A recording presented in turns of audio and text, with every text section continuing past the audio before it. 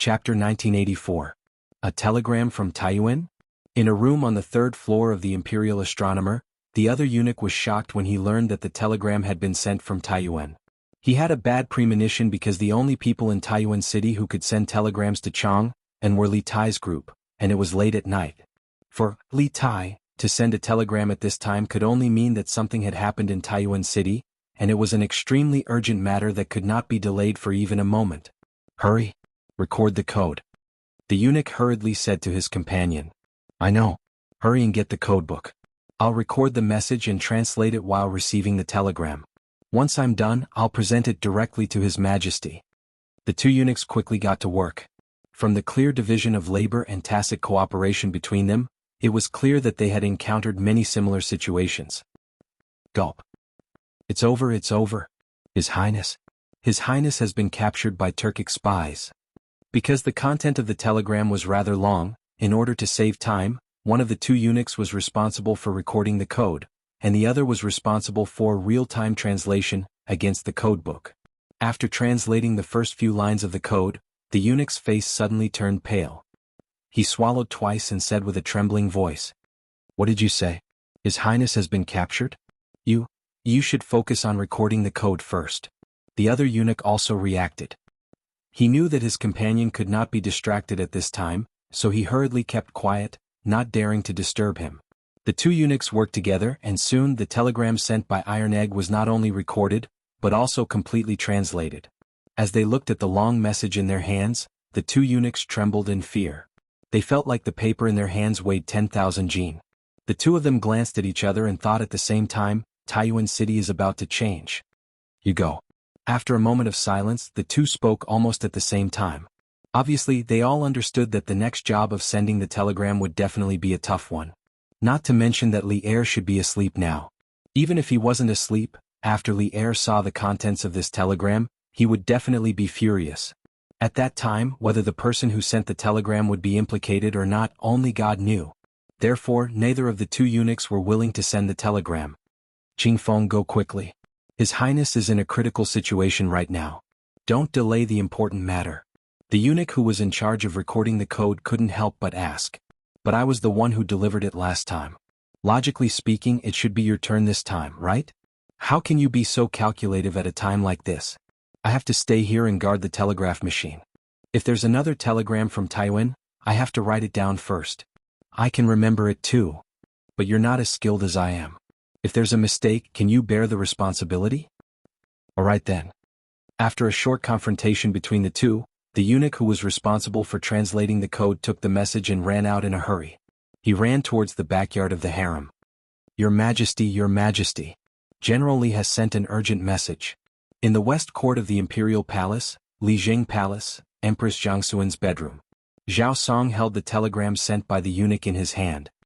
He leaned slightly against the door and carefully called out to Li Er, who was already asleep inside. Disturbing Li Er's sleep in the middle of the night was something that even Zhao Song wasn't willing to do. But since he had encountered it, he had to intervene. Especially after seeing the contents of the telegram, he couldn't sit idly by. Otherwise, if the eunuch were to call out recklessly here, something big might happen. He had only said that General Li has sent an urgent message. There was a great deal of attention to this. He didn't specify which General Li it was, and he didn't directly say that something had happened to Li Tai. Otherwise, Empress Jiangsun, who was already in poor health, might be mentally affected and faint. At that time, who could say what kind of crazy things Li Er would do after suffering the double blow of his son being kidnapped and his wife fainting from shock? This was also the main reason why Zhao Song wanted to personally help the eunuch deliver the message. As Li Er's subordinate, Zhao Song knew what Li Er cared about. It could be said that Empress Jiangsun was the most important person in Li Er's heart. What urgent message? In the bedroom, it was quiet for a while before Li Er's voice was heard. Your Majesty, this... Zhao Song purposely paused for a while. Li Er, who was in the room, instantly woke up and returned to his senses. He coughed lightly and said, Wait a moment, I will come out immediately. Don't disturb the Empress' rest. After saying that, there was a rustling sound in the room. Zhao Song's hearing was amazing. Even if he didn't intend to eavesdrop on the movements in the room, he could still vaguely hear whispers such as "Don't worry," and "Go, come back." Empress Jiangsun must have been awakened by the commotion just now, and Li Er was comforting her to sleep. After a while the door opened. Li Er, wearing a silk shirt and a white cloak, walked out alone. "Tell me what happened?" Li Er asked softly as he led Zhao Song forward. In fact, Li Er already had a bad premonition in his heart. He could feel this from Zhao Song stammering earlier. "Your Majesty, something happened in Taiyuan. General Li sent an urgent message saying that a group of Turkic spies attacked the post house tonight. The Imperial Army suffered heavy losses, and His Highness King Wei was kidnapped." Zhao Song looked around vigilantly, then whispered to Li Er. "You said that Qin Ke was kidnapped?" Hearing this, Li Er raised his eyebrows and a dazzling light shot out from his tiger-like eyes. At the same time he stood still and his muscles tensed. He was like a lion about to go berserk, ready to rush out and tear his enemies and prey into pieces at any time. "Your Majesty, please calm down. This is a telegram from Commander Li from Taiyuan. It records in detail what happened before and after Her Highness was kidnapped. Your Majesty, please take a look." Zhao Song trembled. From Li Er's plain words he could feel the endless anger in Li Er's chest. He held the telegram in his hand in his palm and handed it to Li Er. Chapter 1985. Zhao Dian Wang Kuei. Outside Empress Jiangsuan's palace, after Li Er finished reading the telegram, the anger on his face could no longer be concealed. He tightly grasped the telegram in his hand and said word by word, "If anything happens to Qin Ke, I want their entire clan to be buried with her." In the middle of summer, Zhao Song felt the temperature of the entire courtyard drop when Li Er said this. Ever since Li Er ascended the throne, Zhao Song had never seen Li Er lose his composure like this. From this, it could be seen that Li Tai was very important in Li Er's heart. In fact, this was indeed the case. Not to mention that Li Tai had been doted on by Li Er since young. Li Zixuan had appeared out of nowhere more than a year ago.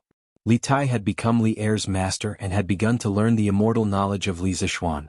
Furthermore, he had become Li Er's most outstanding student.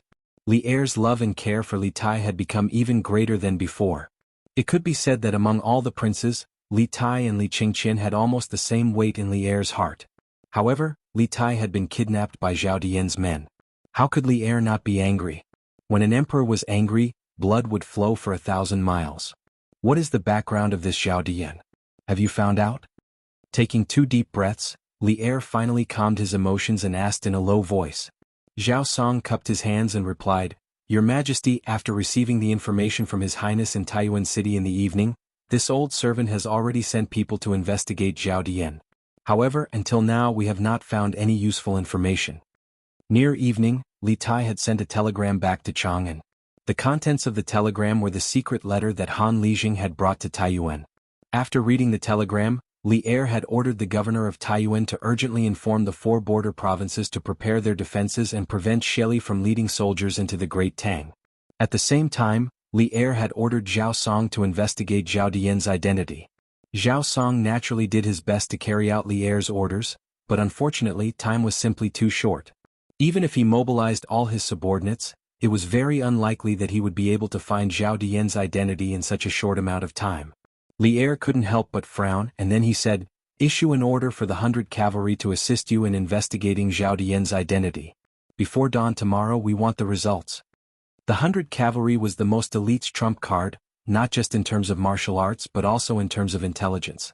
Although the 100 cavalry commander, Li Er, was currently in Taiyuan City, the 100 cavalry had many other capable subordinates and they had many intelligence files as intelligence more intelligence files. Having the 100 cavalry also, the 100 cavalry had sense Wang's scent. Hats. This old servant obeys the decree. Zhao Song's heart trembled. He knew that Li Er was truly furious, so he hurriedly clasped his hands in acknowledgement. In truth, when Li Junxian had learned of the contents of the secret letter that Han Lijing had intercepted, he had immediately sent a messenger pigeon to the 100 Cavalry Department in Chang'an, requesting their assistance in investigating Zhao Dian's identity. However, messenger pigeons could not keep up with the speed of telegrams. If the 100 Cavalry Department wanted to receive Li Junxian's message, they would have to wait until the second half of the night or until the next morning. Based on Li Junxian's telegram, Dugu Xan is heavily injured and almost dead, the Imperial Army has suffered grievous losses, and Li Junxian has emerged from the shadows into the light. The situation is extremely bad for Qin Ke and the others. Chapter 1986. Chang'an City Black Armored Armies Camp. After inspecting the camp, Li Zixuan discussed with Sun Jiping and the other generals about the martial arts competition tomorrow. Seeing that it was getting late, Li Zixuan dismissed the meeting and asked everyone to return to their own tents to rest. Actually, Li Zixuan wasn't very confident about the martial arts competition tomorrow. According to his plan, the Wu battalion could lose tomorrow's competition or be the last in the whole army. Because he had just taken over the daily training of the Wu battalion. No matter how good the training method was, it couldn't cause any fundamental changes to the physique of the soldiers. But in the martial arts competition tomorrow, the soldiers of the Wu battalion must show him some improvement. After all, they were the first battalion in the whole black armored army to receive the new training method. If the Wu battalion not only got the last place in the martial arts competition tomorrow, but also didn't show any improvement, then what awaited them next would be an even more frightening devilish training. Although it was almost midnight, Li Zixuan didn't feel sleepy lying on the military couch. As a modern person who had only received military training in school and had never been in the army, he suddenly became the military instructor of the most elite heavy cavalry of the Tang dynasty, the Black Armored Army. From the moment Li Zixuan stepped into the camp of the Black Armored Army, his heart was burning with passion. He hoped that he could leave his mark on this legendary heavy cavalry in history.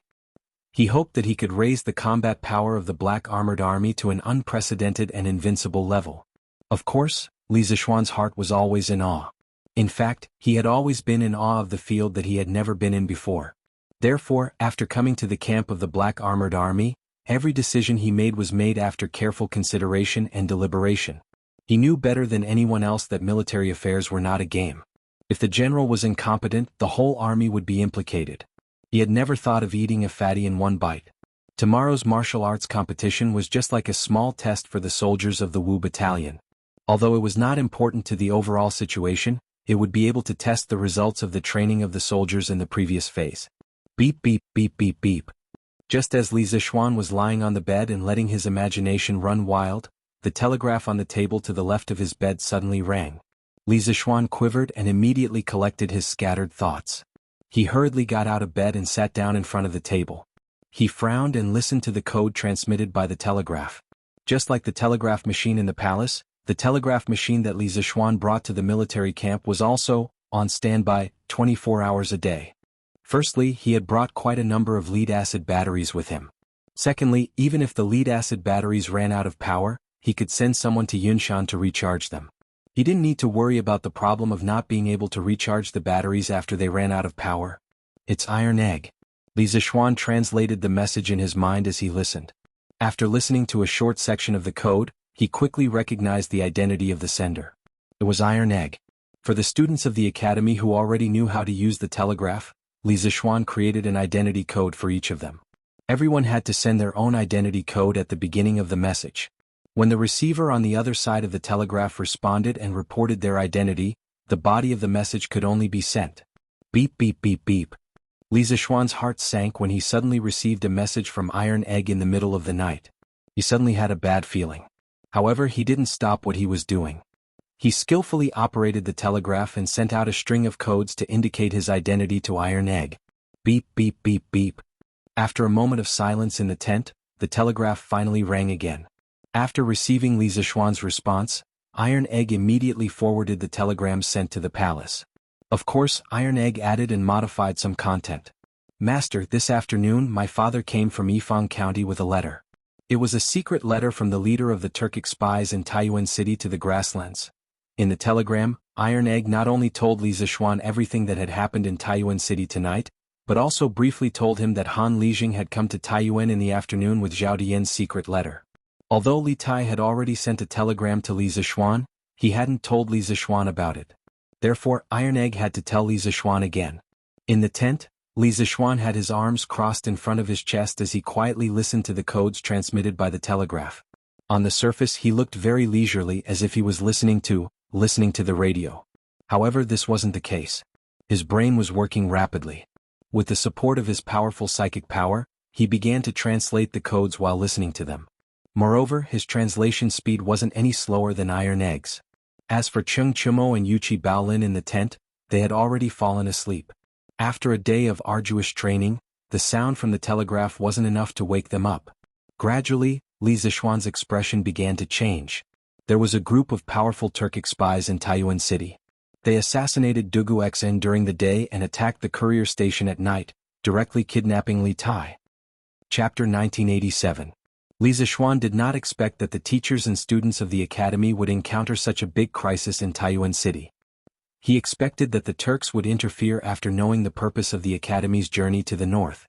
But according to his expectation, the Turks would most likely take action in Yunzhou. After all, it was at the border of the Tang Empire and the emperor was far away. But he never expected that the Turks would directly throw out the trump card in Taiyuan City. Shouldn't they first test the situation in Taiyuan City and then launch the fatal blow in Yunzhou? The series of actions of the Turk spies were not logical, but it was precisely because of this that they caught everyone off guard. However, Li Zixuan also did not expect that his father-in-law would coincidentally intercept the secret letter of the Turk spies. This was too crucial. If not for this coincidence, the situation of the academy's teachers and students would be even more passive. They did not even know who the enemy was, let alone talk about dealing with them. Of course, what Li Zixuan did not expect the most was that the leader of the Turk spies was actually Zhao Dian. Although he wasn't very familiar with history in his previous life, he had still heard of Zhao Dian. This guy was the biggest traitor in the Tang Empire. But compared to the other traitors in history, the great traitor Zhao Dian did not leave much infamy in the annals of history. On the contrary, many people of the Central Plains even had a rather good impression of him. The main reason for this was that Zhao Dian was not qualified to be a traitor. His actions in the Turks had not only failed to help the Turks, but had even helped the Great Tang. The TV series, The Rule of Jingguan, about Shelley obtaining Zhao Dian was very interesting. Zhao Dian was originally the provincial governor of the Tang Empire. Li Shimin found that he was good at flattery and did not have any real talent, so he decided to let him harm the Turks. Li Shimin first removed Zhao Dian from the position of provincial governor and then let Zhao Dian follow the Tang Empire's delegation to the Turks. After Zhao Dian arrived at the Turks, his flattery made the Great Khan feel very comfortable, so he decided to put Zhao Dian in an important position. In order to let Zhao Dian serve Shelley wholeheartedly, Li Shimin even sent Zhao Dian's family to the Turks. As the history books were limited, there was no record of how Shelley obtained Zhao Dian. The Comprehensive Mirror for Aid of Governance, Volume 192, only recorded that Shelley Khan obtained the Chinese Zhao Dian and entrusted him with the task. At the end of the Sui and the beginning of the Tang Empire, the Turks had an absolute advantage over all powers. In 615 AD, Emperor Yang of Sui, who still considered himself as an emperor, patrolled north to Yanmen. When the Turkic cavalry received the news, they took the opportunity to head south. They were like a hot knife through butter, conquering most of the areas near the gate of Yen. In a panic, Emperor Yang of Sui hid in Yanmen Prefecture. The Turks sealed and surrounded. The Turks' the Turks'. The usually insufferably arrogant Emperor Yang of Sui was actually scared to the point of tears after facing the pressure of a real battle. And this to the Yangs, the Tangs Tang Yang increased to the end this. After this battle, the reputation of the Eastern Turkic Khaganate soared, and it became the hegemon of the Northeast Asian steppe. Reaching the peak, they expanded their territory from the Khitan and Sherway tribes to the vast region between Tuyuhun and Gaochang in the west. The chiefs of the various tribes and the rulers of the small countries all submitted to the Turks. After the Sui dynasty was wiped out, the Turks became even more prosperous. At that time, the various warlords in the north of the Zhongyuan more or less had dealings with the Turks, amongst which included Li Yuan, who was based in Shaanxi. He even submitted to the Turks so that when he attacked Chang'an he could borrow 500 Turk cavalry. Through this method of borrowing the tigers might to give the opponent a great deal of psychological pressure. The power of the Eastern Turks was growing stronger by the day, and they even seemed to have the ability to threaten the Great Tang and aspire for the throne of the Central Plains. But to the Khan of the Eastern Turks, Shelley, there had always been a worry in his heart. He longed for supreme authority like Li Yuan and Li Er. When the Turks started, their rule was really simple. The other nobles under the Khan also had a lot of power. In their own tribes they kept their original laws and were not interfered with by the Khan. The emperor of the Central Plains had the right to control the life and death of his subjects, but for the Turkic Khans this was only a dream. Hence, Shelley appointed Zhao Dian, who had escaped to the grassland, to carry out a huge political reform. Shelley hoped to use this to strengthen his power and unify all the tribes that had autonomy. Zhao Dian, who was appointed, did not fail his mission. He had brought the methods of ruling the Central Plains dynasty to the grassland without any changes. Hence, the Khan forced the Turks to carry out a Han-style reform. At that time, the Zhongyuan dynasty had a very advanced country management system. For example, 3 provinces and 6 departments, the prefecture and county administrative system, etc. This system was much more advanced than the Turks' administrative system. The crux of the problem was that this advanced system was suitable for China, which focused on agriculture, but not for the nomadic Turks. It was like how a strict personnel system was suitable for big companies but not for small private enterprises. Shelley did not understand this theory, so he gave Zhao Dian full authority to push forward the Turks' administrative system reform. However, the Turks were used to the simple, violent, and effective administrative system. They had a lot of resistance towards Zhao Dian's reform. To push forward the reform smoothly, Zhao Dian used the power given by Shelley to suppress the Turks who were against the reform. Zhao Dian's reform was pushed forward in the face of heavy resistance, causing the Turks to be unhappy with Shelley. This matter was recorded in the Aid of Governance Tongjian Volume 192. The original text was, "Virtuous words have their own power and fortune, changing the old customs much, the government decrees are cumbersome, the people are beginning to be displeased." Zhao Dian copied China's administrative method, complicating a simple problem, causing all the major Turkic tribes to complain about the great Khan Shelley. Under Zhao Dian's influence, many Turks were not willing to work for Shelley.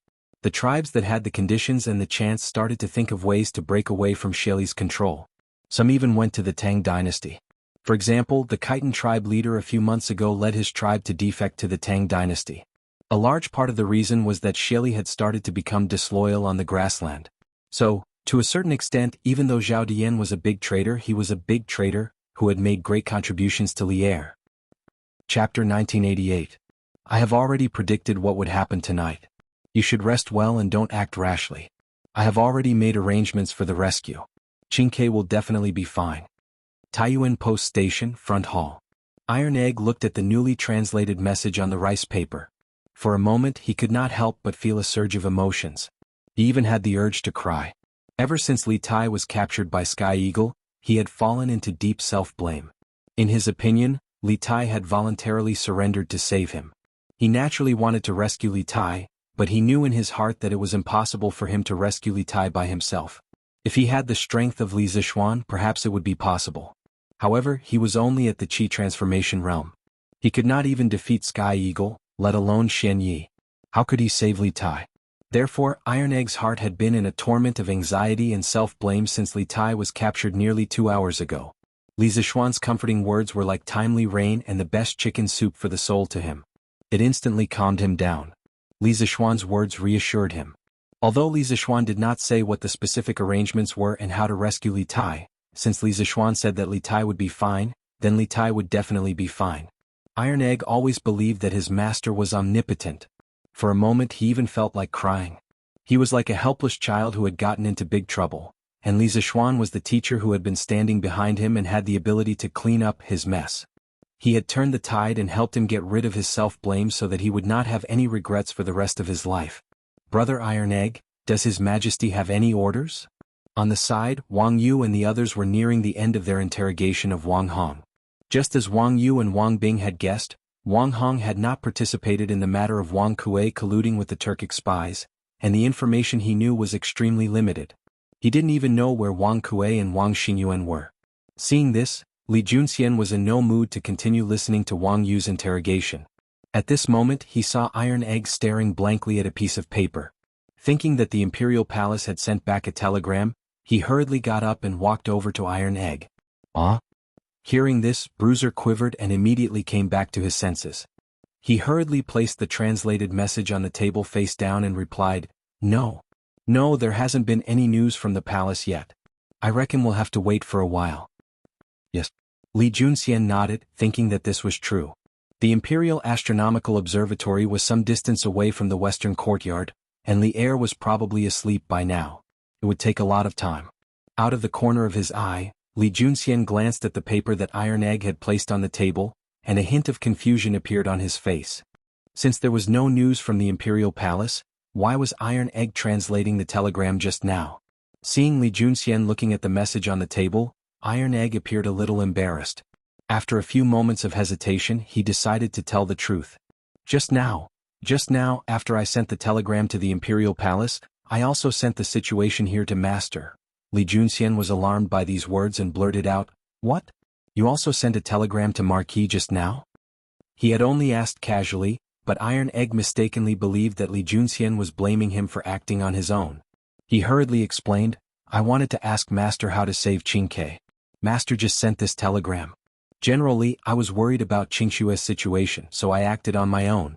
Even if you want to punish me, please wait until after I save Qingke." Chapter 1989. His Majesty has decreed that all officials and generals in Taiyuan City are under Li Junxian's control for the time being, and Li Junxian is granted the authority to act first and report later. Previous wrongs can be ignored for now, but all of you must work together to rescue King Wei and capture all the Turkic spies in Taiyuan City in one fell swoop to strengthen imperial authority. Anyone who refuses to listen, obstructs, or stubbornly resists will be executed without exception. In the front hall of the relay station, Li Junxian gripped the message that Iron Egg had just translated and solemnly read it to Wang Liaoyuan, Fang Gongting, Wang Yu and Dugu Feiying. That beep beep beep beep was a telegram from the imperial astronomer, not from Li Zixuan. Zhao Song had embellished the contents of the telegram according to Li Er's wishes before having the minor eunuch of the imperial astronomer send it over. When Bruiser learned that this was a telegram from the palace, he immediately began to translate it. Thus, Li Junxian was now reading out the imperial decree in front of everyone. Everyone shivered at Li Junxian's words. Wang Liaoyuan and Fang Gongting glanced at each other before bowing. This subject Wang Liaoyuan, this general Fang Gongting, this general Dugu Feiying, receives the decree. Telegraph machines were no longer anything new to the Taiyuan government, especially the Bingzhou governor's residence and the subjugation residence. Wang Liaoyuan and Fang Gongting had already received several telegrams from the imperial decree, and Li Junxian's status was so special that no one believed that he would dare to falsify an imperial decree. Thus, no one dared to doubt the authenticity of this unofficial, imperial decree that had no yellow silk cloth or imperial seal. At this moment, Wang Yu was still trying to figure out the deeper meaning hidden in Li Er's imperial edict. After all, the imperial edict did not mention the Wang family from beginning to end, which made him very nervous. Moreover, he did not know if Li Er's sentence of, "let bygones be bygones for the time being," included the Wang family. If it included them, then that would be for the best. If it did not, then the Wang family would most likely be doomed in the future. Seeing Wang Liaoyuan, Fang Gongting and Dugu Feiying bow to receive the decree, Wang Yu hastily bowed and clasped his hands. This subject Wang Yu receives the decree. Although he was not a local official or general in Taiyuan, as the provincial governor of a province, he was now trapped in Taiyuan City. Therefore, he should be one of the officials and generals in Taiyuan City. Although it sounded far-fetched, it was understandable. With the Wang family's position in Taiyuan, even Wang Liaoyuan, the provincial governor of Bingzhou, could not compare to them in terms of power and influence. With the Wang clan's help, Taiyuan Li's name. Seeing this, Li Junxian put away the telegram and turned to the others. None of us wanted to see His Highness kidnapped, and all of us were responsible. But if we can safely rescue His Highness, we will make up for our mistakes. His Majesty has always been fair in his rewards and punishments. I trust that he will not only not punish us, he will even reward us. As the highest-ranking official in Taiyuan City, Wang Liaoyuan was the first to express his stance. General Li is correct. Since His Majesty has decreed, this official and all the officials and bailiffs of the provincial governor's residence will do our best to cooperate with General Li. As for the various county offices, if General Li requires their cooperation, this official will immediately send word to them. I only hope that we can quickly rescue His Highness King of Wei. Chapter 1990. The message Li Zixuan had sent to Iron Egg had not been purely to comfort Iron Egg. Although he had been in the army camp this entire time, he had been paying close attention to the situation in Taiyuan City, and he had even planted a backup plan in Taiyuan City to prevent any mishaps from befalling the students and teachers of the academy. The 32 students and teachers heading north to build the telegraph relay station were all elites of Yanhuang College, engineering talents that Li Zixuan had spent a great deal of effort to cultivate. He was more concerned about the safety of Li Tai and Iron Egg than anyone else, perhaps even more than Li Er.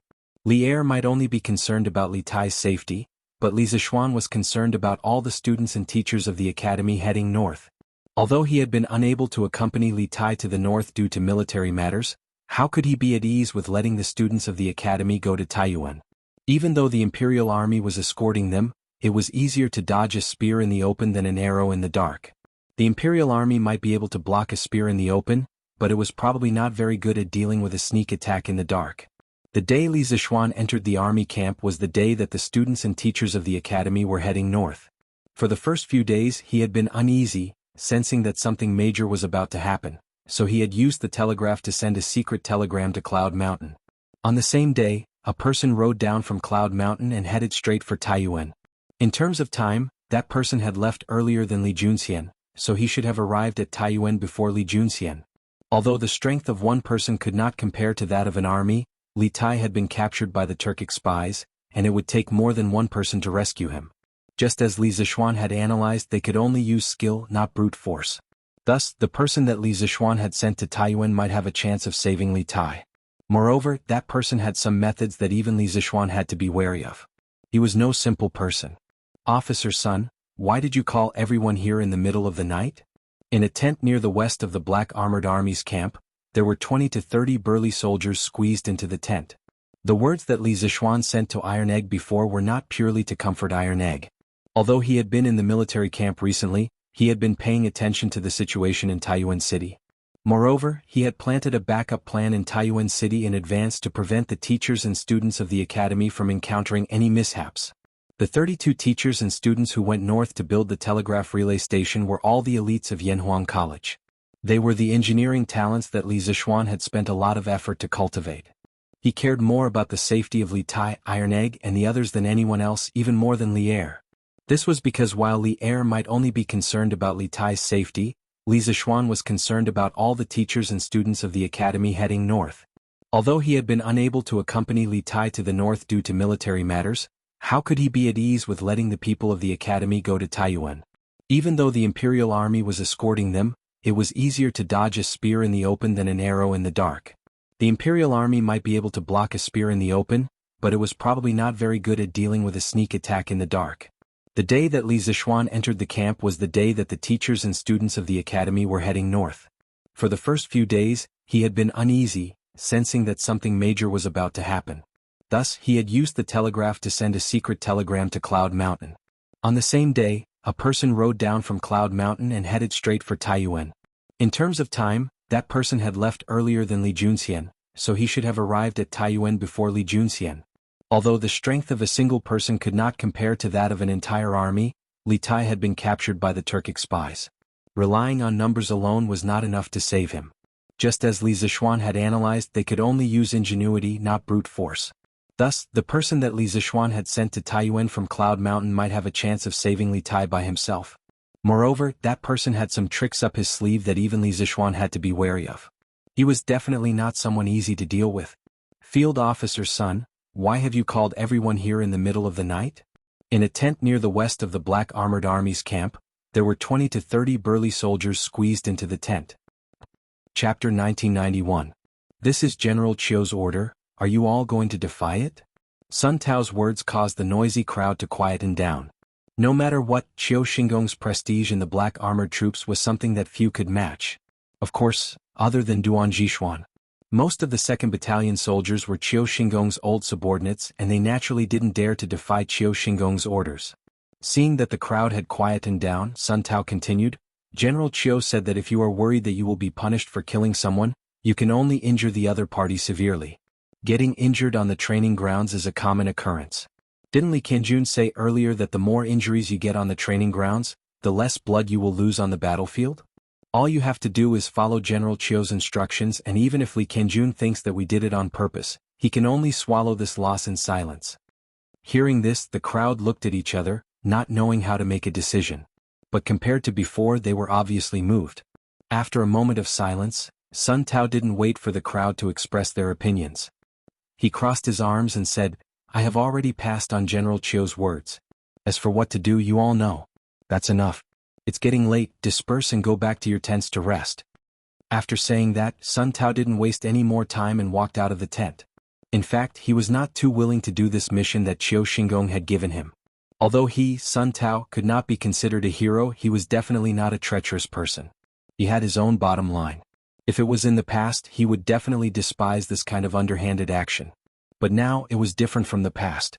During the day, although the words that Chio Xingong had said to him were a little harsh, He couldn't help but admit that those words made some sense. If the 2nd Battalion really lost the competition 2 days later, then Qiu Xingong would completely withdraw from the black armored troops' center of power. Once Qiu Xingong withdrew to the second line, his situation and future would be worrying. Firstly, Qiu Xingong's withdrawal meant that Li Zixuan would take over. When that time came, the 2nd Battalion would most likely fall into Li Zixuan's control. When that time came, as an old subordinate of Qiu Xingong, how would he have a good time? Who knows, maybe Li Zixuan would directly send a trusted aide to replace him.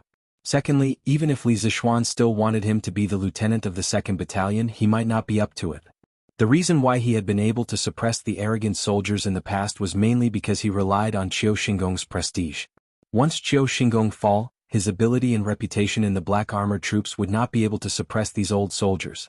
At that time, Li Zixuan would have even more excuse to send someone to replace him. It was because of all these reasons that Sun Tao ultimately chose his future when faced with the choice between conscience and future. The night was as cold as water. Even though it was the end of the 7th month, it was already late at night. A gust of cold wind blew and Sun Tao could clearly feel the chill. He couldn't help but tighten the cloak on his body and turn back to look at the tent. Seeing his subordinates coming out of the tent one after another, he couldn't help but feel a tinge of worry. Because from tonight's incident, he could see that Qiu Xingong's prestige in the hearts of the soldiers was not as good as before. If it was in the past, the soldiers would have obeyed Qiu Xingong's orders without any hesitation. But today, 8,000 Li Dike would collapse because of an ant's nest. Sun Tao didn't know when the rift between Qiu Xingong and the lower-ranked soldiers started, nor did he know how long Qiu Xingong's prestige in the hearts of the soldiers would last. But he felt that what he had done today was just drinking poison to quench his thirst. Even if he used this method to win the competition, Qiu Xingong and he wouldn't go far. Because if he did too many dirty deeds, his reputation would be tarnished and his prestige would slowly decline. The army was different from the officialdom. Here, strength and military achievements spoke louder than words.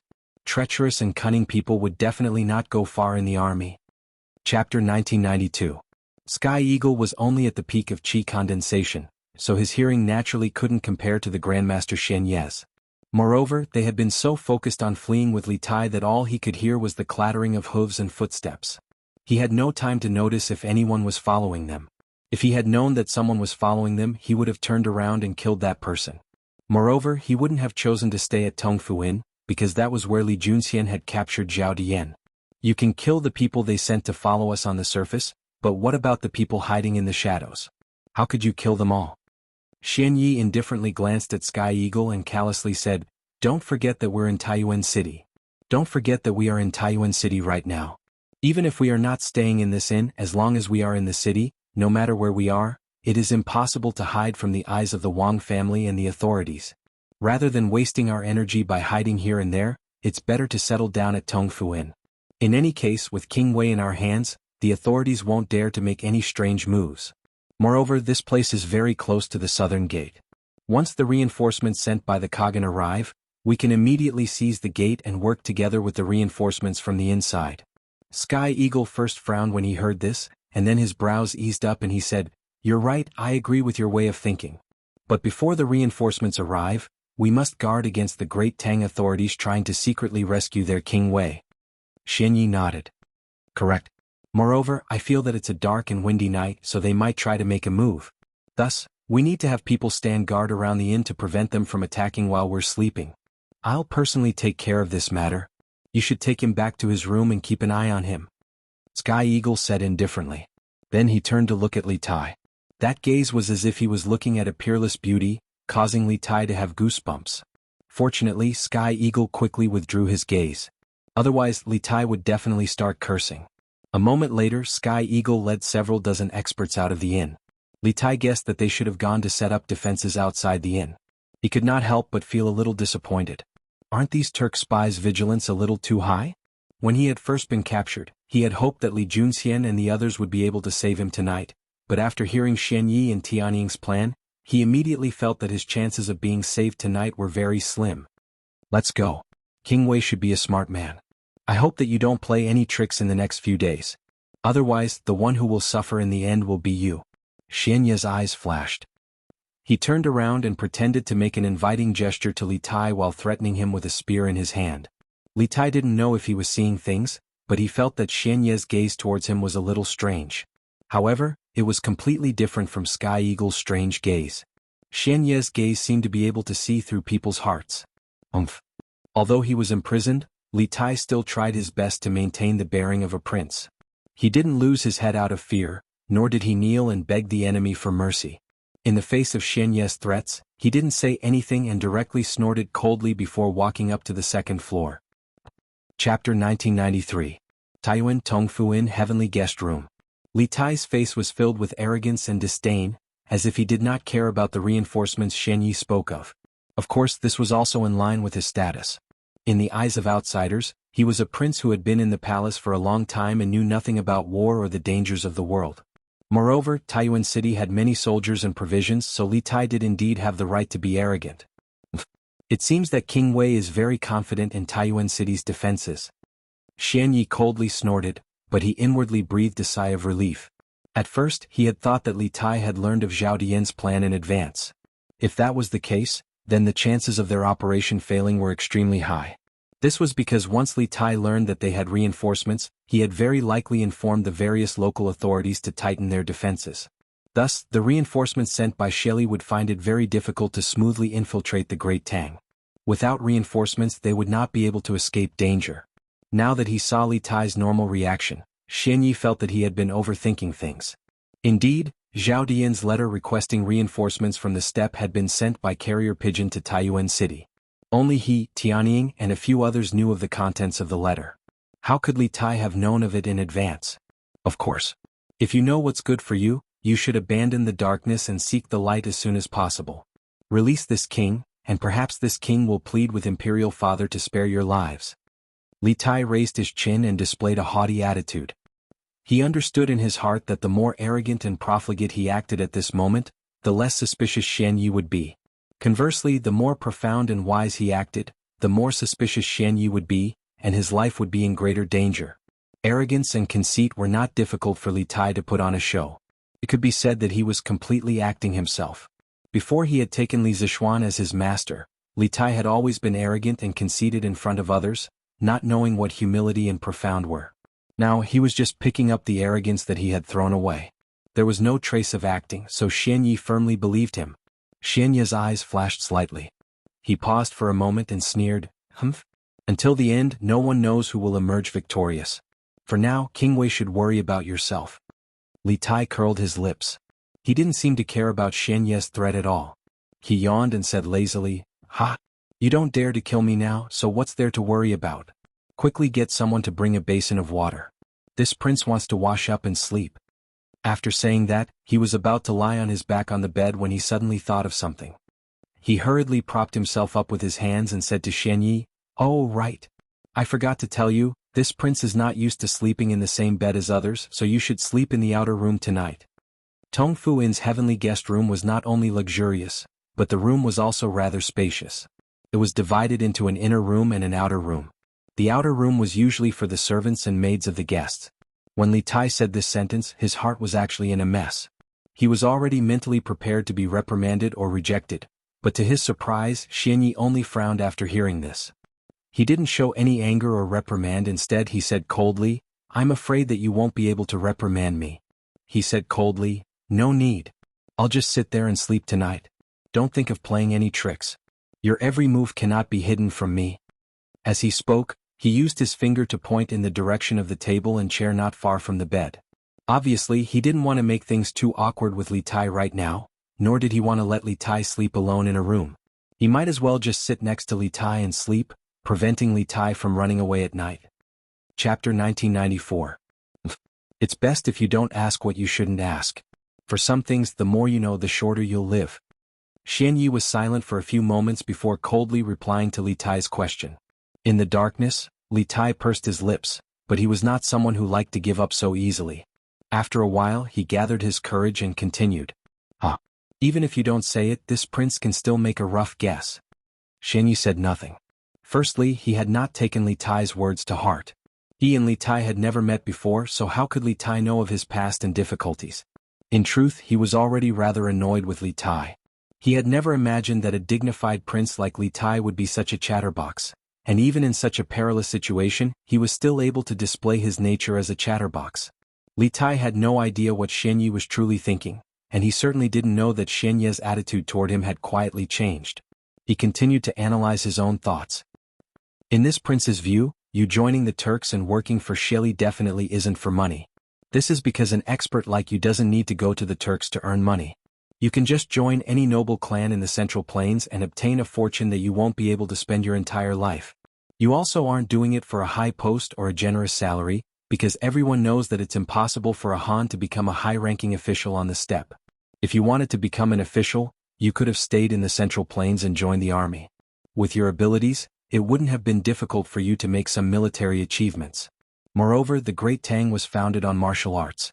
You could have relied on military achievements to enter the court and become an official. If it's not for money or power, then the only explanation is that the Turks have something on you, and this thing is even more important to you than your life.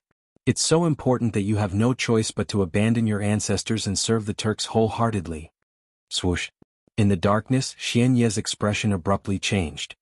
He abruptly turned his head and his eagle-like eyes landed on Li Tai. At the same time, a cold aura suddenly erupted from his body.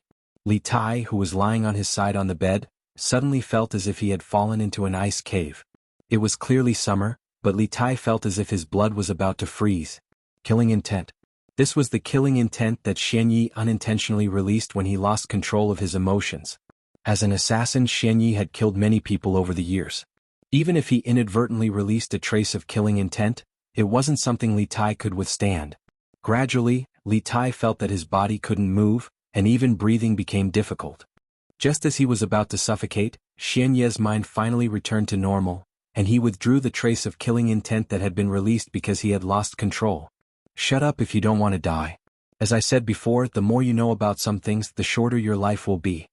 Although he had retracted his killing intent, Xian Ye's gaze was still as cold as ever. However, due to the dim lighting in the room, Li Tai couldn't see his cold gaze. However, Li Tai could feel the anger and killing intent in Xian Ye's voice. But Li Tai wasn't frightened by Xian Yi. On the contrary, Xian Ye's overreaction just now proved that his guess was correct. This made things much easier. To him, Xian Yi had been invulnerable before, but now that he had seen through Xian Ye's weakness, he had a chance to understand him better. It would be best if he could persuade him to join his side. Chapter 1995.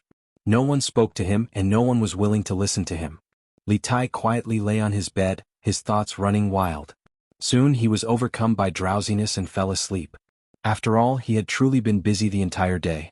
During the day he had been busy constructing the telegraph relay station, and at night he had gone through a deadly adventure. But this had been hard on Xian Yi. He had already been asleep, but Li Tai's words had left his mind in complete disarray, making it impossible for him to sleep. Although Li Tai's words were all based on analysis and conjecture, without any real evidence, some of them had struck at Xian Ye's heart. The room returned to silence once more, and only the sound of Li Tai's breathing could be faintly heard. Xian Yi leaned back on the chair and was lost in thought. Now, so long as he closed his eyes, Li Tai's words would resound by his ears. Especially the last sentence. If you can be a man, who would be willing to be a dog? It gave Xian Yi the greatest impact and the deepest feeling he had. After a while, the flustered Xian Yi stood up and walked out of the room. In any case, he wouldn't be able to sleep for a while, so he wanted to go out and see how Tianying was doing with the defenses around the inn. As for Li Tai, he wasn't worried that the little fatty would sneak away. Tonight would be a sleepless night for the majority of them. After all, they had just kidnapped the Great Tang's King of Wei, and the authorities would definitely do everything in their power to rescue Li Tai. Thus, Tongfuan needed to be heavily fortified to prevent the authorities from sneaking in at night. But Xian Yi and Tianying had not expected Li Tai's counterintuitive logic. The authorities and the Bingzhou barracks would not send anyone to Tongfuan to rescue Li Tai. On the contrary, they had all gone to bed. The next day, the officials had rested for the entire night and were in good spirits. On the other hand, the Turkic spies had been on high alert for the entire night and could be said to be completely exhausted. In this way, Li Juanshan's men would have a better chance of rescuing Li Tai. In truth, not everyone in Taiyuan Courier Station was asleep. Iron Egg stood alone in the corridor of Yiqing Pavilion, his eyes gloomy as he looked toward the southeast. Tongfuan was in that direction. The night was as cold as water. Taidan was only wearing a single piece of clothing, but he did not feel cold at all. At some point, a tall middle-aged man had walked up behind him. Seeing Tai Dan's bleak and lethargic figure, he slowly walked forward and placed his hand on Tai Dan's shoulder. He asked in a low voice, "What happened? Foul brat. Are you still upset about His Highness' capture?" "Father." It was Han Lijing. When Tai Dan heard the voice, he quickly turned to look at Han Lijing. Then he paused and asked instead of answering, "Father, you've been working hard for a day. Why don't you rest early?" "Ah, foul brat. How could your father be so delicate? Back then." "Ah, forget it. I won't talk to you about these things. I presume that you've already grown tired of hearing them." Han Lijing jokingly scolded and was about to tell Iron Egg about his heroic deeds, but when he saw that Iron Egg was in low spirits, he knew that now was not the time to chat. He sighed and changed the topic.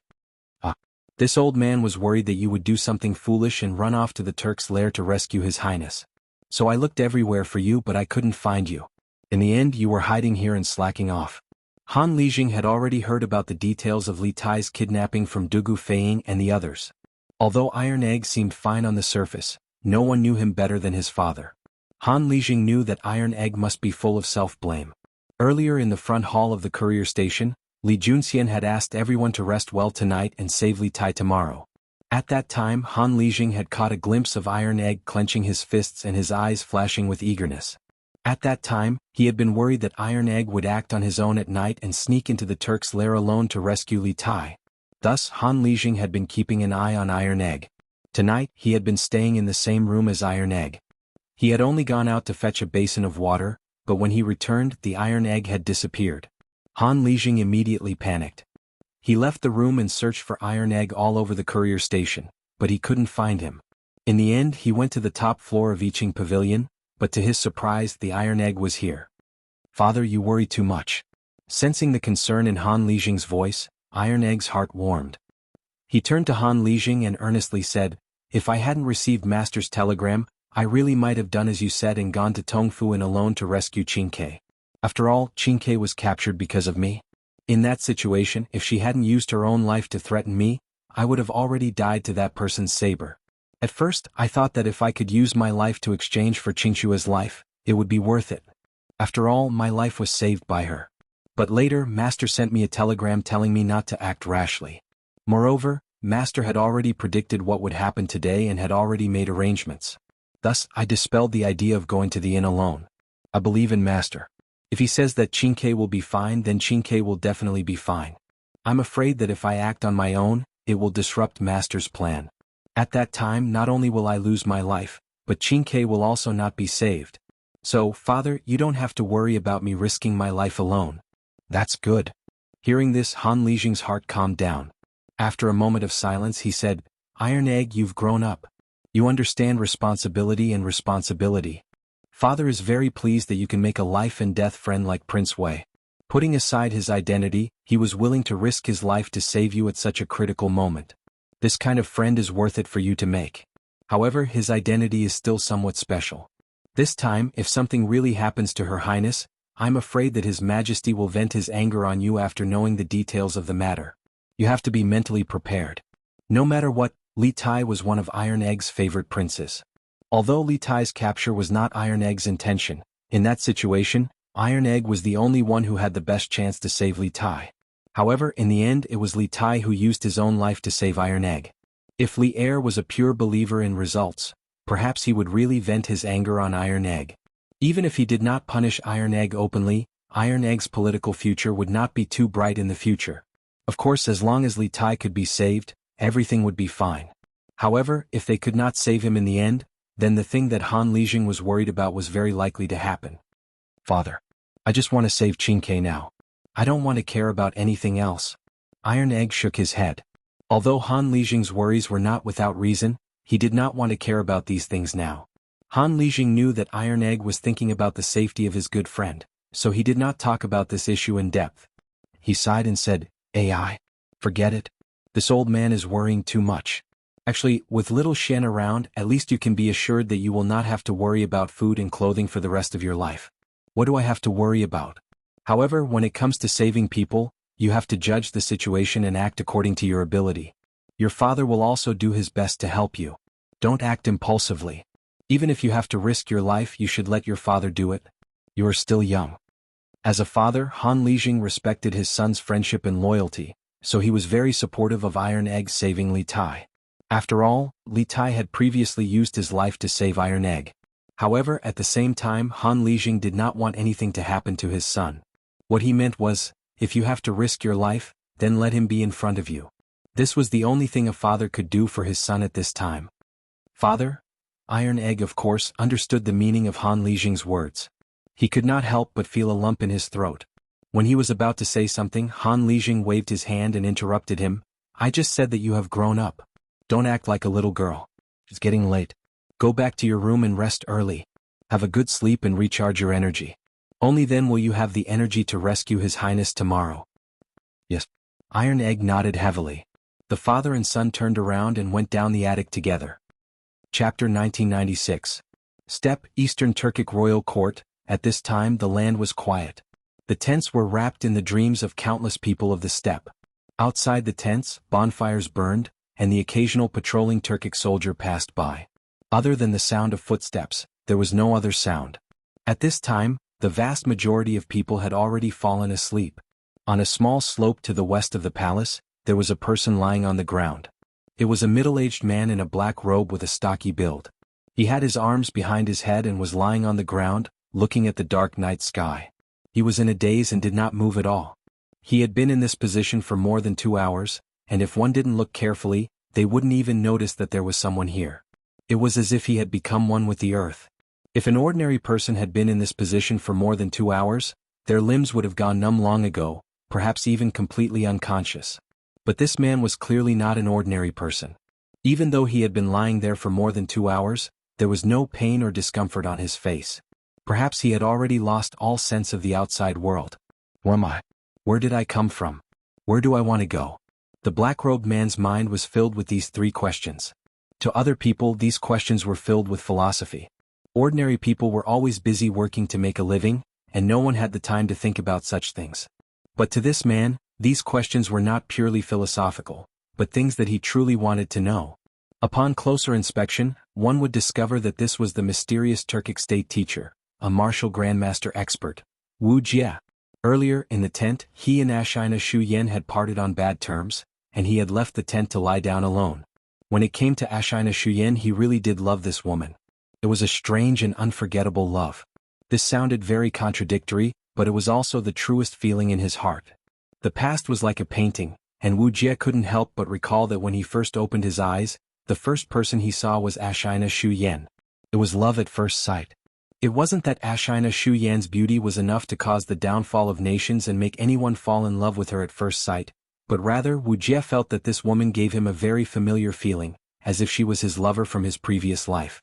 Even if he had forgotten everything, that unforgettable feeling was something he would never forget. It was not a philosophical thought but something he really wanted to know. Taking a closer look at this man's face, he was actually the mysterious Tujua Empire's imperial teacher, a martial grandmaster level expert, Wu Jie. Previously in the tent, he and Ashina Shu Yen had a conversation and parted on bad terms. He then left the tent and lay down here alone. As for Ashina Shu Yen, he really did love this woman. It was a strange and unforgettable love. It sounded contradictory, but it was the truest feeling in his heart. Memories of the past flashed through Wu Jie's mind like a painting. When he first opened his eyes, the first person he saw was Ashina Shu Yen. It was love at first sight. It wasn't that Ashina Shu Yan's beauty was enough to cause the downfall of nations and make anyone fall in love with her at first sight, but rather Wu Jie felt that this woman gave him a very familiar feeling, as if she was his lover from his previous life. Even if he had forgotten everything, that unforgettable feeling was something he would never forget. Chapter 1997. After becoming the imperial teacher of the Eastern Turks, Wu Jie's taciturn personality did not change. He still did things his own way, and besides Ashina Shu Yen, he didn't even give a damn to Great Khan Shili. Back then, Shili had been so angry that he almost went berserk. However, at the time, Wu Jie was already a martial grandmaster, and even though Shili was unhappy, he could only endure, because a martial grandmaster was a force that could not be ignored for any faction. At that time, the tribes of the prairie were not as united as a monolith, and Shili needed Wu Jie as a martial grandmaster. To those tribes that did not submit to him, Wu Jie was the greatest deterrent. Coupled with the fact that Shili's most beloved daughter had always stood on Wu Jie's side, Shili had turned a blind eye to Wujia's arrogance and rudeness. This directly led to Wujia's status in the Eastern Turks becoming more and more transcendent. He only needed to listen to Shili's orders. Cough cough. Although there were times when he ignored Shili's orders, he had still helped Shili a great deal on important matters. Therefore, although Shili was occasionally annoyed by Wujia's disobedience, he still relied heavily on Wujia. His status was high, he stood above all, and he had a beautiful woman to accompany him. Wujia's life on the prairie seemed very happy, but he was not happy at all. This was because he knew nothing about his past. He didn't even know who he was. He didn't even know where he came from. Where did he go? He didn't even remember his original name. The name Wujia was given to him by the previous imperial teacher. When he woke up, he couldn't remember anything, let alone his own name. The imperial teacher who saved him gave him the name Wujia, in order to make it easier for him to address him. He told him to use it for the time being, saying that he would use his original name when he remembered his own name. Why was he called Wujia? Because the imperial teacher's surname was Wu. At the time, the imperial teacher had seen that his injuries were too severe, with not a single part of his body intact. It was clear that he had encountered a great calamity, so the imperial teacher added the Jie character to his surname and gave him a temporary name. After being called this name many times, Wu Jie had slowly become accustomed to it, but he still wanted to find his original name, or rather, he wanted to find his previous memories. He had asked Ashina Shu Yen more than once about his past, but Ashina Shu Yen insisted that she didn't know him before and that it was the old imperial teacher who picked him up when he was out traveling. Although Ashina Shu Yen spoke with confidence, Wu Jie intuitively felt that his lover wasn't telling him the truth, as if she was deliberately hiding something. In addition, there was another thing that puzzled Wu Jie. That was, under normal circumstances, even if a person lost all their memories of the past, they definitely wouldn't lose their memory of language because it was impossible for someone with amnesia to forget how to speak, right? Everyone was born with the gift of language, and the ability to speak had long since become muscle memory. It was a kind of instinct. In most cases, people with amnesia would only forget the people and things of the past, but they would not forget the instincts of speaking and walking. Wu Jie also didn't forget how to speak, but the crux of the problem was that not only did he not forget, but he also knew how to speak two languages, Turkic and Chinese. A person's language skill was an instinct, and it wasn't something that could be forgotten, but at the same time, this kind of instinct didn't come out of nowhere. Wu Jie being able to speak two languages at the same time could only mean one thing, and that was, before he lost his memory he already knew both Turkic and Chinese. This made Wu Jie even more puzzled about his previous identity. He also asked Ashina Shu Yen this question, but Ashina Shu Yen said that she didn't know him before, so naturally she didn't know why he could speak both Chinese and Turkic at the same time. Moreover, there were many people who could speak both Turkic and Chinese at the same time, so it wasn't surprising at all. Almost everyone who traveled between the grasslands and the central plains knew both languages. Although Ashina Shu Yan's words made sense, Wu Jie still felt that something was wrong, but because of his deep feelings for Ashina Shu Yan, he finally buried these doubts in the bottom of his heart. Until the last time he sneaked into Yanhuang College to steal information and met Liu, his heart inexplicably throbbed. What made him even more shocked was the black carp bracelet on Liu's wrist. Chapter 1998. The weather has changed. The weather has really changed. Wu Jie stood up from the ground and faced the north. Feeling the cold wind blowing from the north, his face hidden under his black robe remained expressionless. A northern wind suddenly blowing in the middle of summer was a very strange phenomenon, but what was even stranger was that this northern wind seemed to cause the temperature of the entire prairie to drop. At the same time, a thick fog seemed to appear in the air. Wu Jie, who was standing on the slope, was originally able to clearly see the campfires in the distance, but at this moment, they seemed to have become hazy and indistinct in his eyes. Strange. Such abnormal weather could only be described with the word strange. At the end of the 7th month, midsummer frost. Could the recent rumors in the prairie be true? Thinking of the rumors that had been circulating in the prairie these past few days, Wu Jie's expression changed slightly and he couldn't help muttering to himself. As the imperial teacher of the Eastern Turks, although Wu Jie usually didn't participate in politics, he had still heard about the rumors circulating in the prairie recently. In his opinion, this rumor was nothing more than a small trick played by Tuli in his desperate situation. Tuli wanted to use this rumor to disturb the hearts of the people and cause the various tribes of the prairie to have second thoughts about Shili. Only then would Tuli be able to lead his remaining forces out of the encirclement. It was just that he had never thought that the rumor that sounded preposterous was actually going to come true. At this time, it was about 2:45 in the morning. In a little more than an hour, the sun would rise over the prairie. Although the weather was generally cold at this time of the morning, it shouldn't be this cold, because it was still summer. Coupled with the hazy fog that had suddenly appeared in the air, Wuxia was basically certain that it really was going to frost. At the end of the 7th month, the prairie was really going to be covered in frost. When the sun rose, when everyone woke up from their sleep, they would all discover this abnormal weather phenomenon. And the rumors that had been circulating in the prairie a few days ago would give this abnormal weather phenomenon a deeper meaning. When the time came, the prairie might really change. The weather has changed. The weather has really changed. Wuxia stood up from the ground and faced the north, feeling the cold wind blowing from the north. His face hidden under his black robes remained expressionless. A northern wind suddenly blowing in the middle of summer was a very strange phenomenon, but what was even stranger was that this northern wind seemed to cause the temperature of the entire grassland to drop. At the same time, a thick fog seemed to appear in the air. Wuxia, who was standing on the slope, was originally able to clearly see the campfires in the distance, but at this moment they seemed to become hazy and blurry in his eyes. Strange. Such abnormal weather could only be described with the word strange. At the end of July, the midsummer frost falls. Could it be that the recent rumors on the grassland are true? Thinking of the rumors that had been circulating in the prairie these past few days, Wuxia's expression changed slightly, and he couldn't help muttering to himself. As the imperial teacher of the Eastern Turks, although Wuxia usually didn't participate in politics, he had still heard of the rumors circulating in the prairie. In his opinion, this rumor was nothing more than a small trick played by Tuli in his desperate situation. Tuli wanted to use this rumor to disturb the hearts of the people, causing the various tribes of the prairie to have second thoughts about Shelly. Only then would Tuli be able to lead his remaining forces out of the encirclement. It was just that he had never thought that the rumor that sounded preposterous was actually going to come true. At this time it was about 2:45 in the morning, and in a little more than 2 hours the sun would rise over the prairie. Although the weather was generally cold at this time of the morning, it shouldn't be this cold, because it was still summer. Coupled with the hazy fog that had suddenly appeared in the air, Wuxia was basically certain that it really was going to be frost. At the end of the 7th month, the prairie really was going to be covered in frost. Chapter 1999. Reporting to Kagan, something bad has happened. Early in the morning, at the first glimmer of dawn in the Turkic royal court, a Turkic general dressed in armor and with his hair tied in a small braid arrived outside Shelly's sleeping quarters. No, to be more precise, it should be a sleeping tent.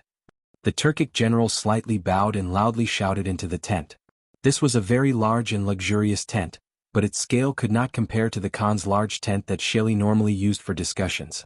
After all, this place was only used for sleeping. Even so, this sleeping tent of Shelly's was still several dozen times the size of other ordinary soldiers' tents. After the Turkic general finished speaking, Shelly's somewhat dissatisfied voice came from within. "Sure, what's the matter? Can't you wait until daybreak?" It was clear that Shelly was still intoxicated in the land of tenderness and had not yet gotten out of bed. Someone had disturbed his sweet dreams, so he was naturally unhappy. However, the person who had disturbed his sweet dreams had a rather special status, so he could only temporarily suppress his anger and listen to what the other party had to say. Yes, this Turkic general was none other than Shelly's subordinate, Great General Ashina Shur. Previously he had led 50,000 wolf cavalry to infiltrate the Great Tang border and cover Wujia's escape, but in the end he had lost more than 40,000 wolf cavalry in the Great Tang. After returning to the Turks, the defeated Ashina Shur's punishment was naturally Shelly's punishment, but it was only punishment of whipping. Shelly did not strip him of his position. This was because the Eastern Turks were currently in need of people, and Ashina Shur belonged to the Ashina clan and could be considered a direct subordinate of Shelly's. Shelly naturally would not kill him with a single blow. "Kagan, it's snowing outside." Although he could hear a hint of anger in Shelly's voice, he did not shrink back because of this. This was because the matter he had to report was truly far too important. He swallowed, steeled his heart, and directly spoke. The tent was quiet for a few moments. Shelly had probably not completely reacted, but a few moments later Shelly's voice, clearly raised by an octave, rang out. "What? It's snowing outside?" Bang bang bang. Before Shelly's voice had even faded, Ashina Shirchu, who was standing outside the tent, heard a burst of hurried footsteps from inside the tent. Moreover, the sound was getting closer and closer. The next moment, the tent's curtain was pulled open from the inside. Shelly actually walked out barefoot, wearing only a single close-fitting garment. However, as soon as he stepped out of the tent, he felt a bone-piercing chill invade his body.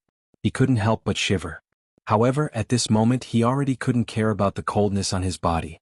Because what he saw from outside the tent, the entire grassland was covered in a layer of white frost. If not for the fact that the coldness coming from his body was so real, Shelly would have suspected that this was not reality but a dream. It was only the end of July. How could there be frost on the grassland? Thinking of that rumor that was widely spread on the prairie earlier, Shelly's old face turned pale in an instant. At the same time, his heart also became completely cold. Could there really be such a thing as the wrath of longevity heaven? This situation, this scene, this abnormal heavenly phenomenon, Shelly himself even somewhat believed that the rumor was true. However, he was still a Turkic Khagan who had experienced countless storms in his life. He quickly calmed down and shook his head. With a resolute gaze he said, "No. This Khagan does not believe it." Chapter 2000. Duke? Good news. Good news. It's frosty outside. As the saying goes, some people are happy while others are sad. In Tuli's camp on the southeast side of the grassland, Yu Minghu opened the curtain and walked in quickly. He said excitedly to Tang Jian, who was still lying on the bed. A quarter of an hour ago he couldn't hold back the urge to pee, so he got up from the bed and prepared to go outside the tent to solve the problem.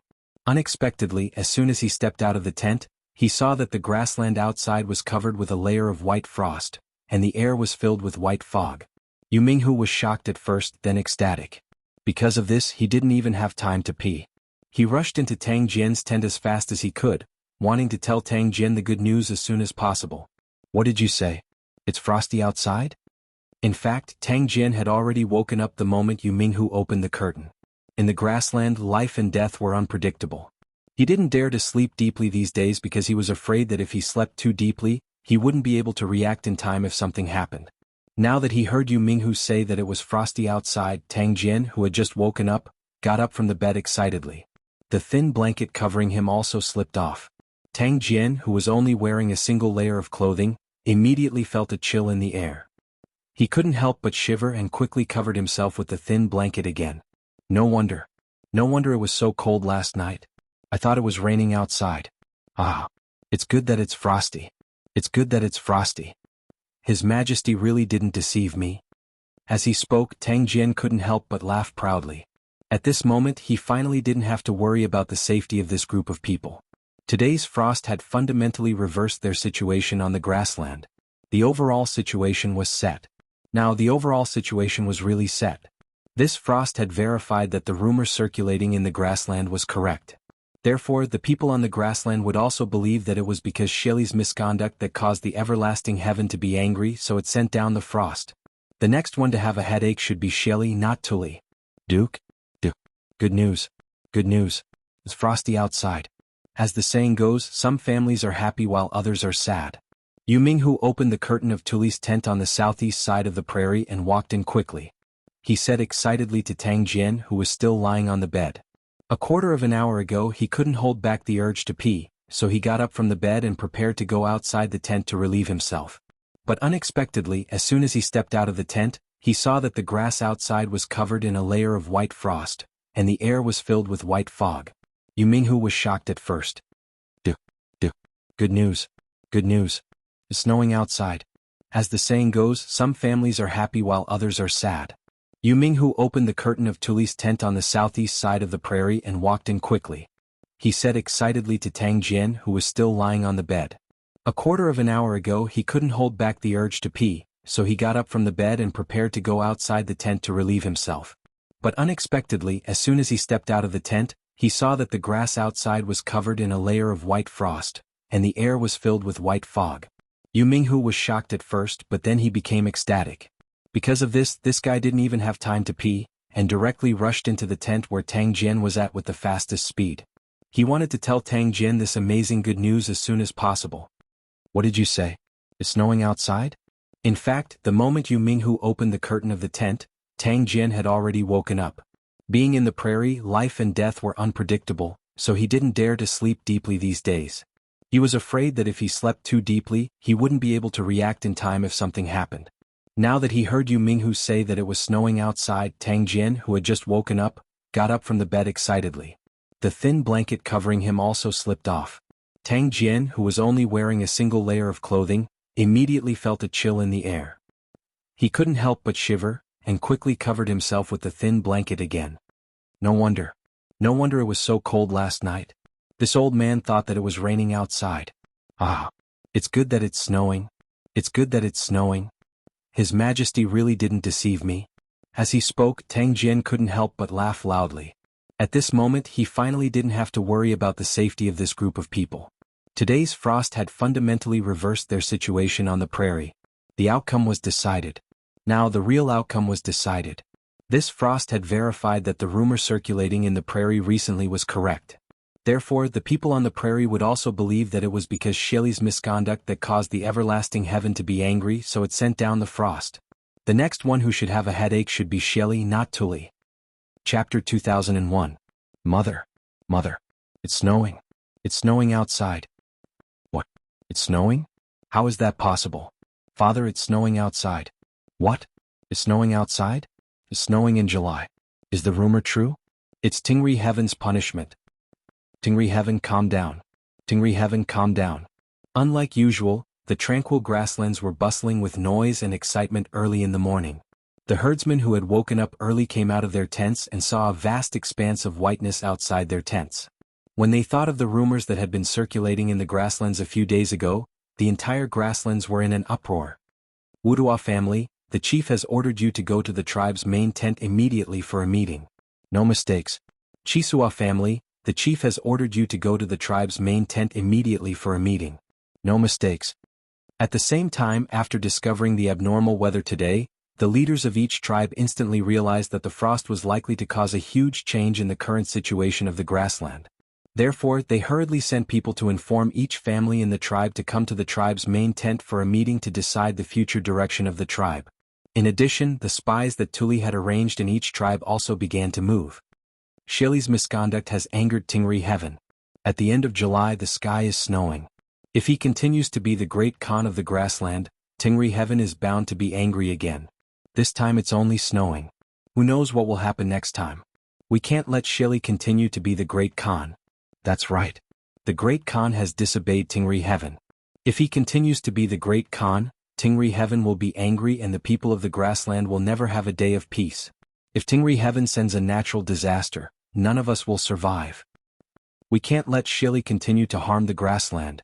It's only July and it's snowing already. What will happen if it's winter? Won't all the cattle and sheep we raise freeze to death? That's right. We can't let Shelly continue to harm the grassland. Mother. It's snowing. It's snowing outside. What? It's snowing? How is that possible? Father, it's snowing outside. What? It's snowing outside? It's snowing in July. Is the rumor true? This is Tingri Heaven's punishment. Tingri Heaven, calm down. Longevity Heaven, please calm down.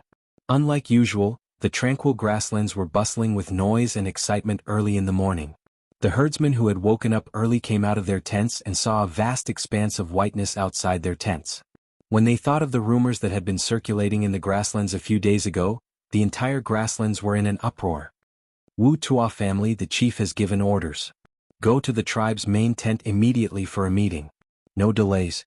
Chisua family, the chief has ordered you to immediately go to the tribe's main tent to discuss matters. There must be no delays.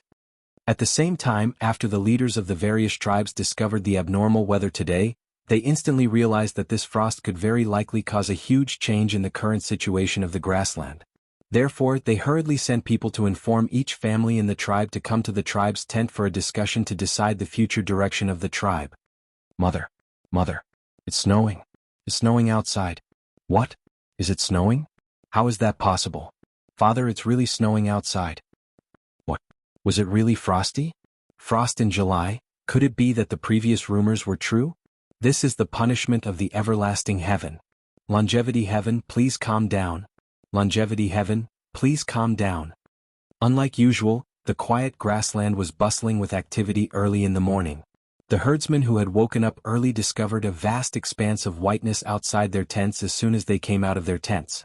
Thinking of the rumors in the grassland a few days ago, the entire grassland immediately boiled over. Wuxia family, the chief has given orders. Go to the tribe's main tent immediately for a discussion.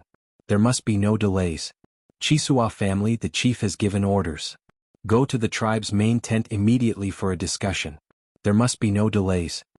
At the same time, after discovering the abnormal weather today, the leaders of the various tribes instantly realized that this frost could very likely cause a huge change in the current situation of the grassland. Therefore, they hurriedly sent people to inform each family in the tribe to come to the tribe's main tent for a discussion to decide the future direction of the tribe. In addition, the spies that Tuli had arranged in the various tribes also began to take action. Shelley's misconduct has incurred the wrath of the everlasting heaven. At the end of July, frost fell from the sky. If he continues to be the great Khan of the grassland, the everlasting heaven is bound to be angry again. This time it's only frost, who knows what will happen next time. We can't let Shelley continue to be the great Khan. That's right. The great Khan has disobeyed the everlasting heaven. If he continues to be the great Khan, the everlasting heaven will be angry and the people of the grassland will never have a day of peace. If the everlasting heaven sends a natural disaster, none of us will survive. We can't let Shelley continue to harm the grassland. It's only July now and it's already snowing. If it's winter, what will happen? Won't all the cattle and sheep we raise freeze to death? That's right. We can't let Shelley continue to harm the grassland. Chapter 2002. Qigong He Li and Guzhang Jiming's expectations were not wrong. After the abnormal weather of frost appeared in the grassland, the Qigong tribe had yet to make any moves. On Shui Yintua's side, the barbarian man was already rubbing his fists and preparing to start a war. As soon as he knew about the frost on the grassland, the barbarian man ordered most of the tribal warriors who were attacking Tuli at the front line to secretly withdraw back. As for the vacancies at the front line, he sent some of the old, weak, sick and disabled people as well as Han captives to the front line to make up the numbers. In this way, the old man quietly replaced the old man with the new one, directly withdrawing the most elite forces of Shui Yintua's tribe and gathering them together, ready to launch an attack on Shelley at any time. At the same time, the barbarian man also secretly sent people to the Qigong tribe, the Ba Yegu tribe, the Hueha tribe, the Pugu tribe, the Tongluo tribe and more than 10 other tribes to send letters, inviting the tribal leaders to discuss a meeting at Shui Yintua's tribe at noon today. On the surface, it was to discuss the war against Tuli's tribe, but in fact, his real purpose was clear to everyone. He wanted to take advantage of this heaven-sent opportunity to unite all the heroes of the grassland to challenge Shelley's position as the great Khan. His wild ambition was as clear as day. At this time, all the tribes on the grassland were already in a state of panic. The people all saw this morning's frost as a heavenly punishment from Tingri heaven. They were also worried that if Shelley continued to be the great Khan, Tingri heaven would send an even more severe heavenly punishment to the grassland. Therefore, the voices of overthrowing Shelley could be said to be incessant in the grassland tribes. The royal court. Shelley had long expected this and had already noticed some small movements between the various tribes. After finishing his conversation with Ashina Shuyen in the morning, Shelley immediately sent 2,000 wolf cavalry south to pursue Wuxia. This was originally the martial grandmaster that he relied on the most. After discovering that Wuxia was showing signs of recovering his memories, Shelley became completely anxious. He could not allow Wuxia to go to the Great Tang to search for his memories. If this chess piece was unwilling to continue listening to him, then he had to destroy him. Otherwise, his chess piece would very likely become Li Er's capable general. But now that the midsummer frost had descended and the prophecy had come true, the grasslands were in the midst of an eventful period, and it was very likely that the grasslands would descend into chaos as a result. For Shelley, the most urgent matter right now was not to send people to Taiyuan to rescue Zhao Dian, capture the Yanhuang College teachers and students, nor was it to dispatch an army to pursue and kill Wuxia. Instead, it was to stabilize the situation in the grasslands and prevent some tribes from taking advantage of the situation to cause chaos and threaten his ruling position in the grasslands. As for Zhao Dian's side, he truly did not have the energy to care about it. Moreover, Zhao Dian's stratagem itself carried a certain amount of risk. Before the midsummer frost descended on the grasslands, Shelley had the energy and capital to take that risk. But now he was somewhat powerless. It was just a pity for Zhao Dian, the obedient chess piece. As for Wu Jie's side, Shelley naturally did not want him to go to the Great Tang alive. But now, the grasslands were surging with undercurrents, and the various tribes were spreading rumors. Some of the tribal leaders were even eyeing his position as Great Khan like a tiger eyeing its prey. He had already lost a martial grandmaster state teacher, so he had to gather all his forces to deal with those factions eyeing him. Thus, Xie could only reluctantly send 2,000 wolf cavalry to pursue Wuxia. As for whether these 2,000 wolf cavalry could catch up, and whether they could keep Wuxia here after catching up, Xie did not hold out much hope. Chapter 2003. Adjunct Wang, there's truly no need to report a minor frost to the imperial court, but you also know the current situation between the Great Tang and the Turks. For the Turkic Khaganate to suddenly descend into midsummer, this is a heaven-sent opportunity for my Great Tang. The Turks are different from the people of the Central Plains. They live by herding animals, and the sudden drop in temperature on the steppe is no small blow to their herders. If the temperature continues to drop, many cows and sheep will freeze to death, and the Turkic Khaganate is bound to experience a famine this year. If the imperial court chooses to march in at that time, its chances of victory will be much greater. Moreover, in the past, whenever abnormal weather occurs in the Central Plains, the people would spread rumors blaming the sovereign. In the 6th month of this year, if not for His Imperial Majesty's proper treatment of the locusts and the Marquis of Yangon leading the Sky Pheasant Brigade to the northern provinces, similar rumors would have arisen among the people. At that time, His Imperial Majesty might have been forced to issue a decree condemning himself. Now that the Turks are experiencing a frost in midsummer, the imperial court can also send spies into the steppe to incite the people and blame the abnormal weather on their great Khan Sheli. This way, the Turks will inevitably fall into internal strife, and the imperial court will have an easier time attacking the steppe. In the northern part of Yun province, in the border army camp, the dark-faced general did not immediately answer the question of the officer next to him.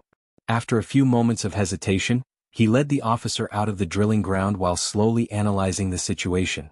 It wasn't hard to tell from the dark-faced general's words that he knew nothing about Li Erxian's plan to send Tang Jian into the steppe. But to everyone's surprise, one of the plans he had analyzed was actually in line with the division plan Li Zishuan had proposed to Li Erxian. In this aspect, he and Li Zishuan truly were great minds think alike. Adjunct Wang had initially been unconcerned by the dark-faced general's plans, but after hearing the analysis, his mouth dropped open in shock, and then his face lit up with admiration. General Su truly has great foresight. You were able to see so many opportunities from a single abnormal phenomenon. No wonder Duke Wei sent Your Excellency here. With Your Excellency in Cloud Province, the Turkic Khagan will feel like he's sitting on a bed of needles. General Su. The black-faced general's surname was Su, and his given name was Lai. His courtesy name was Fong, and his courtesy name was Fong.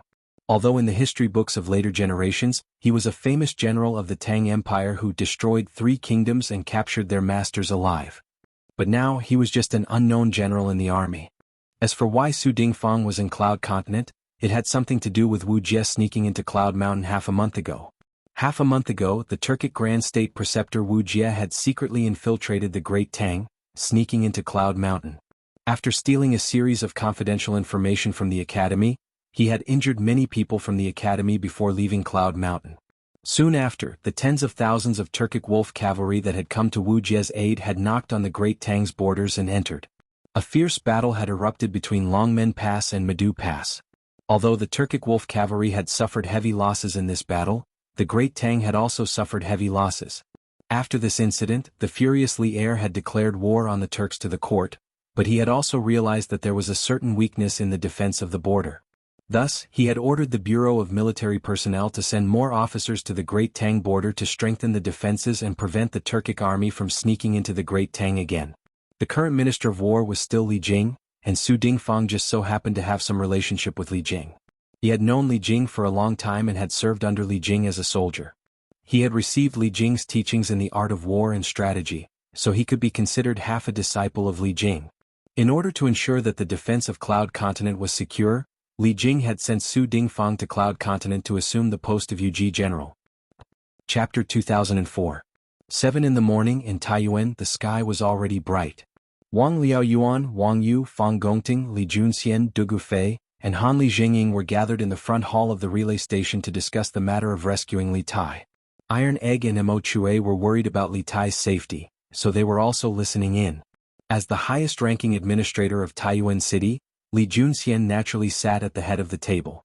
Seeing that everyone was present, he cut to the chase and got straight to the point. Half an hour ago, this general received news from the Chang and 100 Cavalry Department regarding Zhao Dian's identity. Zhao Dian was originally the county magistrate of Beizhou's Qinghe County. He was extremely fickle and skilled in flattery. As an official, he only cared about the common people, causing the locals to complain. According to the investigation of the 100 Cavalry Department, during the reign of Wuda, many local officials secretly sent money to the hidden crown prince to help him develop his power. Zhao Dian was one of them. In just 2 short years he sent more than 50,000 strings of stolen money to the hidden crown prince through the provincial governor of Beizhou. In the 9th year of Wuda, the hidden crown prince was killed in a coup at the Xuanwu Gate, and His Majesty ascended the throne. Zhao Dian was worried that His Majesty would settle accounts with him, so he left Beizhou and went to the steppe to seek refuge with Xieli. Although this person was good at bootlicking and flattering, he also had some real ability. After escaping to the grassland, Zhao Dian very quickly obtained Xieli's appreciation. Moreover, with Xieli's support, Zhao Dian began to reform the official system on the grassland. Moreover, he himself was also in charge of a mysterious army, a team of experts selected from the Han captives and formed from them. This general speculates that this army under Zhao Dian's command should be the group that attacked the relay station last night.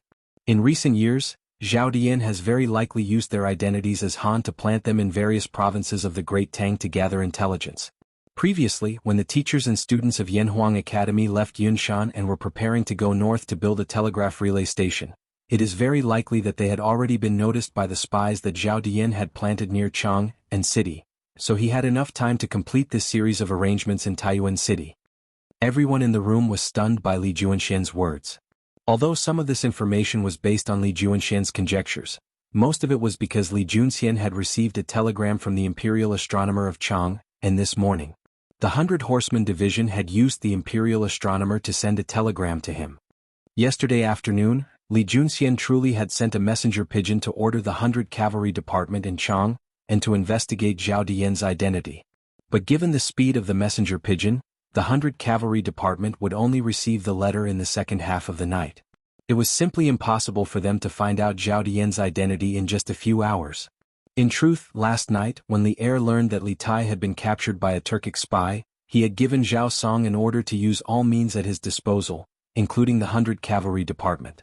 They had to find out Zhao Dian's identity and background before daybreak. After receiving the order, the 100 Cavalry Department immediately began to move.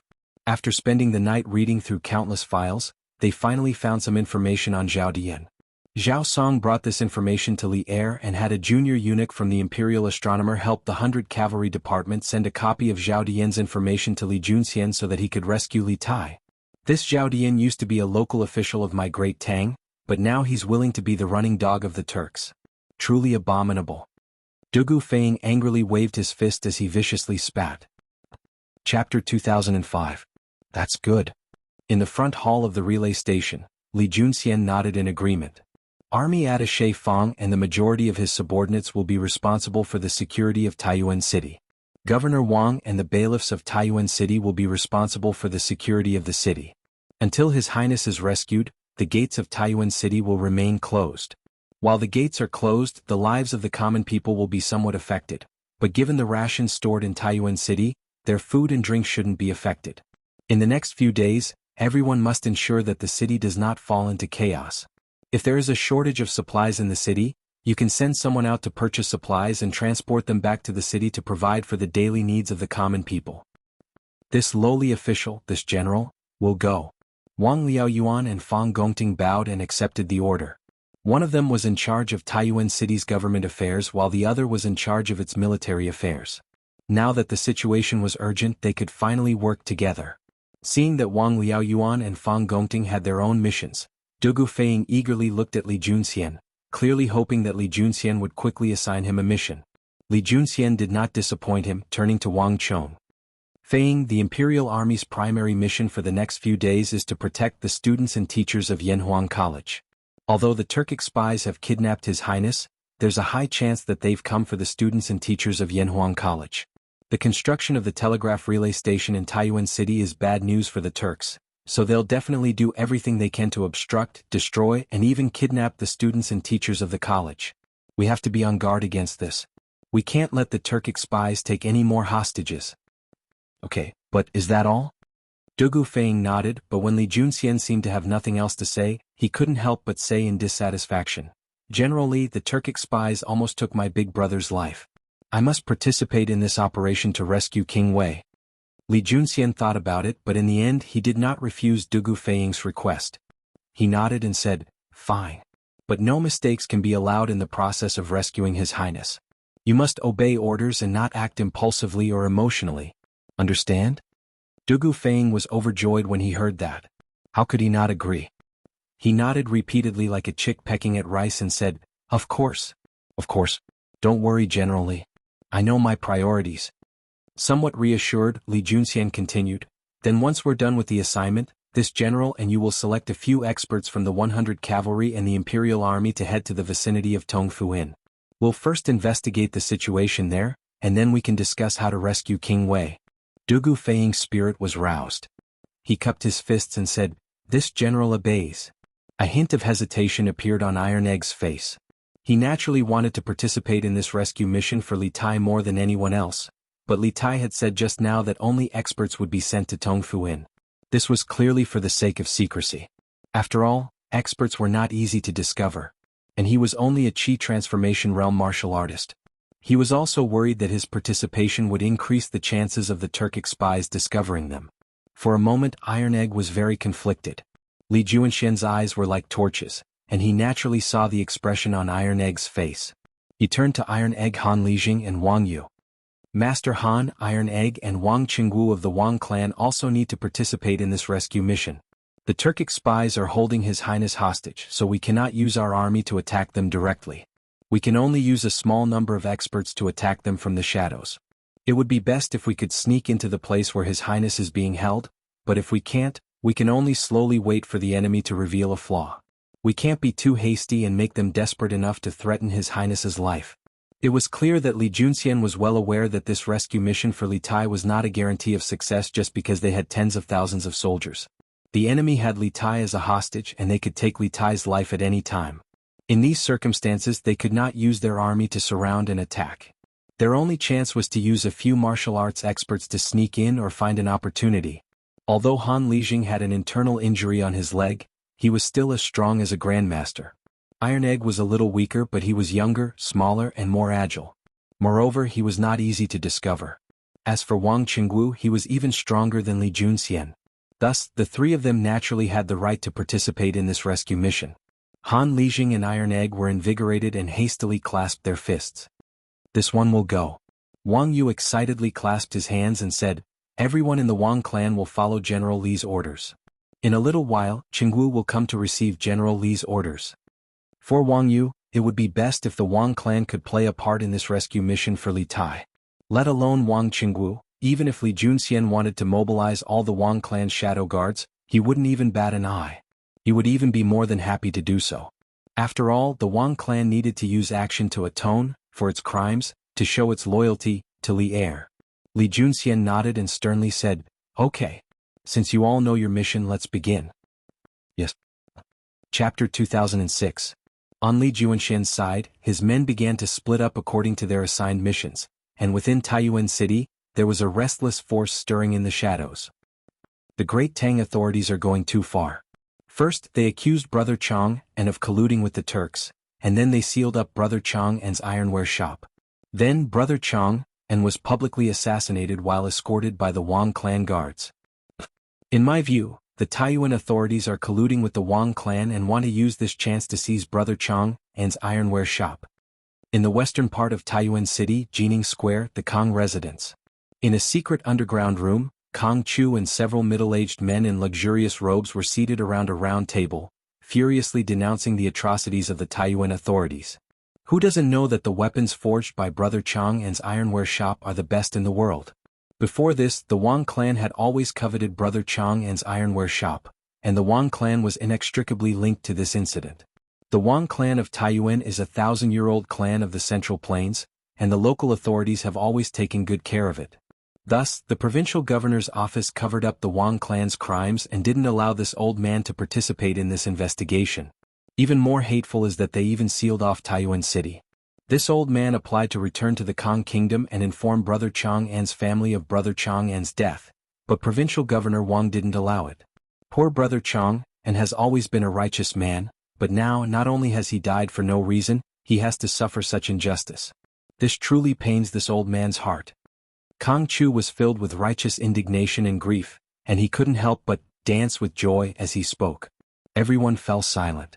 After a long while, a stout middle-aged man dressed in luxurious purple robes clasped his hands and said, "We heard of Brother Chang'an's death.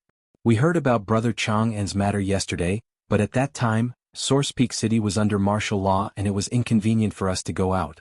We never thought that Brother Kang Chu would run around alone for Brother Chang'an. This brother is truly ashamed." When the rest of the people heard this, they followed the purple-clothed man and cupped their hands, expressing the same feeling. Kang Chu hurriedly waved his hands and said, "The Taiyuan authorities went too far in this matter. What does Brother Chang'an have to do with all of you? Everyone, please don't blame yourself." The man's name was Shun's Han, and he came from the kingdom of the Nine Jianghu clan. On Li Juanshan's side, his men began to split up according to their assigned missions, and within Taiyuan City, there was a restless force stirring. The Great Tang's officials have gone too far. First, they accused Brother Chang'an of colluding with the Turks. Then they closed down Brother Chang'an's ironware shop. Following which, Brother Chang'an was openly assassinated under the escort of the Wang clan's guards. In my opinion, the Taiyuan government is colluding with the Wang family. They want to take this opportunity to seize Brother Chang'an's ironware shop. West of Taiyuan City, Jining Square, Kang Manor. In an underground secret room, Kang Chu and several middle-aged men dressed in fine clothes sat around a round table. They were currently angrily complaining about the atrocities committed by the Taiyuan government. Who doesn't know that the weapons forged by Brother Chang'an's ironware shop are the best in the world? Before this, the Wang clan has been drooling over Brother Chang'an's ironware shop for a very long time. There is no way that the Wang clan can escape its involvement in this matter. Moreover, the Wang clan of Taiyuan is a 1,000-year-old clan of the Central Plains, and the local government has always taken great care of it. Thus, the provincial governor's residence covered up the Wang clan's crimes and did not allow this old man to participate in this investigation. Even more detestable is that they even sealed off Taiyuan City. This old man applied to leave the city and return to the Kang Kingdom to inform Brother Chang'an's family of the grievous news of Brother Chang'an's death, but Governor Wang refused. Poor Brother Chang'an, who has devoted his life to justice and justice, has not only died a dubious death, he has also suffered such injustice. This truly pains this old man's heart. Kang Chu was filled with righteous indignation and grief, and when he spoke of his grief and indignation, he couldn't help but dance with joy. Everyone fell silent. After a long while, a stout middle-aged man dressed in fine purple robes clasped his hands and said, "We heard of Brother Chang'an's death. We heard about Brother Chang'an's matter yesterday, but at that time, Source Peak City was under martial law and it was inconvenient for us to go out. We never thought that Brother Kang Chu would run around alone for Brother Chang'an. This brother is truly ashamed." When the others heard this, they followed the purple-clothed man and clasped their hands to express their feelings. Chapter 2007. Why haven't the gates opened today? Lord Soldier, how long will the gates be sealed? In the past, the Celestial King clan had both openly and covertly mobilized to search for Zhu Xieqing and Kang Chanyan. Yesterday, the 10,000 soldiers of the Bing Province barracks had spread to every corner of Taiyuan City, searching from house to house for the weapons smuggled out of the Chu Ironworks. Taiyuan City had already been sealed for 2 days. The citizens went from their initial fear to accepting reality and slowly calming down. However, today was already the 3rd day and there were still Bing Province barrack soldiers everywhere in the city. The 4 city gates were still sealed. Some of the citizens could no longer remain calm. They woke up very early and went to the city gates to ask the general guarding the city gates. On the orders of Army Attaché Fang and Governor Wang, the gates are sealed and the Turkic spies hidden in Taiyuan City are to be captured. For the next few days, no one is allowed to enter or leave Taiyuan City until all the Turkic spies have been captured. Taiyuan City's defenses had long ago been taken over by the soldiers of the Bing Province barracks. These soldiers clearly knew more about what had happened in the city in the last few days than the ordinary people, and they coldly replied, "What? Turkic spies in Taiyuan City? Then when will the government capture all the Turkic spies?" No comment. The people who had been rebuffed by the guard general could do nothing but return home in disappointment. In truth, no one knew when the Turkic spies would be captured, and the guard general naturally couldn't answer. Moreover, the provincial governor's residence had yet to announce to the public that Li Tai had been captured by the Turkic spies, so the soldiers of the Bing Province barracks did not say anything. The sun had just risen, revealing half of its face from the east. At this time, most of the citizens had already woken up. The news that the city gate was still closed began to spread among the citizens. Then, under the urging of the provincial governor's office, all the citizens began to inform each household that the city gate would be closed for the next few days and that the city would continue to be under martial law. If there was nothing important, each household should stay at home and try their best not to go out. As no one could give a specific date for when the gates would be closed, some of the people began to worry. Why haven't the gates opened today? Sir, how long are you going to seal the city gates? In the past, the Heavenly King family's forces, both on the surface and in the dark, had been frantically searching for Zhu Xiecheng and Kang Chang'an in the city. Yesterday, the 10,000 soldiers of the Bing province barracks had spread out to every corner of Taiyuan City, going door to door to search for the batch of weapons smuggled out of Chu family's ironware shop. Taiyuan City had been sealed off for 2 days. The citizens went from their initial fear to accepting reality and slowly calming down. However, today was already the 3rd day and there were still Bing province barracks soldiers everywhere in the city. The 4 city gates were still sealed. Some of the citizens could no longer remain calm. They woke up very early and went to the city gates to ask the general guarding the city gates. On the orders of Adjunct Fang and Governor Wang, seal the city gates and capture the Turkic spies hiding in Taiyuan City. For the next few days, no one is allowed to enter or leave Taiyuan City until all the Turkic spies have been captured. The defense of Taiyuan City had been taken over by the soldiers of the Bing province barracks. These soldiers clearly knew more about what had happened in the city in the past few days than ordinary citizens. What? A Turkic spy in Taiyuan City? Then when will the government be able to capture all the Turkic spies? We have no comment. The citizens who had been given the cold shoulder by the general could do nothing but return home in disappointment. In truth, no one knew when they would be able to capture all the Turkic spies. Naturally, the guards at the city gates were unable to answer the question. Moreover, the provincial governor's residence had still not announced to the public that Li Tai had been kidnapped by the Turkic spies, so the soldiers of the Bing province barracks did not say anything. The sun had just risen, and the red half of its face peeked out from the east. At this time, the vast majority of the people had already woken up. The news that the city gates were still sealed began to circulate among the citizens. Soon after, the soldiers of the provincial governor's residence began to inform the citizens that the city gates would be sealed for the next few days and that the city would remain under martial law. If there was nothing important, they were to stay at home and not go out. As no one could give a specific date for when the city gates would be sealed, some of the citizens began to worry. Chapter 2008. Li Junxian had given Wang Liaoyuan the mission of maintaining order in the city and preventing the people of the city from rebelling against the closed gates. But not long after Wang Liaoyuan returned to the government office, he received bad news. All the grain stores in Taiyuan City were out of grain. It wasn't that the grain merchants were trying to raise the price of grain, but that there was no grain. How could this be? As an official, Wang Liaoyuan knew better than anyone the importance of food to the people. As the saying goes, food is the most important thing for the people. If the news of Taiyuan City being without food continued to spread, Wang Liaoyuan believed that Taiyuan City would fall into chaos soon. When the time came, countless people would rush out of the city to buy grain. Even if Li Junxian hadn't given him this mission as the Bing province governor, Wang Liaoyuan had to do his utmost to solve the problem of Taiyuan City. This subordinate will go. In the rear office of the provincial governor's residence, the middle-aged scholar surnamed Pang clasped his hands and bowed. He also knew that this matter was urgent, so he immediately began to write a decree. When he was done, Wang Liaoyuan saw that the contents of the decree were correct, so he stamped it with his seal and handed it to Constable Feng.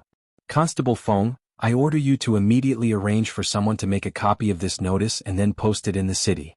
Also, gather all the yamen and county yamen runners and strengthen the patrols in the city to prevent anyone from taking advantage of this opportunity to cause trouble. If you don't have enough people, immediately report it. This official will go and borrow soldiers from Advisor Feng. Constable Feng clasped his hands and said, Yes. This subordinate will go. After saying this, Constable Feng took the decree from Wang Liaoyuan, turned around and left in a hurry. In the back office, Wang Liaoyuan frowned as he looked in the direction that Constable Feng had left in. He had a feeling that something was wrong. Since the world was at peace, there had never been a shortage of food in Taiyuan City. Although the 4 city gates of Taiyuan City had been sealed off for the past 2 days, even if Taiyuan City had been sealed off for 10 days to half a month, there would still be enough food for the hundreds of thousands of people in the city. But now, all of the grain stores in the city had suddenly run out of food. This made Wang Liaoyuan, who had calmed down, feel that something was wrong. Was someone playing tricks in the shadows? Wang Liaoyuan couldn't help but wonder. Does the provincial governor feel that today's matter is a little strange? The middle-aged scholar saw Wang Liaoyuan deep in thought and his eyes flashed. He paused for a moment and then asked tentatively. There is indeed something fishy about this. Wang Liaoyuan came back to his senses and nodded. Mr. Pang, did you notice something? Scholar Pang shook his head and said, even the provincial governor can't tell, so how can I? But this Pang feels that Taiyuan City has only been sealed for 2 days. With the world at peace and the Great Tang free of war, the grain stores in the city shouldn't have run out of grain, and the people in the city shouldn't have been fighting over grain. There must be some secret behind this. Perhaps someone was manipulating all of this in the dark. Moreover, the major grain stores in the city are only experiencing a shortage of grain. No grain merchants took the opportunity to raise the price of grain. This shows that today's incident happened so suddenly that many grain merchants did not expect it. They are not the mastermind behind the scenes because they did not profit from it. Chapter 2009. Ah, wonderful. Wonderful. Bossen's plan is wonderful. Right now the grain stores in Taiyuan City have run out of grain to sell, and the people are panicking. In my opinion, it won't be long before the people of Taiyuan City start a rebellion. When the time comes, let's see if Provincial Governor Wang will still seal the city gates. West of Taiyuan City, Jining Square, Kong Chu, Kong Songping and Shenzhan, and the others were still seated around the round table. At this moment, Kong Songping, who had just received news from outside, couldn't help but clap his hands and laugh. That's right, that's right. Bossen's plan is to remove the firewood from under the cauldron, throwing Taiyuan City into chaos. You've helped Brother Chang and vent his anger. Bossen is truly experienced and resourceful. I'd like to see how the Taiyuan government can continue to be arrogant. As soon as Kong Songping's voice fell, a few people immediately sent flattering words to Shenzhan. The atmosphere in the secret room was peaceful, and the dark clouds that had hung over everyone's heads seemed to have dissipated. The sky was clear after the storm. But Shenzhan himself did not seem happy that his plan had worked. His face was expressionless, as if he was pondering something. Kong Chu was a meticulous person who was best at reading people's expressions. Seeing this, he couldn't help but ask, Brethren, now that the Taiyuan provincial governor's mansion is in chaos, and we've helped Brother Chang and vent his anger, why don't you seem happy? After hearing Kong Chu's words, everyone quieted down and turned their eyes to Shenzhan. Shenzhan came back to his senses and calmly said, I advise you not to be overly optimistic. This humble and advises everyone not to be too optimistic. No matter what, Taiyuan City is the largest city in the north of the Great Tang. Even if we mobilize our men and empty out all the grain stores in the city, it's still wishful thinking to think that we can defeat the Taiyuan provincial governor's residence. Everyone, don't forget that there are still official warehouses in Taiyuan City. Based on what I know, Taiyuan's official warehouses contain no less than 10,000 share of grain.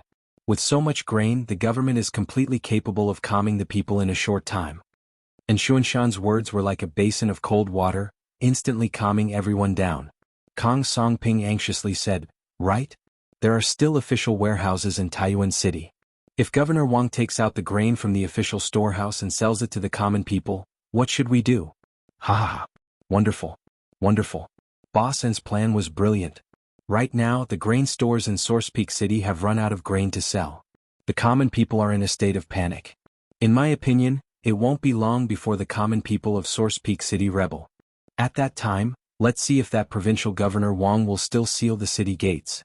In the western part of Taiyuan City, Jining Square, in the underground chamber of Kong Chu's residence, Kong Chu, Kong Songping and Shenzhan, and the others were still sitting around the round table. At this time, Kong Songping, who had just received the news from outside, couldn't help but clap his hands and laugh. That's right. Bossen has taken drastic measures to deal with the root of the problem, causing Source Peak City to instantly fall into chaos. It can be considered as helping Brother Chang and vent his anger.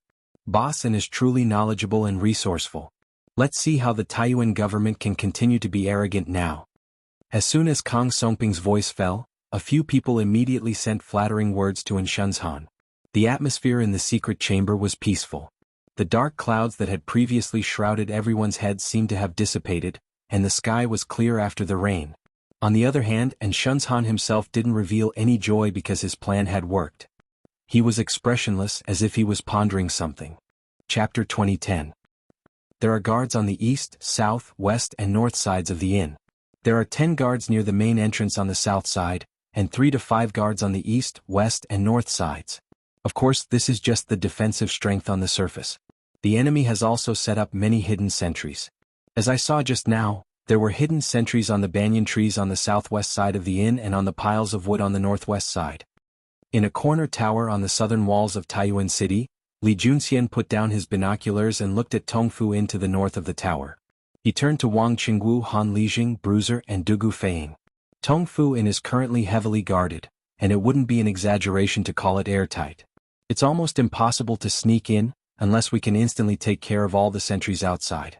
Otherwise, the moment the Turkic spies in the inn notice anything strange, they'll immediately attack your highness. Yes, Li Juanxian's group had come to scout the area. They wanted to observe the defenses of Tongfu Inn so that they could come up with a plan to rescue Li Tai. For the sake of not alerting the enemy, Li Juanxian's group did not openly approach Tongfu Inn. Instead, they chose a tower in the southern part of Taiyuan City. This place was around 1 li away from Tongfu Inn, making it difficult for them to be discovered. Moreover, this place was on higher ground, making it easier for them to observe the situation around Tongfu Inn. Of course, this was all thanks to the military binoculars Li Junxian had brought from Chang'an. After hearing Li Juanxian's explanation of Tongfu Inn's defenses, everyone couldn't help but deeply frown. Dugu Feiying couldn't help but ask, these fellows are rather cautious. Then what should we do now? We can't just stand here and watch, can we? Li Junxian shook his head, his brow furrowed. He didn't have a good idea of how to deal with the Turkic spies' hole-in-the-wall defense strategy. Most importantly, the enemy had Li Tai as a hostage, so they had nothing to fear. If they wanted to rescue Li Tai, they had to do it secretly and without anyone noticing. The atmosphere in the room froze for a moment. Iron Egg's mind began to whirl. Suddenly, a thought occurred to him and he couldn't help but ask, besides the Turkic spy and Azure Sparrow, is there anyone else in Tongfu Inn? For example, the original tenants or servants of the inn. Li Junxian didn't know why Iron Egg asked this question, but he still replied, no. According to our intelligence, after the Yangtze Turk spies chose to settle down in Tongfu Inn last night, they chased out all the staff and guests of the inn.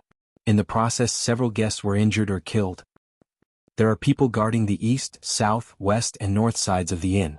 There are a total of 10 people guarding the south main entrance, and 3 to 5 people guarding the east, west and north sides. Of course, this is just the defensive strength on the surface. The enemy has also set up many hidden sentries. I just saw that there were hidden sentries on the banyan tree to the southwest and on the pile of firewood to the northwest of the inn.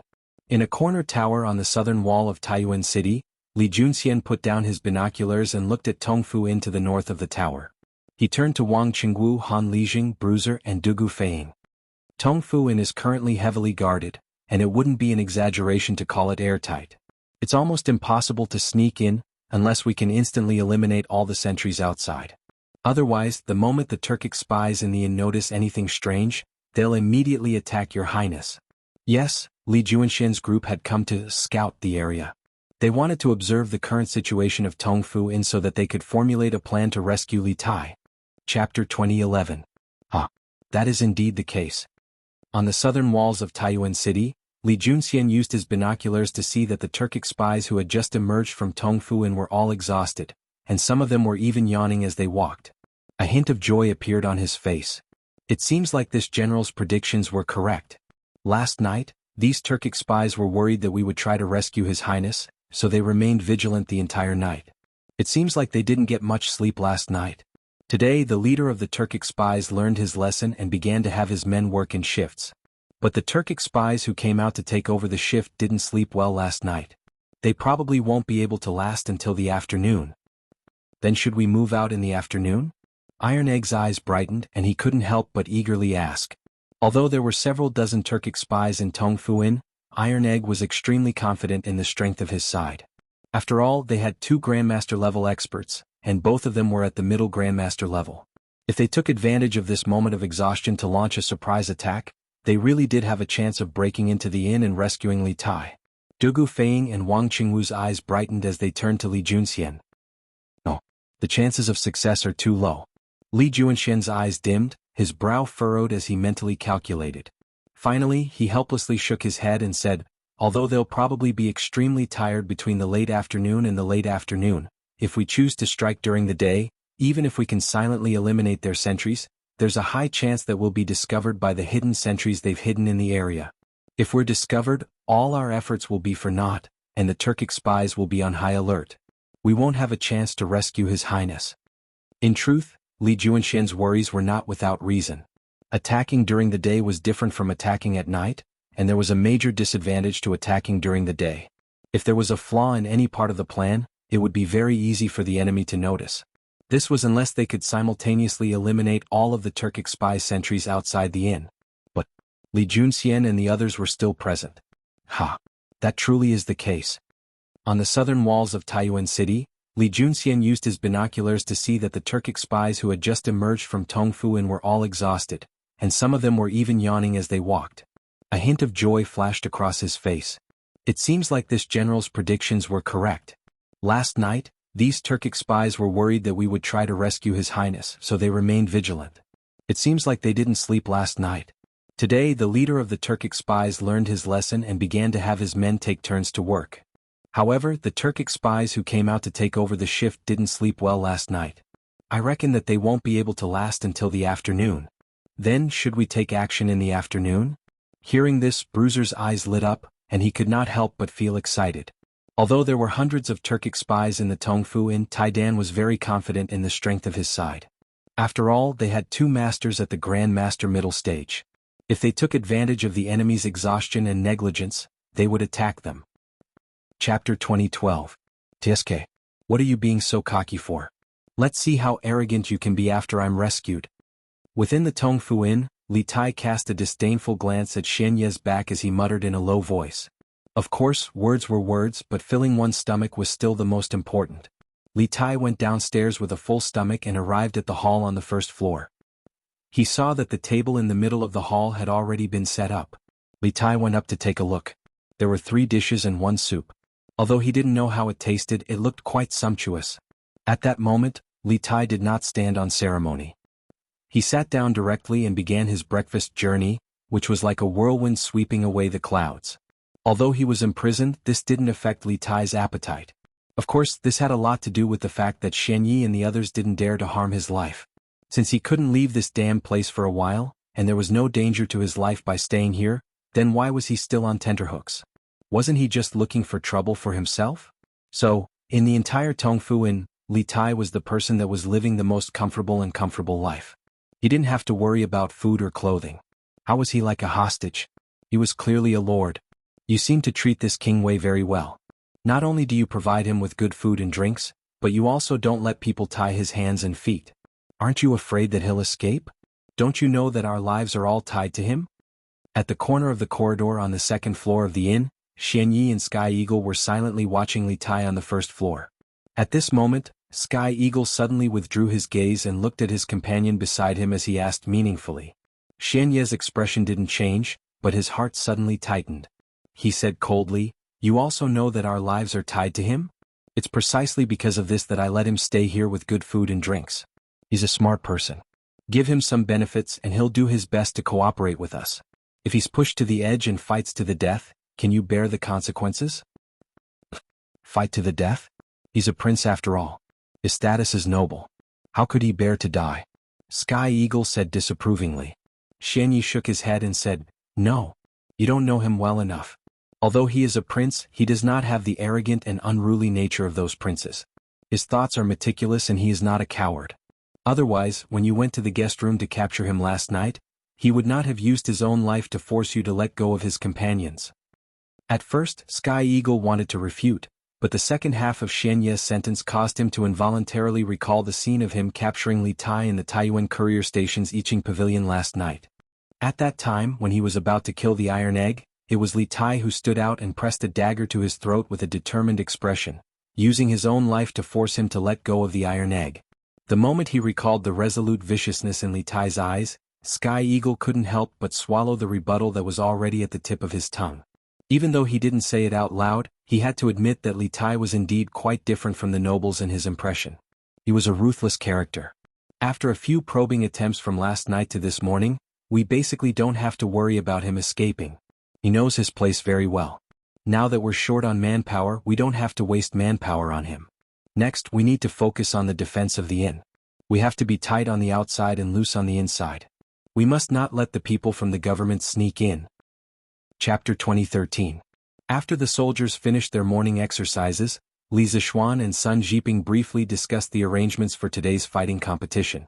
Thus, the two of them arrived at the cafeteria a little later than usual. The two of them found a line with fewer people and started lining up.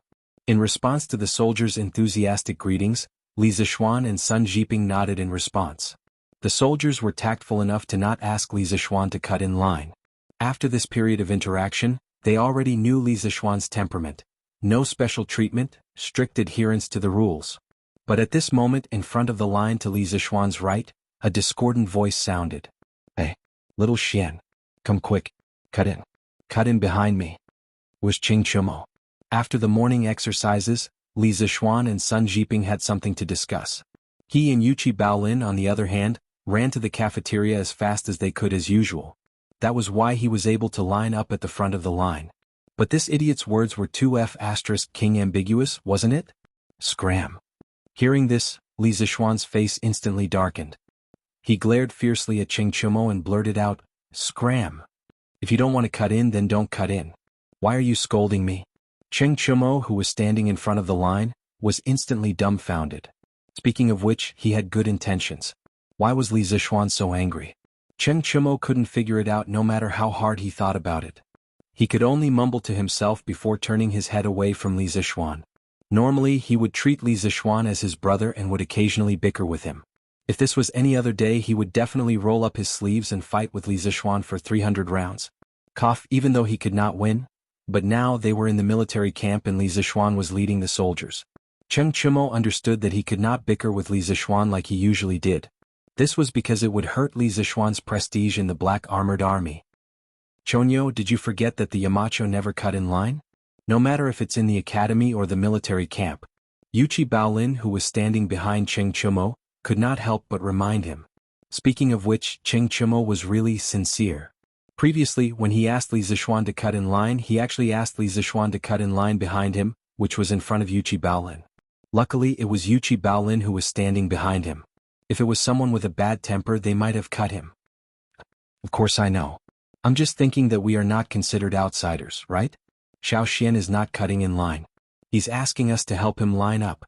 Qing Chumo's eyes widened as he tried to justify himself. Sun Jiping actually did not get Li Zishuan's anger. He only looked at Li Zishuan curiously. Seeing that Li Zishuan had no intention of explaining, he shifted his gaze away and began to think about the martial arts competition later. "Officer Li, previously we heard from the brothers in the A Battalion that the Emperor might come to the military camp to watch today's martial arts competition. Is it true?" A rough-looking soldier standing 2 to 3 steps in front of Li Zishuan turned around and asked Li Zishuan. This person was the leader of the E Battalion, Wang Rong. Ding Dali, who helped Zhang Kangyan incite the soldiers to mutiny, was a soldier under his command. As soon as he finished speaking, the soldiers nearby all turned around and cast their gazes on Li Zishuan. Their eyes were filled with eagerness. Chapter 2014. Li Zishuan's guess was correct. At this moment, Li Er was indeed having a headache over how to rescue Li Tai.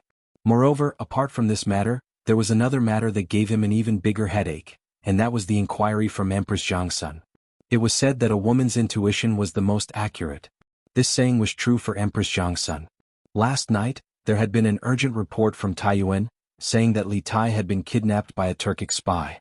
Zhao Song had knocked on the door of Li Er and Empress Jiangsun's bedroom in fear and trepidation. It was only after Li Er had left that Zhao Song informed Li Er of this news. Although Empress Jiangsun didn't hear anything from beginning to end, her intuition told her that something urgent and important must have happened. Otherwise, Zhao Song wouldn't have disturbed Li Er's rest so late at night. When Li Er returned to his bedroom, Empress Jiangsun couldn't help but ask Li Er why Zhao Song was looking for him.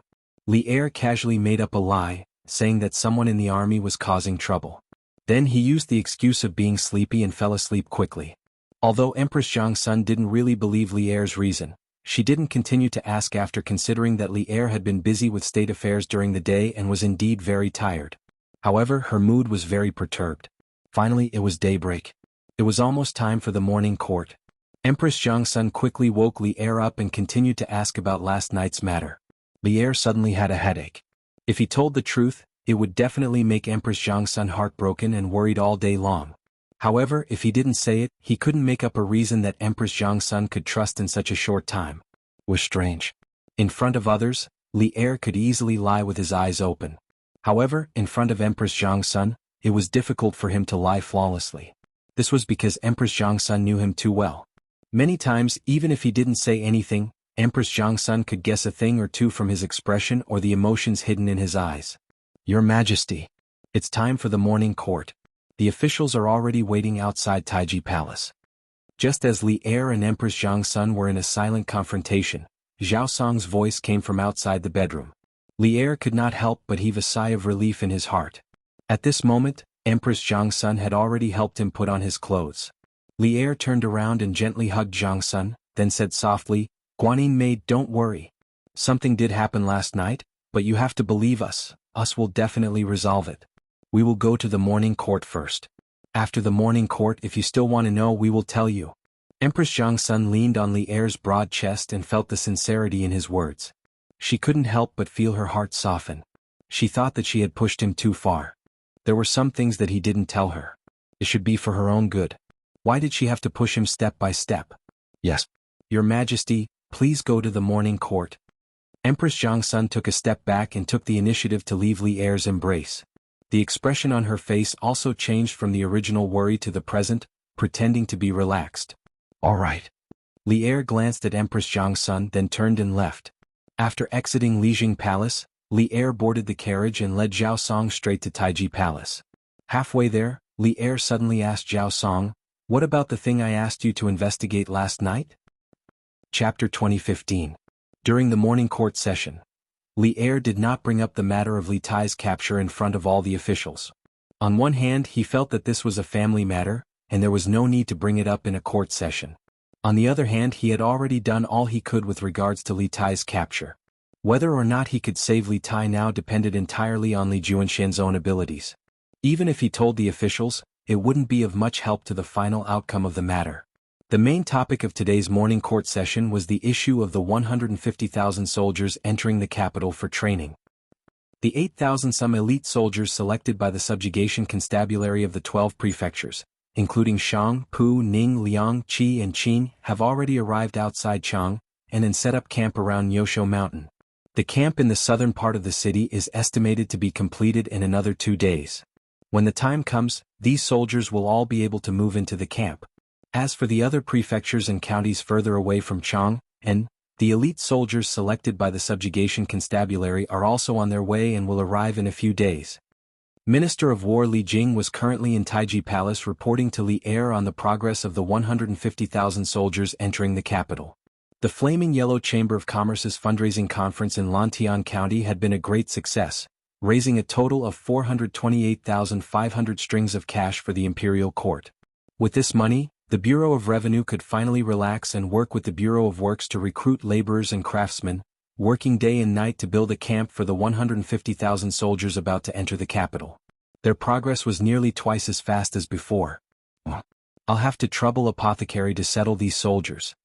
Hearing this, Li Er nodded expressionlessly and said, "Since the soldiers from all over the world have arrived in Chang, and the ones who arrive first should be trained first. The war between the Tang Empire and the Turks will only start earlier than we expected. Pharmacist and Shu Bao, you must make the best use of the time to train the soldiers from all over the world." Li Er had long wanted to attack the Turks. If Wu Jie's infiltration of Yanhuang College to steal information was a catalyst, then the kidnapping of Li Tai last night was the equivalent of igniting a barrel of gunpowder. Those Turk spies had touched Li Er's reverse scale. After all, if a man couldn't even protect his wife and children, what kind of man was he? And Li Er wasn't an ordinary man. He was the emperor, the sovereign of a country. When an emperor is enraged, millions of corpses will fall and blood will flow for thousands of miles. Right now, Old Li was extremely anxious to attack the Turks. However, due to the insufficient logistics and the lack of training of the Northern Expedition Army, Li Ertsai had no choice but to push back the date of the Kingdom War to 2 months later. This old subject obeys the decree. Li Jing and Qin Xiong could hear the urgency in Li Er's voice, so they stepped forward and cupped their fists. Li Er had previously appointed Li Jing as the Grand Steward of the 150,000 soldiers while Qin Xiong was the Great General. They were responsible for the daily management and training of the army. After a pause, Li Jing hesitated. After a few moments of hesitation, he cupped his fists and said, "Reporting to your Majesty, the soldiers that have recently arrived in Chang, and should have come from Bing Province. But this old subject has received news that Taiyuan City's gates have been sealed for the last few days and no one has been able to enter or leave. Thus, the soldiers from Bing Province might not be able to reach Chang, and in the next few days, Taiyuan City was sealed." Upon hearing this news from Li Jing, the officials of the imperial court couldn't help but be alarmed. Only now did they recall that Li Jing had said that there were no soldiers from Bing Province among the 12 provinces that had arrived outside Chang, and logically speaking, this shouldn't have been the case. This was because the distance between Bing Province and Chang and city was much closer than the distance between most of the 12 provinces. Now that they heard Li Jing say that Taiyuan City was sealed, they were all stunned. Taiyuan City was the largest city in the north of the Great Tang. Why would it be sealed for no reason? What in the world had happened there? Seated at the head of the table, Li Er's expression flickered, but it quickly returned to normal. He indifferently said, "There's no need to worry about the soldiers from Bing Province for now. Several days ago, a large number of Turkic spies were discovered in Taiyuan City. We have already dispatched 100 cavalry to Taiyuan City to capture them. Thus, Taiyuan City is under martial law for the next few days. Once the storm has calmed down, the soldiers from Taiyuan City will naturally come to Chang'an." Turkic spies? Upon hearing this, the officials of the court couldn't help but be alarmed. They began to discuss amongst themselves. Li Er wasn't willing to say anything more on this topic. He lightly coughed, indicating for the officials to be quiet. Li Jing's eyes flashed as he seemed to understand Li Er's meaning. He stepped forward and cupped his fists. "This old subject obeys the decree." Li Er nodded and then looked at the civil officials to the left of the imperial court.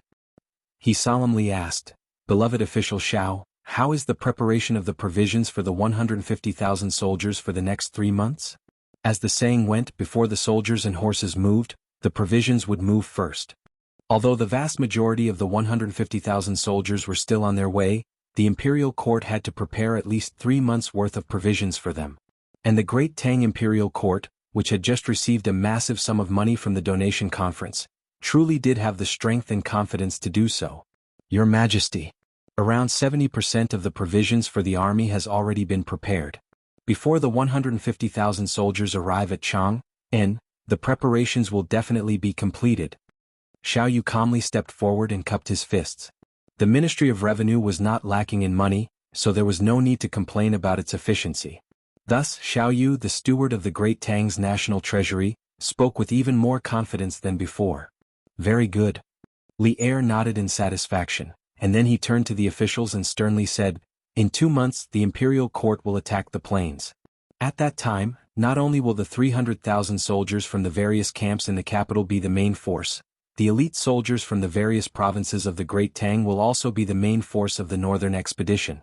Previously there was a saying in the Datang Daily that we thought was very good. "The rise and fall of the country is the responsibility of the people." At the donation conference in Lantian County, the merchants and common people were all willing to contribute generously to the imperial court's northern expedition against the Turks. All of you have read the books of the sages, are part of the court, and receive the salary of the country. All of you should spare no effort in preparing for the imperial court's northern expedition. In these 2 months, we hope that all the officials of the 6 ministries of the imperial court will be able to put aside all their selfish thoughts and focus on preparing for the northern expedition.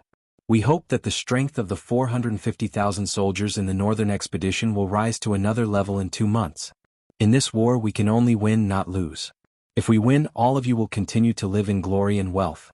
If we lose, all of you will have your country destroyed and your families exterminated." As soon as the words, "the country is destroyed and the family is destroyed," came out, the atmosphere in the hall suddenly became a little tense. Li Er did not deliberately shout, but every word he said was sonorous and powerful, echoing in every corner of the hall. All the officials in the hall were moved, and all the officials bowed in unison. "This subject obeys the decree. We will spare no effort in preparing for the Turks." Chapter 2016. Because the 6 ministries of the court had been busy preparing for the 150,000 troops that were about to enter the capital, the morning court session had ended early. The end of the morning court session was good news for Li Er in the past because he could finally free himself from the busy government affairs and rest for a while. But today, Li Er, who had finished the morning court session, didn't know where to go. There was a woman waiting for him in the imperial harem. It wasn't that he didn't want to see that woman. On the contrary, that woman was the love of his life. He just didn't want to face her today as some of her questions were difficult for him to answer. But he couldn't just stay in Taiji Palace like this. That woman would definitely come looking for him once she knew that the morning court session had ended. Where should he go then? This sounded a little funny. The dignified son of heaven actually had a time when he didn't know where his place was. It was truly inconceivable. Your Majesty, the Black Armored Army's camp is holding a martial arts competition today. You previously told General Duan that you would be going back to observe. Do you want to go today? Just as Li Er was feeling conflicted, Zhao Song came up to him and whispered to him. Li Er, who was in a dilemma, was suddenly energized. He sat up straight and looked at Zhao Song. Without hesitation he replied, I'm going. Since I've promised Minister Duan, I'll definitely go. You'll come with me too. As for the Empress, send someone to inform her so that she won't worry about me. Then Li Er stood up and prepared to leave the palace. He seemed to be more anxious than anyone else to leave the palace, leaving behind a stunned Zhao Song. What a joke. He was just thinking about how to temporarily avoid Empress Jiangsun. Now that he was about to doze off, someone sent him a pillow. Going to the Black Armored Army's camp to observe the martial arts competition was such a dignified excuse. How could he not use it? As for why he emphasized that Zhao Song should go with him, it was mainly because Zhao Song was one of the key informants who knew about Li Tai's capture. If he stayed in the palace, Empress Jiangsun might interrogate him. Although Zhao Song had always been loyal, he would definitely be put in a difficult position when faced with Empress Jiangsun's interrogation. A moment later, Li Er, dressed in casual clothes, left the palace with Zhao Song and a dozen or so guards. They were dressed lightly. On Empress Jiangsun's side, ever since Li Er had left for morning court, she had been waiting for Li Er to come over after court ended. At this time, a palace maid came to report that Taiji Palace's court had ended. Empress Jiangsun couldn't help but let out a sigh of relief. She secretly thought that when Li Er came over, she would definitely ask him about last night's matter. She was not an aggressive woman, especially when she was in the harem. She knew how to be a wife better than anyone else. Most of the time, if Li Er was unwilling to say something, she would never ask. But this time was different. She had a premonition that Zhao Song had come looking for Li Tai last night because something had happened to Li Tai in Taiyuan. Although it was just a vague intuition, she had to get to the bottom of this since it concerned her son's safety. Empress Jiangsun sat quietly in the side hall of the Lijing Palace. Her mood was not calm at all. A quarter of an hour passed, but she still did not see Li Er's figure. At this time she could not sit still. Could it be that Li Er had directly gone to the Suite Du Hall to read memorials after the morning court session? Chapter 2017. On the Black Armored Army drill ground on the stage. Duan Zhishuan's words had set the tone for today's fighting competition, and that was to stop when it was appropriate. No one was to intentionally injure or even kill their opponents. This was to prevent some people from using this opportunity to seek revenge. Now that the war between the Tang Empire and the Turks was imminent, Duan Zhishuan would not allow the Black Armored Army to suffer unnecessary losses before they even entered the battlefield. Yes. The generals below the stage responded in unison. Among the ranks of the 2nd Battalion, dozens of soldiers couldn't help but have a slight change in expression. Their faces were filled with conflict and hesitation. Qiu Xinggong, who was standing behind Duan Zhishuan, had an indescribable look in his eyes. However, because he was standing at the back and was quite far away from Li Zishuan, no one noticed the abnormality in this old fellow's eyes. Regarding the rules of the fighting competition, all of you should have already heard of them. I won't repeat them. Today's fighting competition will be hosted by Li Kenjun. Now the fighting competition officially begins. Duan Zhishuan looked at the time and didn't waste any more words. He immediately announced the start of the fighting competition and handed over the hosting rights to Li Zishuan. After all, this fighting competition was something that Li Zishuan came up with. The rules were also set by Li Zishuan. For Li Zishuan to be the host was the most suitable. After Duan Zhishuan finished speaking, he turned around and walked towards the back of the stage. Li Zishuan went to the position where Duan Zhishuan was standing just now. Looking down at the neat formation of the 5 battalions, Li Zishuan took a deep breath and said, according to the rules of the fighting competition, each battalion will nominate 20 experts to form teams of 5. Each team will be divided into 4 teams, and each team member will choose a team leader. There are a total of 20 teams from the 5 battalions of the Black Armored Army. The fighting competition will follow a step-by-step elimination system. There will be a total of 3 rounds: the preliminary round, the knockout round, and the final round. The team leader will draw lots to decide the opponent of each team. Every round will be a best of 5. The winner will advance and the loser will be eliminated. In order to save time, the preliminary and knockout rounds of the fighting tournament will be held in 5 different locations at the same time. These 5 locations are where our 5 battalions usually train on the drill grounds. There will be 5 referees at the 5 locations to record the results of the matches. The final round will be held at the stage and the final winner will be the champion of the fighting competition. Li Zixuan, Duan Jixuan, and Qiu Xingong had already discussed the rules of the Black Armored Army's fighting competition. Furthermore, the commanders of the various battalions had already informed their subordinates of the rules. On the Black Armor military drill ground on the platform, Duan Jixuan's words set the tone for today's fighting competition. No one was allowed to intentionally injure or kill their opponents. This was to prevent some people from taking the opportunity to seek revenge. Now that the war between Tang and the Turks was imminent, Duan Jixuan would not allow the Black Armored Army to suffer unnecessary losses before they even entered the battlefield. Yes. The generals below the stage replied in unison. Now that the war between Tang and the Turks was imminent, Duan Jixuan would not allow the Black Armored Army to suffer unnecessary losses before they even entered the battlefield. Yes. The generals below the stage replied in unison. Now that the war between Tang and the Turks was imminent, Duan Jixuan would not allow the Black Armored Army to suffer unnecessary losses before they even entered the battlefield. Yes. The generals below the stage replied in unison. Chapter 2018. According to the rules of the martial arts tournament, each battalion had to send out 20 experts, which was equivalent to 4 small teams. These 4 teams would draw lots to determine their opponents in the preliminary round or the knockout round. Now was the preliminary round, and there were a total of 20 participating teams. Because the competition was using a single elimination system, Li Zixuan only allowed Team 1 and Team 2 of each battalion to come up and draw lots. The numbers of Team 3 and Team 4 of each battalion were written on the lots in the drawing tube. This meant that Team 1 and Team 2 from each battalion could only draw Team 3 and Team 4 from other battalions. It was impossible for them to draw Team 1 and 2 from other battalions. Of course, they could also draw Team 3 and Team 4 from their own battalions. In this way there would only be a total of 10 matches in the preliminary round. According to a total of 5 competition venues, each venue would only have 2 matches. The winner would advance while the loser would be directly eliminated. This greatly reduced the competition time. After all, the main focus of the various battalions was to intensify their training and prepare for the Turkic War. Li Zixuan and Duan Jixuan couldn't allow the martial arts tournament to take up too much of their training time. Although Qiu Xingong didn't learn new mathematics and didn't know much about probability theory and random events, he knew that the probability of the B battalion drawing Team 3 and Team 4 from the E battalion was relatively small. From a probability perspective, the probability of the B battalion drawing Team 3 and Team 4 from the E battalion was only 1 in 5. It was considered a small probability event. Thus, he ordered someone to secretly tamper with the numbers on the lots. At the end of the lots for Team 3 and Team 4 from the E battalion, there was a very shallow scratch that was hard to detect. As Li Zixuan's voice fell, 2 sergeants walked out from the formation of the 5 camps. Under the gazes of the crowd, the 10 sergeants came to the square table in order from the A camp to the E camp.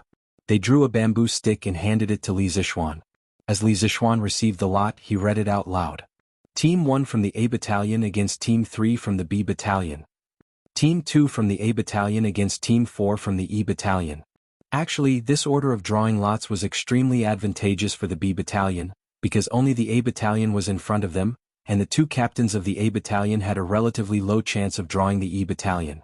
When it was the turn of the B battalion captains to draw lots, they could directly draw the E battalion based on the secret mark on the bamboo lots. But Qiu Xingong didn't expect that this extremely low probability event would actually happen. The A battalion Team 2's captain drew Team 3 from the E battalion. In this way, in the preliminary round, it was very likely that only one team from the B battalion would be able to draw the E battalion. What was even worse was that Team 1 of the A battalion was actually matched up against Team 3 of the B battalion. In the Black Armored Army, the A battalion was publicly acknowledged as the strongest battalion. Qiu Xingong recognized the 5 soldiers of Team 1 of the A Battalion. They were all experts of Qi transforming middle stage and above. Furthermore, they had all experienced hundreds of battles and were extremely experienced in battle. They could be considered as the hot favorites for this year's fighting competition. Team 3 of the B Battalion was matched up against Team 1 of the A Battalion. There was no doubt that Team 3 of the B Battalion would be defeated.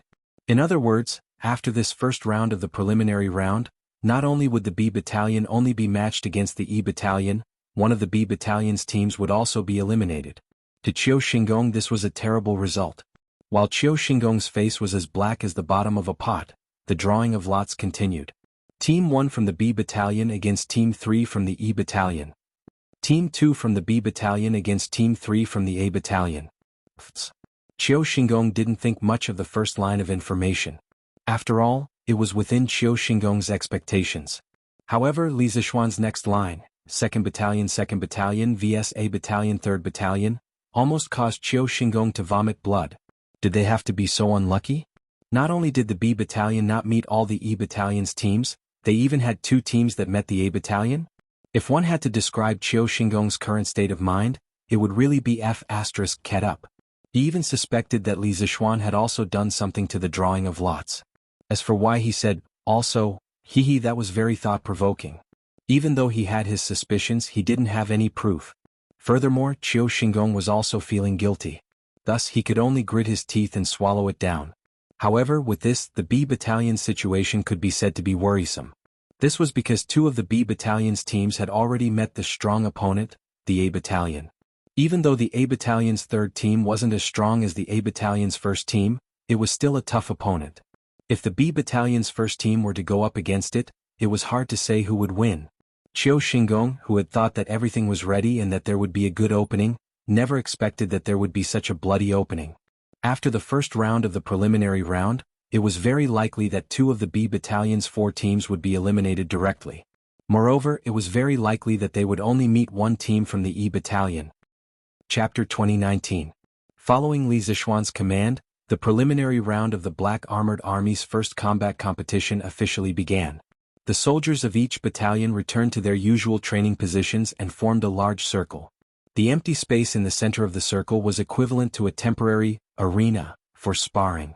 Baolin Wangrong, let's go. Let's go and meet our brothers from the 3rd Battalion. Cheng Chumo chuckled as he patted the shoulders of Yuchi Baolin Wangrong and the others. As Qi Transformation Realm martial artists, although Cheng Chumo and Yuchi Baolin had just joined the 3rd Battalion, their strength was still there for all to see. Therefore, they successfully passed the selection and became the members of the 1st Battalion of the 5th Battalion. Although the rules of the fighting tournament did not explicitly state that each battalion had to place their strongest contestants in Team 1 or Team 2, but between the various battalions, they had already formed a kind of tacit understanding. Roughly speaking, within the main battalion, Team 1 was the strongest, Team 2 was second, and Team 3 and Team 4 were ranked behind in that order. The reason for this tacit understanding was closely related to the rules of the combat competition.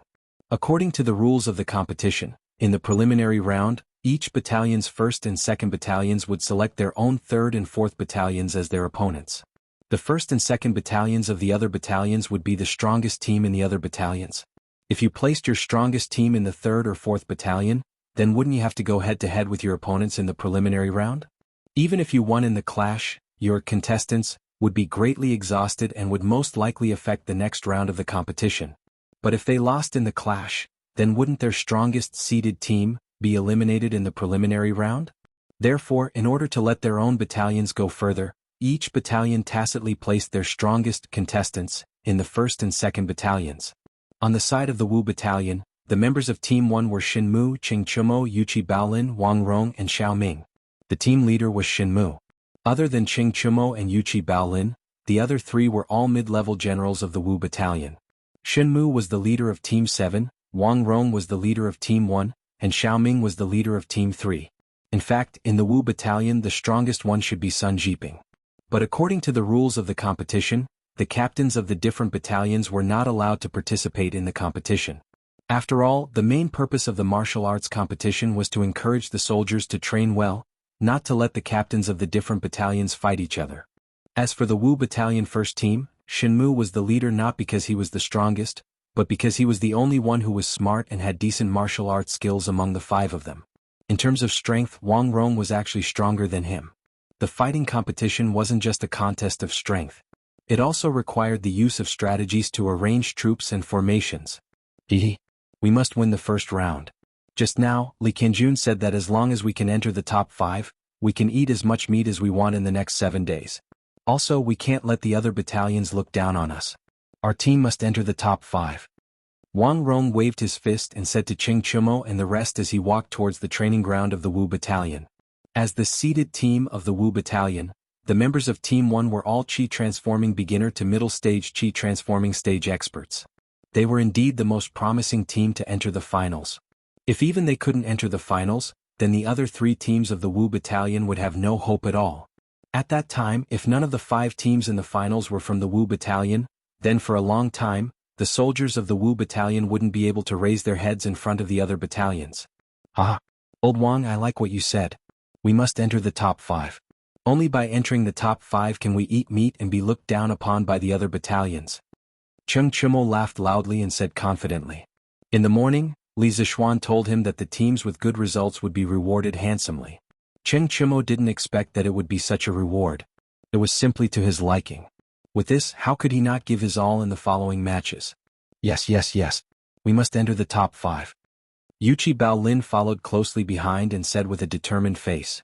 To these 2, the reward of unlimited meat was what attracted them the most. In order to be able to eat their fill in the military camp, they would give their all and defeat all the opponents in front of them. While they were talking, they had already arrived at the usual training location of the Wu Battalion on the drill ground. Standing beside Wang Rong was a 30-year-old soldier with a white face and no beard. At this moment, he was analyzing the situation with a calm face. He calmly analyzed, the members of the 4th team of the Wu Battalion are Xiang Peng, Wan Tao, Le Bin, Zhang Dezhuang and Ran Xiaodong. Other than their leader Xiang Peng, who is in the middle stage of the Qi Transforming stage, the rest of them are like us, new recruits who have just joined the Black Armored Army. Furthermore, they are all below the initial stage of the Qi Transforming stage. Therefore, we have a high chance of winning the first match. Later on, we will be on our home ground. According to the rules of the competition, we have to send out a person in the first round. I want Chumo to go first. As long as the opponent doesn't send out Xiang Ping first, I believe Chumo will be able to help us win the first round. If the opponent is Xiang Ping first, I suggest Chumo to admit defeat and preserve his strength. We will definitely be able to win the next 3 rounds. This person was Shin Mu, the leader of the 7th team of the Wu Battalion. He was also the leader of Cheng Chumo and the others in this year's combat competition. Although Shin Mu's martial strength was only in the early stage of the Qi Transforming stage, he was a steady person who was good at strategizing. Therefore, Sun Jiping not only put him in the first team, but also made him the leader of the first team. Coincidentally, before coming to the Black Armored Army, Shin Mu used to be an adjutant of the 3rd Battalion of the Right Guards. He was well versed in both the pen and the sword, and was highly regarded by Old Cheng. Now that he had left the Right Guards, Shin Mu didn't expect that he would become a comrade in the same battalion as his old superior, as Sun. Because of this relationship, Cheng Chumo didn't have the slightest bit of courtesy towards Shin Mu. Hearing what Shin Mu said, he glared at him and scolded angrily, "Fuck! Shin Mu, what the hell are you saying? Why do I have to admit defeat when I meet Xiang Peng? So what if his cultivation level is higher than mine? So what if he has a higher cultivation level? So what if he can win? When Xiao Xian was still in the Qi Transforming stage, didn't he also beat up that Snake King from the 7 Cultivators sect until he was looking for his teeth on the ground? I will be the first to go up. No matter who the opponent is, I will not admit defeat. We, the people of the Cheng family, don't know how to write the 2 words admit defeat." Cheng Chumo's words could be said to be rather unyielding, but Shin Mu felt a headache when he heard it. The reason why he arranged for Cheng Chumo to be the first to go up was, firstly because this kid was young and full of energy, even exuberant, so he could take it a few more times. Secondly, he also wanted to try his luck. If the first person from the 4th Battalion of the 3rd Battalion wasn't Xiang Peng, then they could use Cheng Chumo, who wasn't very strong, to take the first round. If they could use the 2 weaker contestants to take the next 2 rounds, then the remaining 2 stronger contestants wouldn't need to go up. This way they could preserve their strength for the later rounds of the knockout round. Therefore, facing this first round where the odds of victory were very high, Shin Mu's strategy was to preserve their strength as much as possible. As the captain, he couldn't only care about the victory or defeat in front of him. If their team wanted to advance to the finals, then they must carefully plan and reasonably allocate the number of matches for each member. Of course, if the opponent's first to go up was Xiang Peng, then Shenmu could also accept it. After all, his team could be considered to have used their weakest member. That's right, from the surface Ching Chumo was indeed the weakest in their team. After using up the opponent's strongest member's number of matches, they would have a greater chance of winning the next 3 rounds in a row.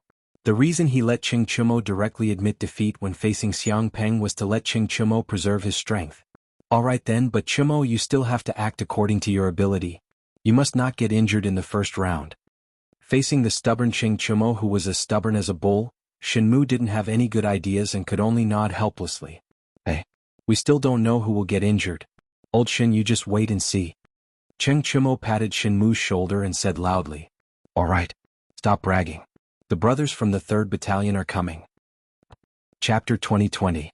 Actually, Team 1 and Team 2 had another advantage, and that was the home field advantage. Because according to the rules of the competition, in the preliminary stage, no matter which team the first or second team of each battalion drew, the competition venue would be the location of the training ground of each battalion. The surrounding spectators were naturally all brothers of the main battalion, so the atmosphere was undoubtedly more friendly.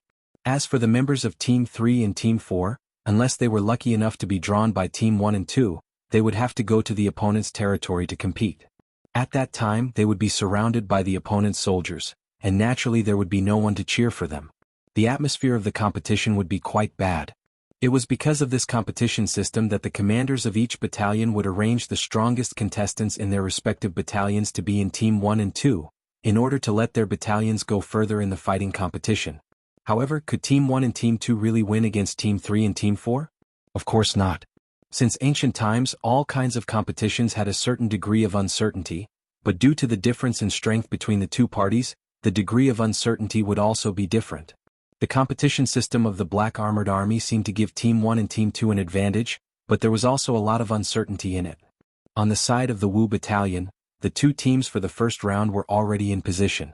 The first team of the Wu Battalion sent Cheng Chumo out first. As for the 4th team of the 3rd Battalion, it was obvious that they had done their homework beforehand. It wasn't completely accurate. The former lieutenant of the 3rd Battalion, Zhang Kangyin, had already been executed for inciting the soldiers to mutiny. The current lieutenant of the 3rd Battalion was Li Zixuan. As for the strength of the members of the first team of the Wu Battalion, Li Zixuan had already informed Xiang Peng of the 4th Battalion of the 3rd Battalion about the general situation after the results of the draw. Although from a selfish point of view, Li Zixuan really hoped that the Wu Battalion would go to the end. After all, to him, the Wu Battalion was his direct line of command. But from a status point of view, Li Zixuan was an adjutant of the Black Armored Army, and now he was the lieutenant of the 3rd Battalion. The soldiers of both battalions could be considered as his subordinates, so he had to be impartial. When Xiang Peng saw that Ching Chumo was the first to step onto the field, he hesitated for a moment, then said to a slightly skinny young soldier beside him, "Lu Bin, you go up and meet Duke Lu's eldest son. The competition is like a battlefield. There's no need to show mercy. It's fine as long as you don't kill anyone." Through the information he got from Li Zixuan, Xiang Peng knew that Ching Chumo was the weakest in the first team of the Wu Battalion. He had just broken through to the Qi transformation stage. Therefore, after seeing that Ching Chumo was the first to go up, Xiang Peng pondered for a moment. In the end, he didn't go up himself. Instead, he sent a young general. From Xiang Peng's point of view, if he were to personally fight against Ching Chumo, his side would definitely be able to win the first round. However, his side had exhausted one of their strongest combatants. Facing the remaining 4 strong opponents of the first team of the Wu Battalion, his side would probably lose the next few rounds. Therefore, after careful consideration, Xiang Peng still didn't go up himself. Instead, he sent Lu Bin, who was ranked 3rd on his side. Although Lu Bin hadn't reached the Qi transformation stage yet, he wasn't far from it. In addition, he had been in the army for many years and had undergone a lot of rigorous training. From Xiang Peng's point of view, he still had a chance to win against Ching Chumo. If Lu Bin could win the first round, then the 4th team of the 3rd Battalion still had a certain chance of winning. If Lu Bin lost the first round, then their team's future would be uncertain. Therefore, this first round might be insignificant to the first team of the Wu Battalion. It would be better if they won, but it wouldn't affect them much if they lost. However, to the 4th team of the 3rd Battalion, this was a crucial battle that would determine their life and death. Tisks. Xiang Peng, Why don't you come and fight with me personally? This guy can't beat me. Seeing that the 4th team of the 3rd Battalion didn't send Xiang Peng, but a young general, Cheng Chimo couldn't help but feel disappointed. He curled his lips and said to Xiang Peng with an arrogant face, "Arrogant. We'll only know who wins after we fight." Before Xiang Peng could say anything, Lu Bin, who had just walked to the opposite side of Cheng Chimo, couldn't hold back his anger. He waved his fist and smashed it towards Cheng Chimo's body. The Black Armored Army's combat competition didn't allow the use of weapons. From Lu Bin's point of view, Cheng Chimo was born in a noble family and had lived a life of luxury since young.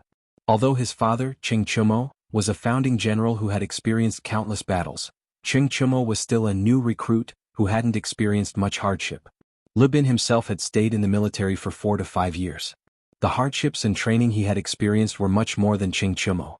Even if Cheng Chimo's cultivation level was slightly higher than his, he still had the chance to defeat him with his rich combat experience. Actually, it wasn't a problem for him to think this way, because in the current 2nd generation of the Tang dynasty's military families, there wasn't a single one that could be brought out. Most of them relied on the shadow of the previous generation to make a name for themselves in the capital.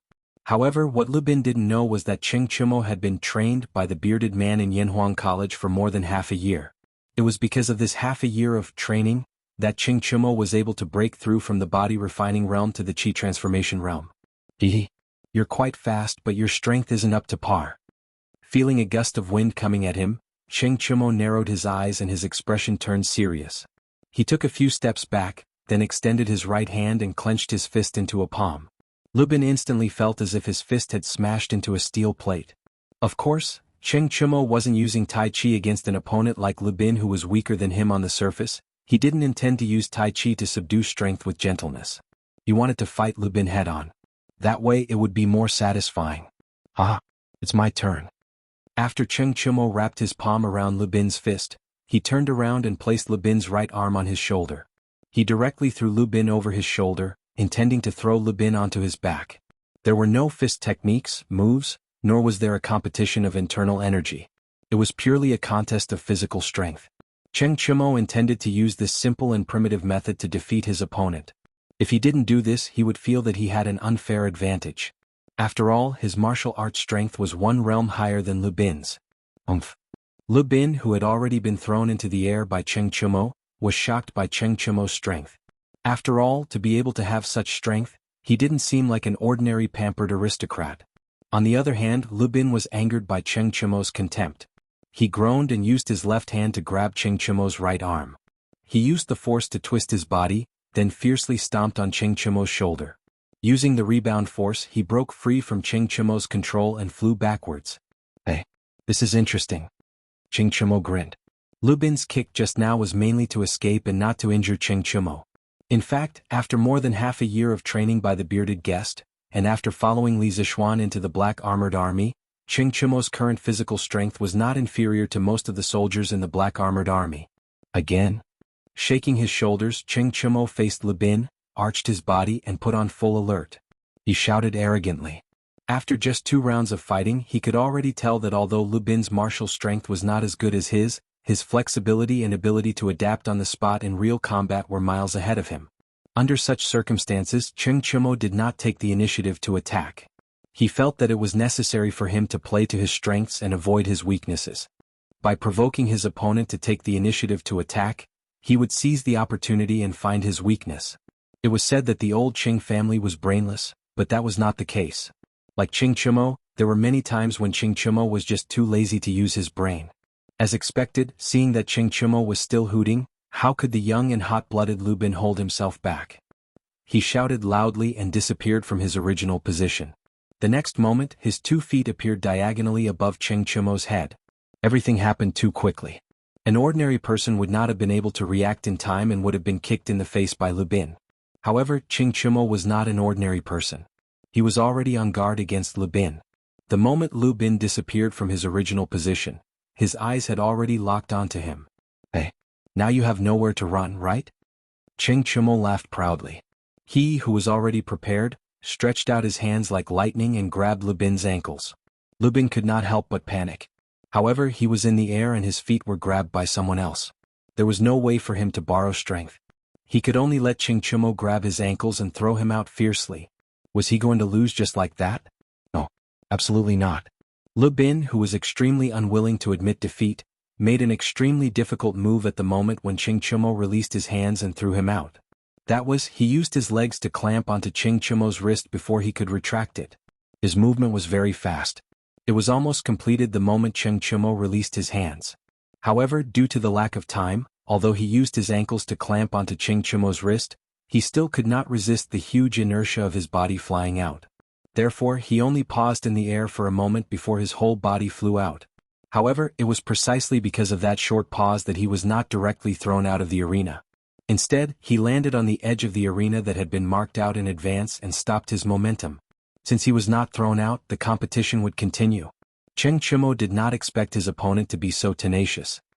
He was a little surprised and could not help but become more serious. Hey, if you ask me, you should just admit defeat. You can't beat me anyway. Ching Chumo did not chase after him.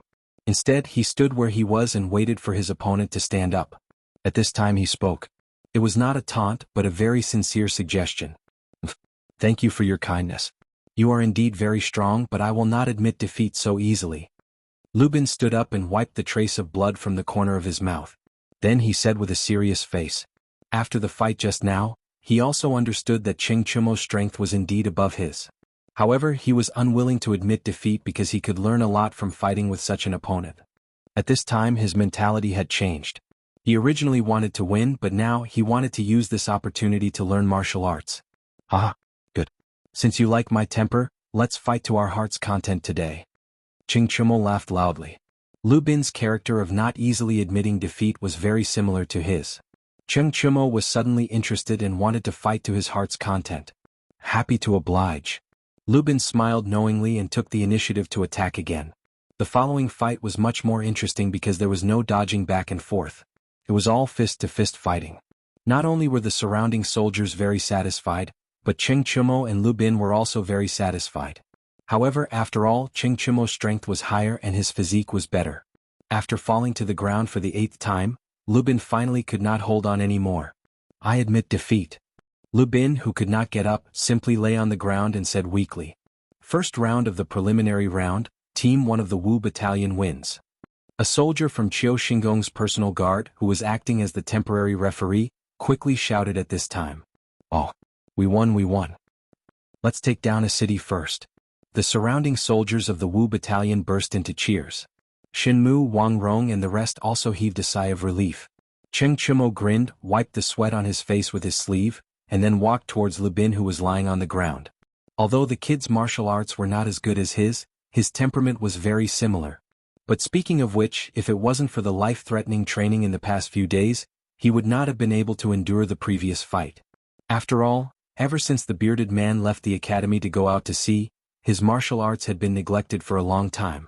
After entering the Black Armored Army, the continuous training, especially the very targeted training programs in Li Zishuan's new drill manual, not only had his recently broken through state become more stable, his body also became stronger. Chapter 2021. While Ching Chumo and Lu Bin were battling, the other 4 battalions of the Black Armored Army were also engaged in intense battles. In the training grounds of the 2nd Battalion, Yuan Deshang from the 1st Battalion of the 2nd Battalion and Lu Ming from the 4th Battalion of the 5th Battalion went up for the first round. As a member of the seeded team of the 2nd Battalion, Yuan Deshang was a martial arts expert at the middle stage of the Qi transforming stage. On the other hand, Lu Ming from the 4th Battalion of the 5th Battalion was only at the early stage of the Qi transforming stage. In fact, the 5 members of the 2nd Battalion's 1st Battalion were all experts in the middle stage of the Qi transforming stage. The fact that the 2nd Battalion had so many top experts was largely due to the fact that there were many veterans of the Black Armored Army. It had been more than 10 years since the Black Armored Army was established by Li Zishuan. In these 10 years, the Black Armored Army had followed Li Zishuan on many expeditions and had experienced countless battles. Although there had been constant additions and losses, the total number of Black Armored Army members had always been fixed at around 3,000. Therefore, the Black Armored Army members who were able to survive countless dangerous battles, excluding the element of luck, most of them had outstanding martial arts skills and rich battle experience. It could also be said that every veteran of the Black Armored Army was a treasure. Yuan Deshang had been in the Black Armored Army for 5 to 6 years and was considered one of the most experienced members of the Black Armored Army. Of course, he was also very capable. In terms of martial arts, Yuan Deshang could be considered the strongest in the 2nd Battalion's 1st Battalion. Therefore, he was also the leader of the 2nd Battalion's 1st Battalion. Speaking of the 5th Battalion's 4th Battalion's Lu Ming, he was actually not that famous in the Black Armored Army. However, in the 5th Battalion almost everyone knew him. This was because he was the chief cook of the 5th Battalion's Cook's Army. He and his subordinates were in charge of the daily meals of the entire 5th Battalion. As a cook soldier, Lu Ming was not only a good cook, his martial arts skills were also not bad. Not only did he register for this year's fighting competition, he was also the leader of the 4th Battalion's 3rd Battalion. For the first round, Yuan Deshang had actually personally come out to fight for the 2nd Battalion. Lu Ming knew clearly that no one on his side was a match for Yuan Deshang. As the leader, he could only brace himself and go up personally to meet the strongest member of the opposing team. No matter if it was the 2nd Battalion or the other members of the 5th Battalion, no one had any hope for Lu Ming. Everyone thought that Lu Ming would definitely lose. Lu Ming also thought so. However, he didn't intend to admit defeat directly. Not to mention that the 5th Battalion had some conflicts with the 2nd Battalion.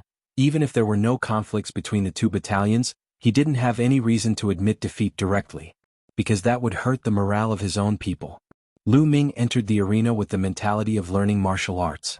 Of course, winning or losing was important, but now that he knew that the chance of winning was very slim, he only wanted to improve himself through this competition and show off his skills. At least, he didn't want to bring shame to the Wu Battalion. Yuan Deshang, on the other hand, had a special mission. As soon as the two sides exchanged blows, Lu Ming felt that something was wrong. This was because he could vaguely feel a trace of murderous aura from Yuan Deshang. Although Lu Ming was only a Cook's Army unit soldier, he was still considered a veteran.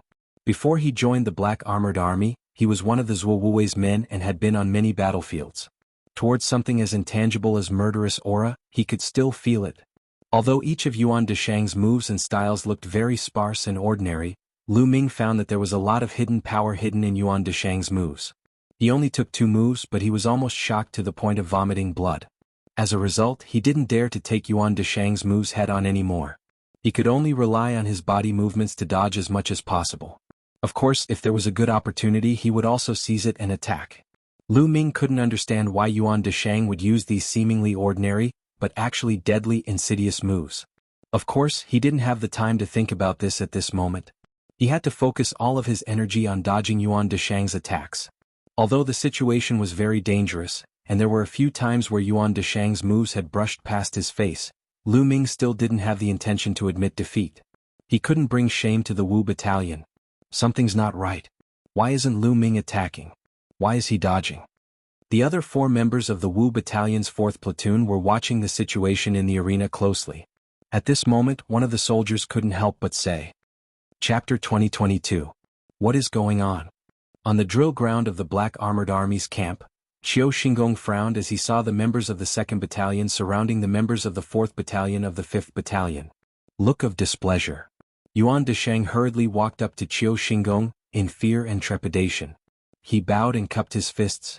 General, it's my fault. I didn't control myself during the competition and accidentally hurt Brother Lu Ming of the Wu Battalion. I'm willing to accept any punishment. Take note that Yuan Deshang said that he was willing to accept his punishment, not that he was willing to accept his punishment. He was intentionally trying to simplify the situation. Bullshit. You were the one who purposely hit him hard and wanted to kill him. If we didn't stop you just now, would you have killed Lu Ming in front of us? Old Zhou and Zhou Erfu of the 4th Battalion couldn't help but reprimand him.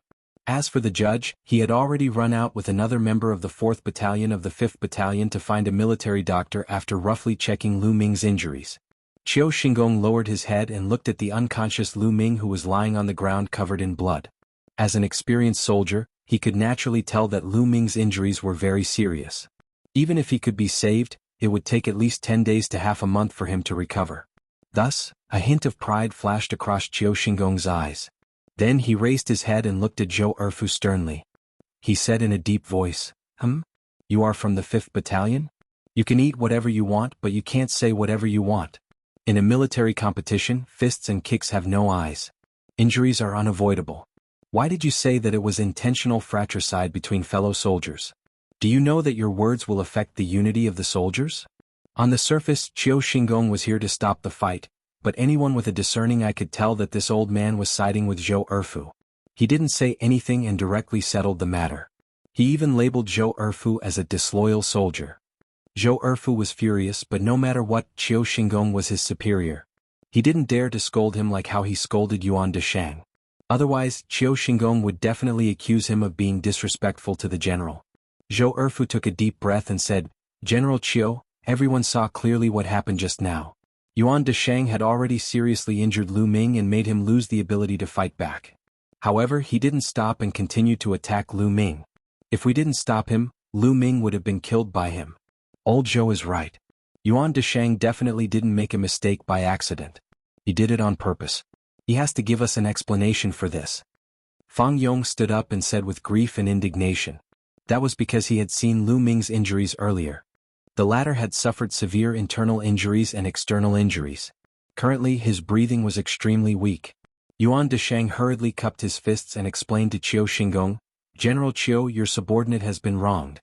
Your subordinate did not intentionally injure anyone. During the competition just now, your subordinate was wholeheartedly seeking victory, but I did not expect Brother Lu Ming to be so. So I was a little heavy-handed," Yuan Deshang wanted to say. "I didn't expect Lu Ming to be so weak," but he was afraid that saying that would anger Fang Yong, Zhou Erfu and the others even more. Therefore he swallowed the words that were at the tip of his tongue. Qiu Xingong nodded and secretly thought that this Yuan Deshang was a moldable talent. He looked at Fang Yong and Zhou Erfu and said in a deep voice, "The truth is already very clear. Yuan Deshang only accidentally injured someone. The two of you should stop pestering and talking nonsense here. The most important thing now is to let the military doctor carry Lu Ming away as soon as possible and then continue the competition. Don't let this small misunderstanding affect the progress of today's fighting competition. Otherwise, even if I can forgive you, Instructor Li and General Duan will not let you off so easily." Misunderstanding? A person almost died. How can this be considered a misunderstanding? Just as Qiu Xingong was about to conclude the matter, a cold voice sounded from outside the crowd. Although the voice wasn't loud, it was clearly heard by everyone present.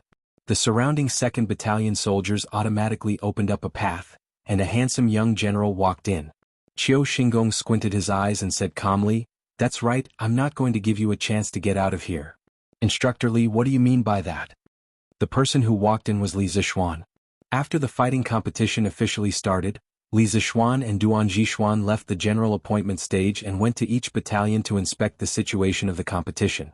Li Zixuan went to the 5th Battalion first, but when he saw Lu Bin of the 3rd Battalion taking the initiative to attack, he predicted that Cheng Chumo would definitely win this round.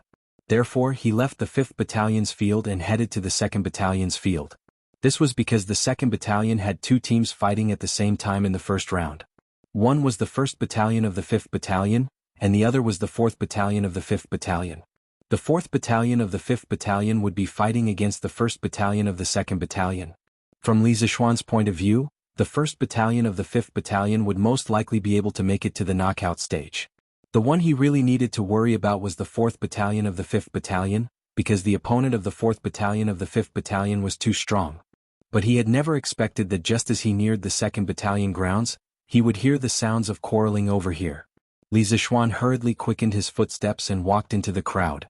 Of course, Li Zixuan had also roughly heard the conversation between Fang Yong, Zhou Erfu, Yuan Deshang and Qiu Xingong earlier.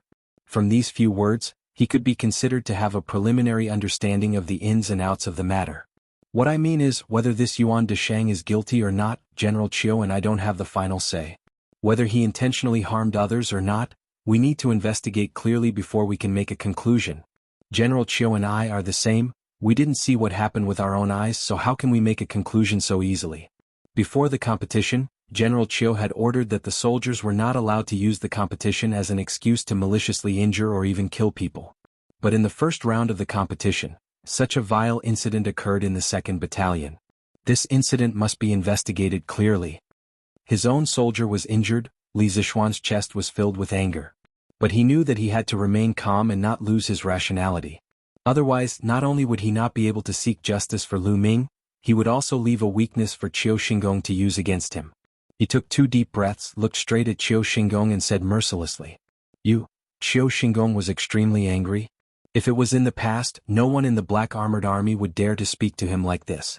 It had to be said that ever since Li Zixuan entered the Black Armored Army, he had been testing the limits of his patience time and time again. Li Zixuan didn't have the mood to continue wasting his breath on Qiu Xingong. He also didn't care how Qiu Xingong would react after hearing his words. After saying that, he walked directly towards Lu Ming, who was lying on the ground. Sergeant Li.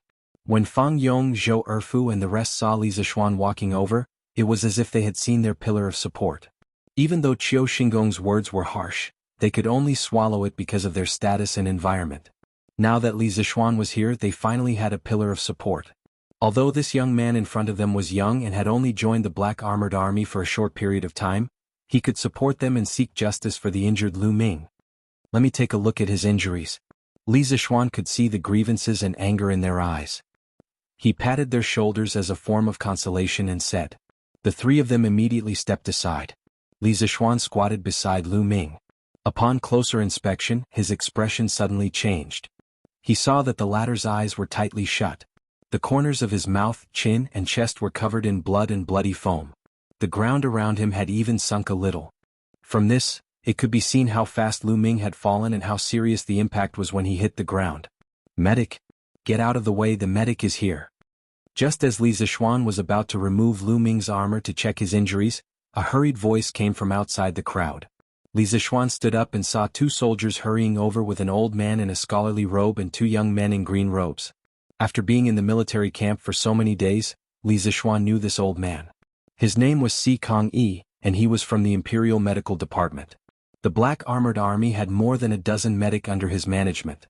Mr. Si Kong, please take a look at Brother Lu Ming. Li Zixuan cupped his hands and said to Si Kong-yi. Although he had regained some of the memories of his predecessor, his medical experience was definitely far inferior to this old man in front of him. As the saying goes, brainstorming is beneficial. Now that Lu Ming's injuries were extremely serious, if the two of them could work together, the chances of successfully saving Lu Ming would be higher. Si Kong-yi looked like a very dedicated doctor. Without any nonsense, he squatted down and began to carefully examine Lu Ming's injuries. At this time, Li Zixuan looked at the referee who brought Si Kong-yi over. Of course he knew this person, so he asked, Deng Kong, what happened just now? Tell me the truth. Don't hide anything. Deng Kong didn't belong to any of the 5 battalions of the Black Armored Army. He was Duan Zixuan's personal guard. In fact, all the referees today were Duan Zixuan's personal guards.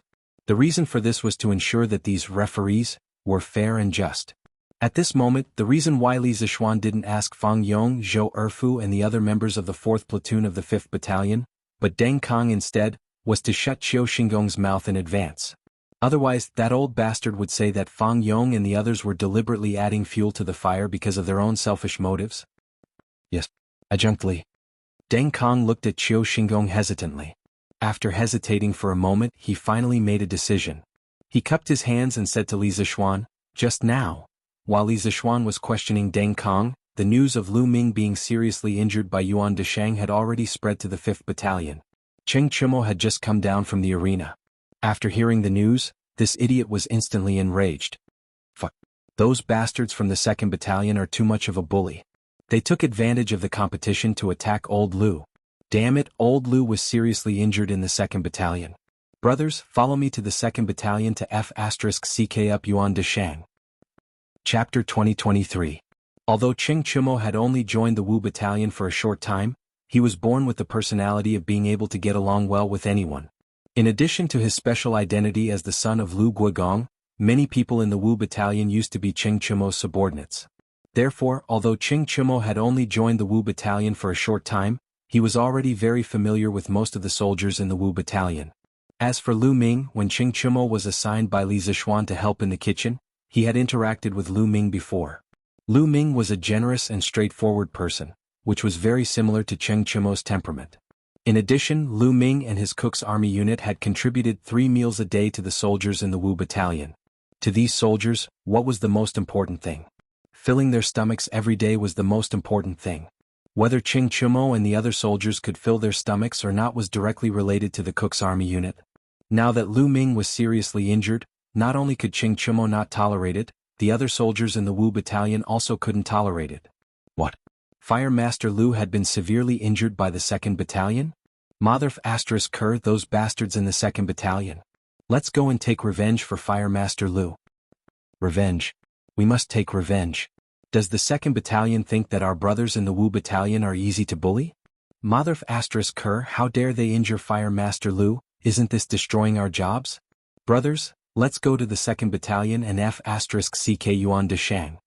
Because Cheng Chimo's voice was loud, and because the first round of the competition had just ended, the soldiers here weren't cheering for their brothers like before. The surrounding environment was relatively quiet, so many people heard Cheng Chimo's loud roar. As a result, more and more soldiers in the Wu Battalion heard the news that Lu Ming was seriously injured. In a moment, the soldiers in the Wu Battalion were enraged, and they all wanted to go to the 2nd Battalion to settle the score with Yuan de Shang. All of you stop right there. Seeing that the situation was getting out of control, Sun Jiping had no choice but to stand up and block the path of Cheng Chimo and the others, shouting loudly to stop them. He was also to blame for this. Just now he was standing too close to Cheng Chimo. When the soldier came to report to him that Lu Ming was severely injured, Cheng Chimo heard everything clearly. Cheng Chimo was a hot-tempered person who would explode at the slightest touch. When he heard this news, he was instantly enraged. With his loud voice, more than half of the soldiers of the Wu Battalion knew about this news. Plus, Lu Ming's identity was special, and he had a good relationship with the people in the 5th Battalion. Therefore, Sun Jiping didn't find it strange at all that the soldiers were clamoring to avenge Lu Ming. Officer Sun, what do you mean by this? Why are you stopping us? Cheng Chimo was not afraid of anything. When he saw Sun Jiping blocking their way, old Cheng immediately glared at him with displeasure. He had a look that said, if you don't like what you say, I'll F asterisk CK you up. Sun Jiping wasn't scared. Hearing this, he glared at Cheng Chimo and the soldiers behind him. He shouted in a deep voice, Cheng Chimo, what are you doing? Are you trying to gather people to fight or mutiny? This is the military camp, not outside. The country has its laws and the army has its rules. Whether Yuan de Shang is in the wrong or not, it's not up to you to cause trouble in the 2nd Battalion. Adjunct Li and General Duan will investigate and give Lu Ming justice. Seeing that Sun Jiping mentioned Li Zishuan, Cheng Chimo and the other soldiers of the 5th Battalion had no choice but to suppress the anger in their hearts.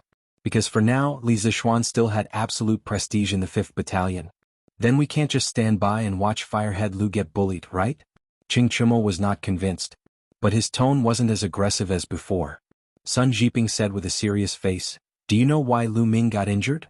Lu Ming knew that his opponent was stronger than him, but he didn't lose immediately.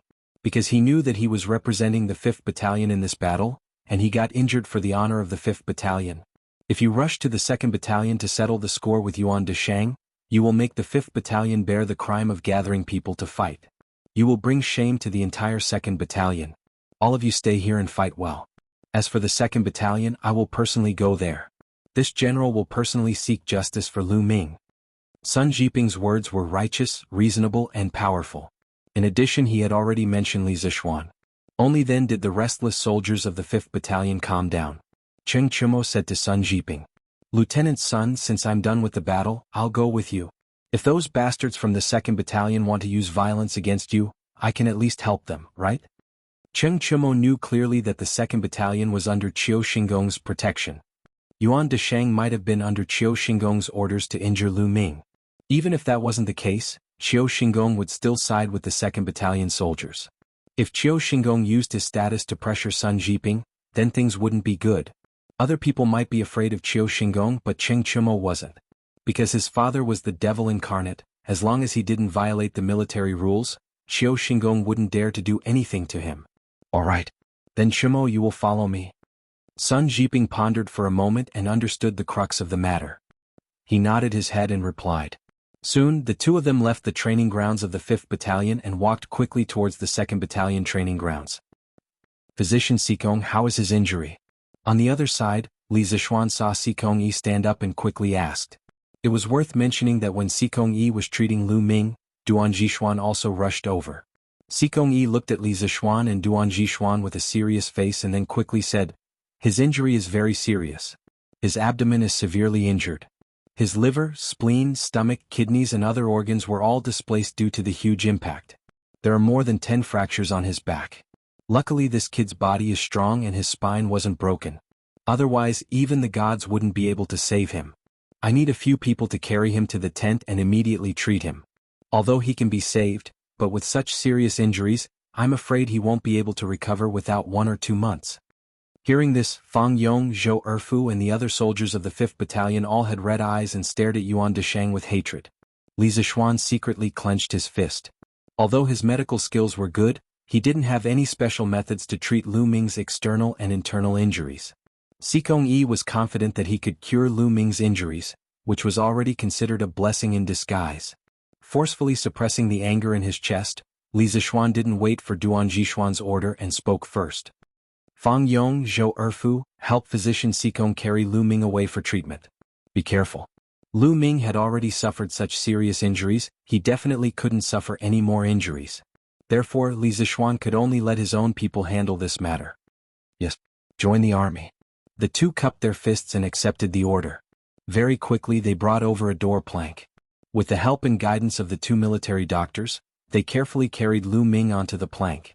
Then they carried the unconscious Lu Ming and the door plank out of the drill ground. Now, General Chiu, do you still think that Yuan Desheng accidentally injured Lu Ming? After settling Lu Ming down, Li Zixuan directly looked at Qiu Xingong and said. His eyes were very calm, but this was only the calm before the storm. Behind the calm there was endless anger. Chapter 2024. What are you talking about, Adjunct Li? The details of what had happened were very clear. Yuan Desheng was determined to win the competition. After he injured Lu Ming with one move, he didn't know if Lu Ming still had the strength to fight, so he took advantage of the situation to pursue an attack, causing Lu Ming to be seriously injured. This was an unintentional mistake caused by Yuan Desheng's desire to win. If this was considered a mistake, then who would dare to go all out in the following matches? What's the point of the Black Armored Army holding a martial arts competition? Moreover, Lieutenant Li, you have said before that you would rather the soldiers sweat more and get more injuries on the training ground than die on the battlefield. Why do you still want to pester us endlessly when the soldiers of the V Battalion are injured? In the Black Armored Army drill ground, Qiu Xingong had already thought of an excuse when faced with Li Zixuan's challenge. He looked at Li Zixuan and said righteously, without any change in his expression. The old man's words didn't sound wrong at first. He even used Li Zixuan's words to attack Li Zixuan's shield with his spear. He was indeed a cunning old fox. In fact, it was easy to find the loopholes in Qiu Xingong's words. In a battle between warriors, as long as it wasn't a battle of life and death involving personal grudges, they would usually have a sense of propriety. Now that Lu Ming was seriously injured, it meant that Yuan Desheng not only didn't have a sense of propriety, but also wanted to kill Lu Ming on purpose. As for what Qiu Xingong said about accidentally injuring someone, that was even more nonsense and sophistry. As a Qi transformation realm martial artist, their control over their strength was far beyond the reach of ordinary people. Ordinary people might accidentally injure their opponent in a fight, but a Qi transformation realm martial artist had a relatively accurate estimation of the power of their every move and the damage they could cause. As long as they didn't want to injure or kill their opponent on their own accord, it was basically very difficult for accidents to occur. Yuan Desheng's final attack, after injuring Lu Ming, was impossible to be an unintentional mistake. It was also not in line with the spirit of stopping when the time is right that Duan Jixuan said at the beginning of the martial arts competition. However, both Qiu Xingong and Yuan Desheng insisted that it was an accident, and there was no direct evidence to prove that Yuan Desheng did it on purpose. Therefore, it was hard to conclude this matter. Even though Duan Jixuan knew in his heart that Yuan Desheng might have been instructed by Qiu Xingong to use the martial arts competition as an excuse to harm the soldiers of the Wu Battalion, he still couldn't accuse Yuan Desheng of anything. This was because it would be easy for others to use this against him. Qiu Xingong might also use this as a pretext to make a fuss. When that time came, if everyone in the army was afraid of being punished for accidentally injuring someone during the competition, then there would really be no need for the martial arts competition to continue. What a good, wholeheartedly seeking victory. If I want to fight with General Qiu, will General Qiu be willing? For the remaining 4 matches in the first round, why don't I replace the 4th team of the Wu Battalion, and General Qiu replace the 1st team of the E Battalion? Let's decide the winner in one match. What do you think, General Qiu? Li Zixuan sneered and looked straight at Qiu Xingong. Without any warning, he issued a challenge to Qiu Xingong. Hard. Li Zixuan's words could only be described with one word, and that was hard. The atmosphere instantly turned solemn. All the surrounding soldiers, no matter if they were from the E Battalion or the Wu Battalion, all turned their gazes towards Li Zixuan. The Tang people revered martial arts, and the Tang army was even more so. As soldiers, not only did they revered martial arts, they were even more competitive. Li Zixuan issuing a challenge to Qiu Xingong was like roasting Qiu Xingong on a fire. If Qiu Xingong didn't agree, then he wouldn't have the face to stay in the Black Armored Army anymore. After all, as a high-ranking officer of the Black Armored Army, if he didn't even have the courage to fight, how would he be able to command his subordinates in the future? In the army, strength was everything and the strong were respected. However, if Qiu Xingong agreed and if he couldn't win or if Li Zixuan took the opportunity to injure him, then not only would he lose face, his body would also suffer. No one would have thought that Li Zixuan would issue a challenge to Qiu Xingong for an ordinary soldier. This was clearly offending Qiu Xingong to the point of death. At this point, some of the 2nd Battalion soldiers who were used to hearing bad things about Li Zixuan changed their impression of Li Zixuan. A good general who was respected by his soldiers, other than being strong and able to win battles, more importantly, he loved and protected his soldiers.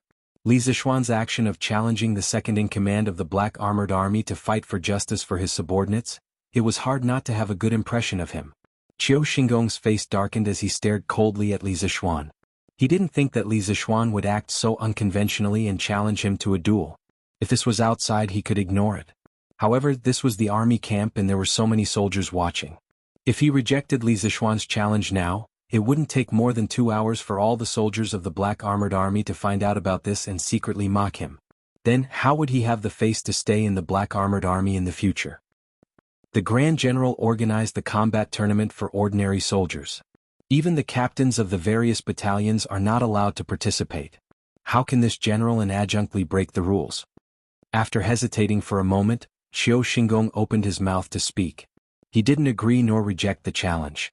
Instead, he brought out Duan Zixuan and the rules of the tournament to reply to Li Zixuan. It wasn't that he didn't dare to accept the challenge, but that the rules of the tournament didn't allow it. In reality, Qiu Xingong really didn't dare to accept the challenge. No matter how much he looked down on Li Zixuan, there was one thing he had to admit. Li Zixuan's individual martial arts skills were indeed much higher than his. Not to mention his martial arts skills, just based on the fact that Li Zixuan was able to survive a head-on battle with the Grandmaster Wuxia at the Longmen Pass, there weren't many people in the entire Great Tang who could do that. Naturally, Qiu Xingong couldn't do it. Thus, no matter what, Qiu Xingong wasn't willing to fight with Li Zixuan one-on-one. If he lost, he would be humiliated and injured. If he won, it seemed like he had no chance of winning at all. Hearing Qiu Xingong mention himself, Duan Zixuan's eyes flickered. As the commanding general of the Black Armored Army, even if he stood on Li Zixuan's side, he couldn't completely kill Qiu Xingong. He needed to maintain a balance in the middle. After a moment of silence, Duan Zixuan was about to speak when a mocking voice suddenly sounded from outside the crowd. What do you mean by breaking the rules? Could it be that General Qiu doesn't dare to accept the challenge? Boom. A commotion instantly broke out among the surrounding soldiers. No one expected someone to be so bold as to humiliate Qiu Xingong in public. Everyone craned their necks, wanting to see who was the one who spoke such arrogant words. Chapter 2025. General Cheng Chimo pays his respects to General Duan, General Qiu, and Adjunct Li. Cheng Chimo cupped his fists and bowed to Duan Zixuan, Qiu Xingong, and Li Zixuan respectively. The Tang army had a strict hierarchy, and the crime of being disrespectful to a general could be serious or not. In order to shut Qiu Xingong's mouth, Cheng Chimo could only put on an act and bow to the 3 generals of the Black Armored Army. Then he looked at Qiu Xingong and said, "General Qiu, don't be so disrespectful. I didn't mean to be disrespectful to you. I just heard that Adjunct Li didn't know what was good for him and wanted to challenge General Qiu. I thought that since General Qiu's martial arts are unparalleled and your strength is the best in the 3 armies, you wouldn't be afraid of Adjunct Li. But I didn't expect, it must be because General Qiu doesn't want to bully the weak, so you didn't agree to Adjunct Li's challenge. TSK, General Qiu is really noble and cunning, scheming and calculating. As the saying went, one would only regret not having enough knowledge when it was time to use it. Cheng Chimo really wanted to use another method to tactfully humiliate Qiu Xingong. But he was not born to be good at using words, and he didn't have much knowledge in his mind. After saying a few idioms, he was already at a loss for words. But even so, Qiu Xingong was still angered by Cheng Chimo's sarcastic and obviously humiliating words. If there wasn't anyone else here, he would have killed Cheng Chimo to silence him. The surrounding soldiers all changed their expressions when they heard Cheng Chimo's words. Gradually, the way they looked at Qiu Xingong changed. For the past 10 years, Qiu Xingong had been able to maintain a high reputation in the Black Armored Army not only because of his seniority and outstanding military exploits, but also because of his powerful strength. He was able to subdue all the soldiers in the Black Armored Army. But now, when faced with a challenge from a junior like Li Zixuan, Qiu Xingong had actually cowered and avoided the battle. Cheng Chumo's sarcastic words could be said to have completely stripped Qiu Xingong of his bright exterior. This caused the 2nd Battalion soldiers who usually worshipped Qiu Xingong to have a change of attitude in an instant. They became disappointed and looked at him with disdain. "Shut up." Feeling the burning gazes of the surrounding people, Qiu Xingong's eyes were about to spit fire. He forcefully resisted the urge to chop Cheng Chumo into pieces and forcefully reproached him. "Cheng, now it is the competition time for the various battalions. As a member of the Team 1 of the Wu Battalion, what are you doing here instead of staying in the competition?" This old man was obviously enraged and wanted to use his status to avenge his personal grudge. Cheng Chumo rubbed his nose and was about to explain himself when Sun Jiping beat him to it. "General Qiu, Cheng Chumo has already gone up for the competition. I heard that the main battalion soldier Lu Ming was severely injured in the competition, so I brought Cheng Chumo over to help carry Lu Ming to the military doctor." As a new general who had just joined the Black Armored Army, Sun Jiping didn't have any foundation here and he had never thought of sucking up to anyone. But now that Li Zixuan had joined the Black Armored Army, he was on Li Zixuan's side. This meant that he was destined to be on the opposite side of Qiu Xingong sooner or later. So at this moment he wasn't afraid of offending Qiu Xingong and took the initiative to help him out. "That's right. We are here to save someone." Cheng Chumo nodded in agreement. Then he quickly walked over to Li Zixuan and asked softly, "Little Xian, where is Lu Ming? Is his injury serious?" Li Zixuan glanced sideways at Cheng Chumo and replied softly, "He has already been carried away by the military doctor. His injury is very serious, but it was treated in time, so his life shouldn't be in danger." "Phew, that's good." Hearing this, Cheng Chumo heaved a sigh of relief. He was on good terms with Lu Ming and naturally didn't want him to lose his life because of a competition.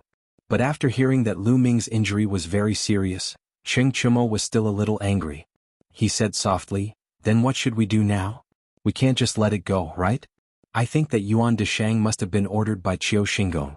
Little Xian, we have to avenge Lu Ming." Hearing this, Li Zixuan rolled his eyes. Of course he didn't want to just let it go. He also wanted to avenge Lu Ming. But Yuan Deshang insisted that it was a slip of the hand and Qiu Xingong was like a tortoise in its shell. He didn't accept his challenge at all. He couldn't just roll up his sleeves and beat up Qiu Xingong in front of so many people, right? That wouldn't be in line with the military rules and his principles as a person. He was a civilized person. "Alright. This matter ends here.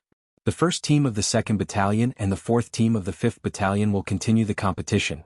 Cheng Chumo was born with a loud voice. Although he tried his best to lower his voice, his words were still heard by Duan Zixuan, who was standing not too far away from Li Zixuan. Hearing that Cheng Chumo wanted to encourage Li Zixuan to continue making a scene, Duan Zixuan had no choice but to stand up and speak sternly to the crowd.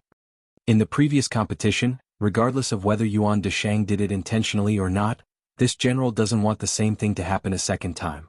The Black Armored Army's martial arts competition was originally organized for the purpose of learning from each other and to increase the motivation of the soldiers during their daily training. It's not for you to use this opportunity to fight valiantly and secretly take revenge.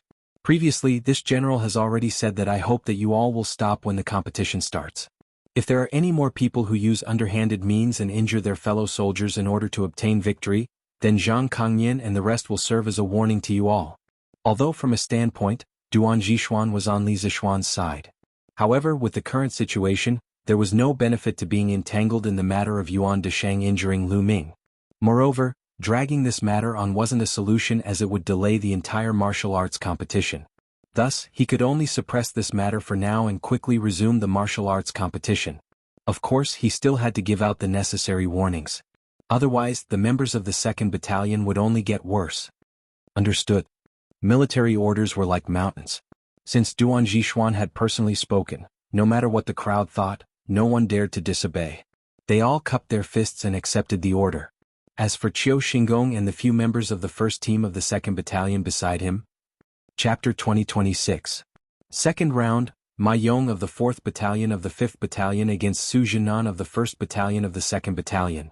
This is a sparring match, do not go overboard. Intentionally injuring others will be punished by military law.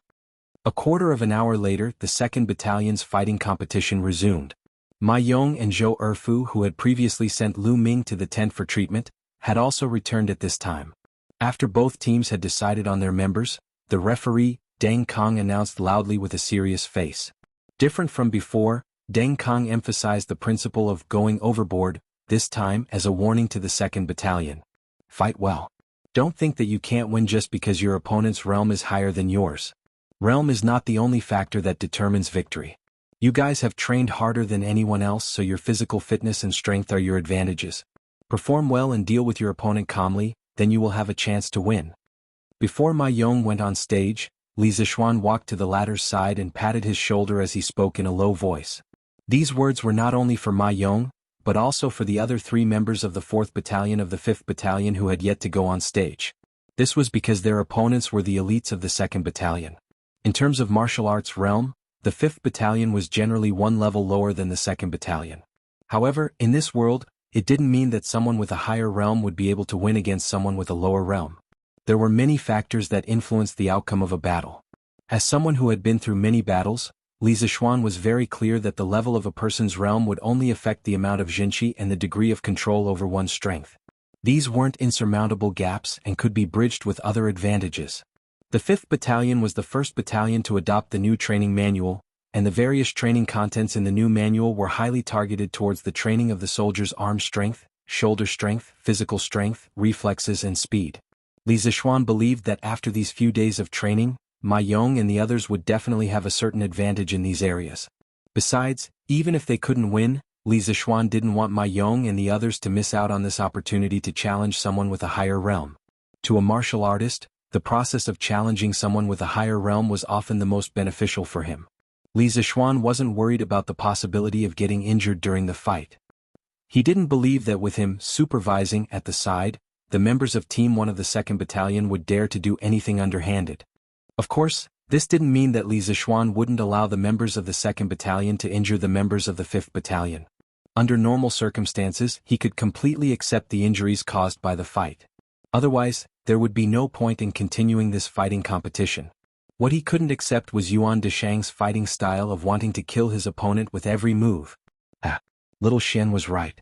So what if he had a high cultivation level? Xian's Wei Xian's opponents in these 2 years. If you guys go all out, you will definitely have a chance to win. Qing Chumo chuckled at this time and also chimed in. The corner of Ma Yong's mouth twitched.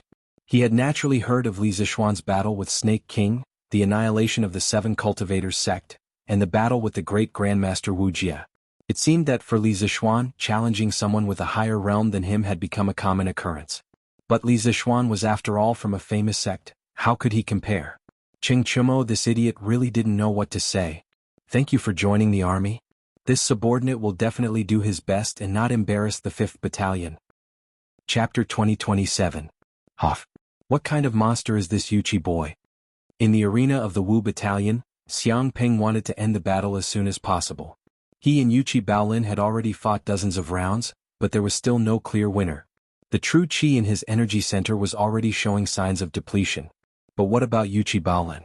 Other than some dust on his body and looking a little disheveled, he didn't seem to have suffered any injuries.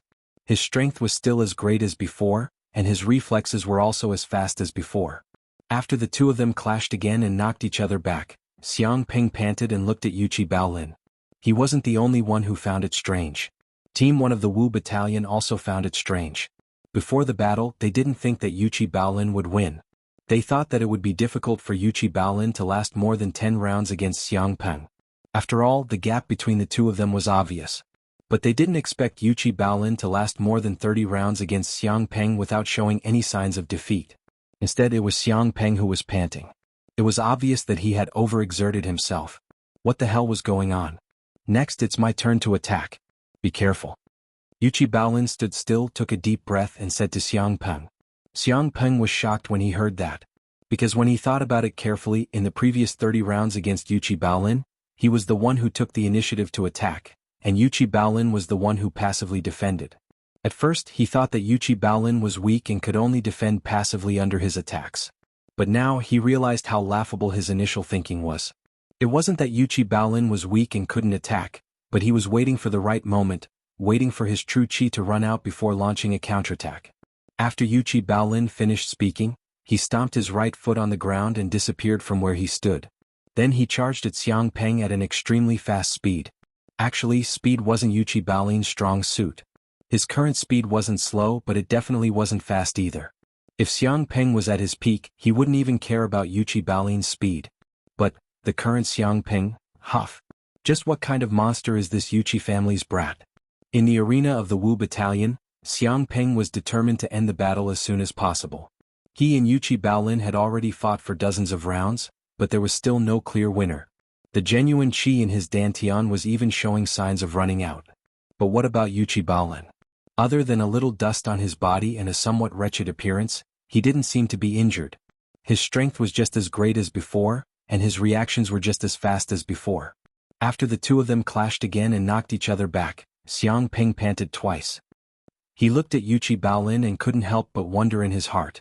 He wasn't the only one who found it strange. The other members of the 1st Unit of the 5th Battalion also found it strange. Before the battle, they didn't think much of Yuchi Baolin. They thought that it would be difficult for Yuchi Baolin to last more than 10 rounds against Xiang Peng. After all, there was a huge gap between the two of them. However, they never expected that Yuchi Baolin would be able to last more than 30 rounds against Xiang Peng without showing any signs of defeat. Instead, it was Xiang Peng who was panting. It was obvious that he had exhausted himself. Chapter 2028. Victory. Baolin actually won. 2 consecutive victories. Our team, one of the Wu Battalion, will definitely enter the knockout round this time. After the referee announced that Yuchi Baolin had obtained the victory of the 2nd round, the soldiers of the Wu Battalion immediately let out a burst of wild cheers. Shenmu, Wang Rong, and Xiao Ming, the 3 members of the Wu Battalion, quickly came to Yuchi Baolin's side. They patted on Yuchi Baolin's shoulder and laughed loudly. Baolin. Good job. I couldn't tell that you were hiding your skills. Not bad, not bad. Baolin, your skills are not bad. Now that our team has won 2 consecutive rounds, it is almost certain that we will enter the next round of the knockout round. Yuchi Baolin was flattered by the crowd's attention. He scratched his head and said embarrassedly, I'm just lucky, haha. The few of them laughed and joked for a while. Then Shenmu began to plan the candidates for the 3rd round. He said, after Xiang Peng was defeated, the remaining 3 members of Team 4 of the Wu Battalion are not very strong. Logically speaking, no matter who goes up, they will be able to win smoothly. However, if we want to win the next round with the least exhaustion, I feel that you, Xiao Ming, are the most suitable. Your attacking style is the sharpest among us. If you go up and end the battle quickly, we will have more energy to face stronger opponents in the following knockout rounds. What do you think? After saying that, Shenmu looked at the most burly soldier among the 4 of them. The reason why he sent Xiao Ming, other than the latter's attacking style, was that Xiao Ming was the youngest among the 3 of them and had the most stamina.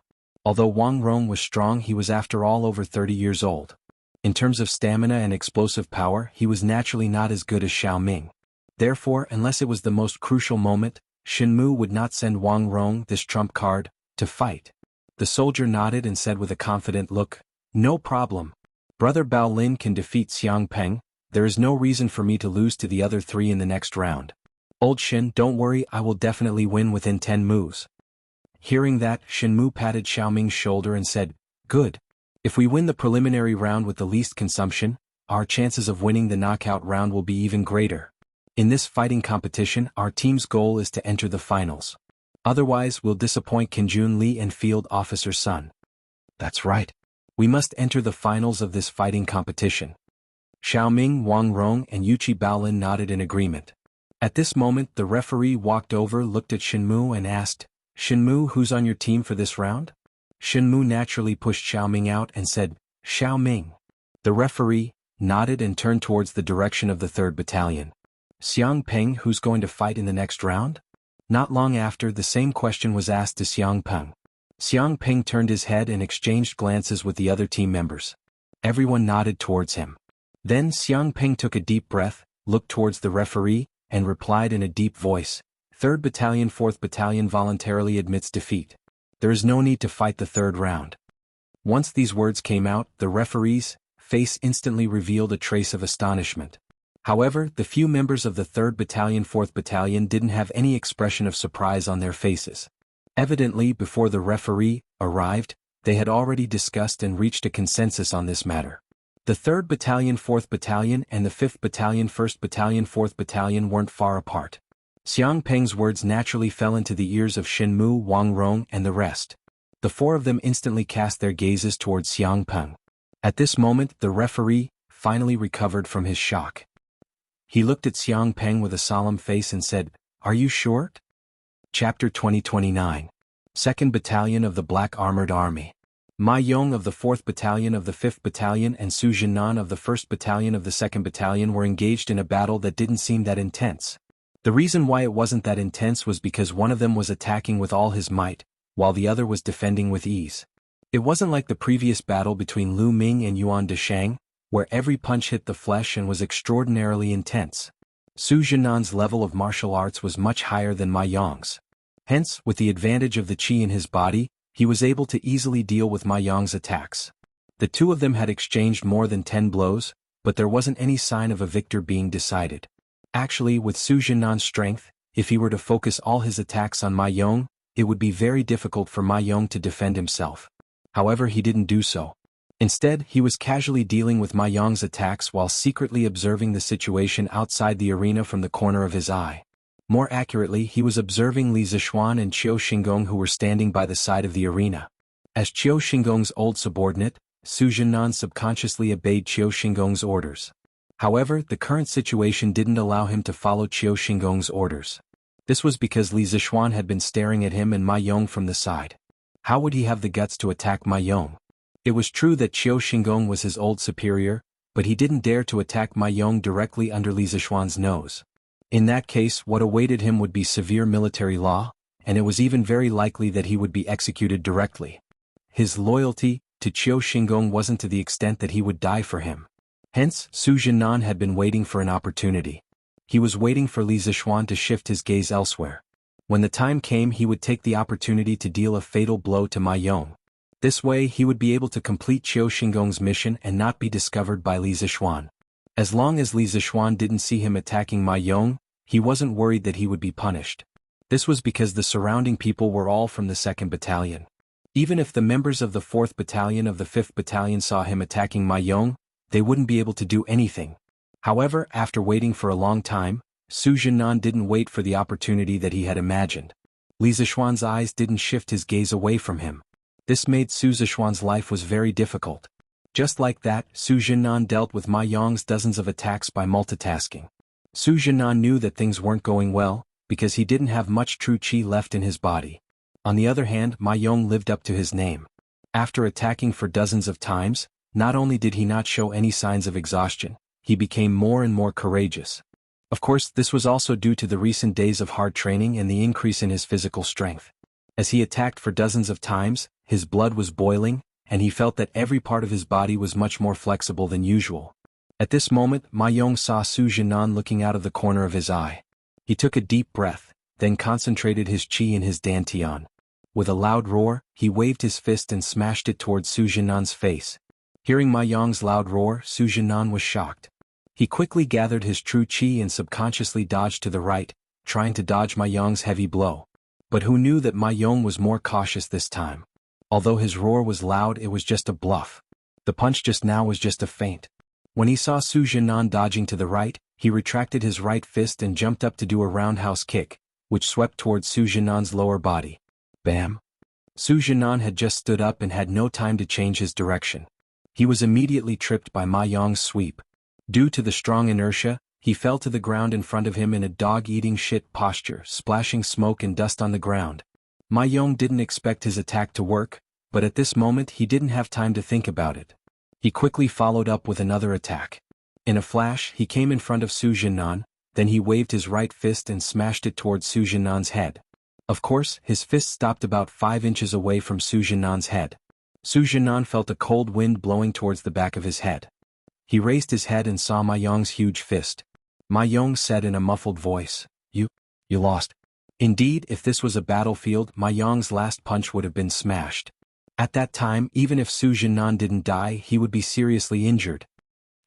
"I lost?" Hearing this, Su Jianan's eyes flashed with disbelief. Then, as if he suddenly thought of something terrible, his expression changed. He quickly turned his head to look at Qiu Xingong, who was outside the arena. Qiu Xingong's face was as black as the bottom of a pot. When he saw Su Jianan looking at him, Qiu Xingong glared at him fiercely. Su Jianan's heart skipped a beat. He thought to himself that he was completely finished this time.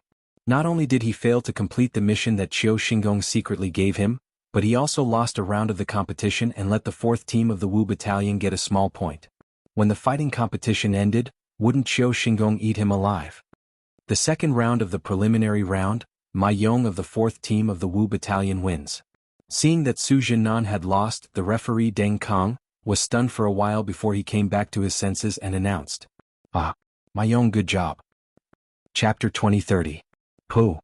How could Su Jianan, who had already suffered some minor injuries from the battle, withstand the furious kick of Qiu Xingong, who was at the Grandmaster realm? After landing on the ground, Su Jianan instantly felt the blood in his body churning. He tasted something sweet in his throat and couldn't help but spit out a mouthful of blood. Just one kick and Su Jianan was severely injured. It could be seen how furious Qiu Xingong was at this moment. The surrounding second camp soldiers instantly fell silent. As for the other 3 second camp soldiers who had yet to enter the arena, after seeing Qiu Xingong kick Su Jianan, all of them couldn't help but turn pale. Fear flashed across their eyes. Because when they entered the arena later, if they couldn't complete the mission given by Qiu Xingong, then they would have the same ending as Su Jianan. Thinking back to Li Zixuan's extremely protective behavior when he challenged Qiu Xingong to a one-on-one battle due to his soldiers being injured, and then looking at Qiu Xingong's kick, because Su Jianan didn't complete the mission he secretly gave to him, those second camp soldiers who had yet to enter the arena felt a chill in their hearts at the same time. Was it because they didn't want to complete the mission given by Qiu Xingong? They wanted to, but the conditions didn't allow it. They had all seen Su Jianan's previous performance on the field, and they could roughly guess Su Jianan's intentions. He wanted to wait for Li Zixuan's attention to shift away from the field before taking the opportunity to make a move. Unfortunately, Li Zixuan had been staring at the field the whole time. Let alone Su Jianan, if it were anyone else in their team, they wouldn't dare to make a move under such circumstances. Although most soldiers weren't afraid of death, but that was on the battlefield. Now, they were only on the training grounds and no one wanted to be executed for breaking military rules. Su Jianan was careless. Please calm down. Second Camp Lieutenant Sun Tao, who was standing beside Qiu Xingong, couldn't help but change his expression when he saw the situation. After that, he hurriedly cupped his fists and bowed towards Qiu Xingong. Qiu Xingong's face was stern as he said angrily, "Humph? Careless? He couldn't even defeat someone weaker than him. If this was on the battlefield, wouldn't anyone be able to hack him to death? How can I have such a useless soldier under my command?" After saying that, Qiu Xingong was still angry. He looked at Su Jianan, who was kneeling on one knee and spitting out blood, and said coldly, "Humph? Go and receive 30 strokes of the rod. 30 strokes of the cane." If it was any other time, Su Jianan would not care about a mere 30 strokes. However, he had been severely injured by Qiu Xingong's kick. If he were to receive another 30 strokes, he would not be able to get out of bed for a few days. But in the face of Qiu Xingong, who was in a state of rage, how could Su Jianan dare to say no? Enduring the pain, he gritted his teeth and stood up. He cupped his fists towards Qiu Xingong and said, "This subordinate obeys." After he finished speaking, he bent his waist and staggered out of the drill grounds. Throughout the entire process, no one dared to step forward to support him. This was the power and prestige of Qiu Xingong in the 2nd Battalion. General Qiu is really angry. It's just that in this martial arts competition, victory and defeat are inevitable. Why must you be so harsh on your subordinates? At this moment, Li Zixuan walked to the front of Qiu Xingong and could not help but frown. The reason why he stood out now was not to pretend to be noble to win people's hearts. It was because he could not stand the actions of this old fellow Qiu Xingong. Although reasoning with this group of rough men in the barracks was not as effective as punching and kicking, even when Li Zixuan was in the 5th and 3rd battalions, he had also kicked some soldiers who had made mistakes. However, his kicks were more of a formality and he did not use much strength. His purpose was only to make the other party realize their mistakes. However, Qiu Xingong's kick was filled with anger and was completely aimed at killing or crippling the other party. His attitude was so arrogant and his actions were so vile that people could not stand it anymore. Others might be afraid of Qiu Xingong's power and dared not speak out. However, Li Zixuan was not afraid. After all, the two of them had already fallen out with each other. Li Zixuan did not mind that the relationship between the two of them would worsen. Isn't Li Zixuan's meddling too much? I remember that the 2nd Battalion is not under Li Zixuan's jurisdiction yet. Li Zixuan should worry more about whether the 5th Battalion can make it to the end of this year's martial arts competition. Young people just like to rush for quick success and quick benefits. They come up with new exercises and don't know that things like strength rely on the accumulation of years and years. Want to achieve it quickly? Impossible. Hearing this, Qiu Xingong's old face darkened. He then mercilessly mocked Li Zixuan. After saying this, he turned his head and said to the referee, Deng Kong, who was not far away, Deng Kong, the next round of the competition is about to begin. Deng Kong quickly nodded and said, General Qiu is right. The 3rd round of the competition is about to begin.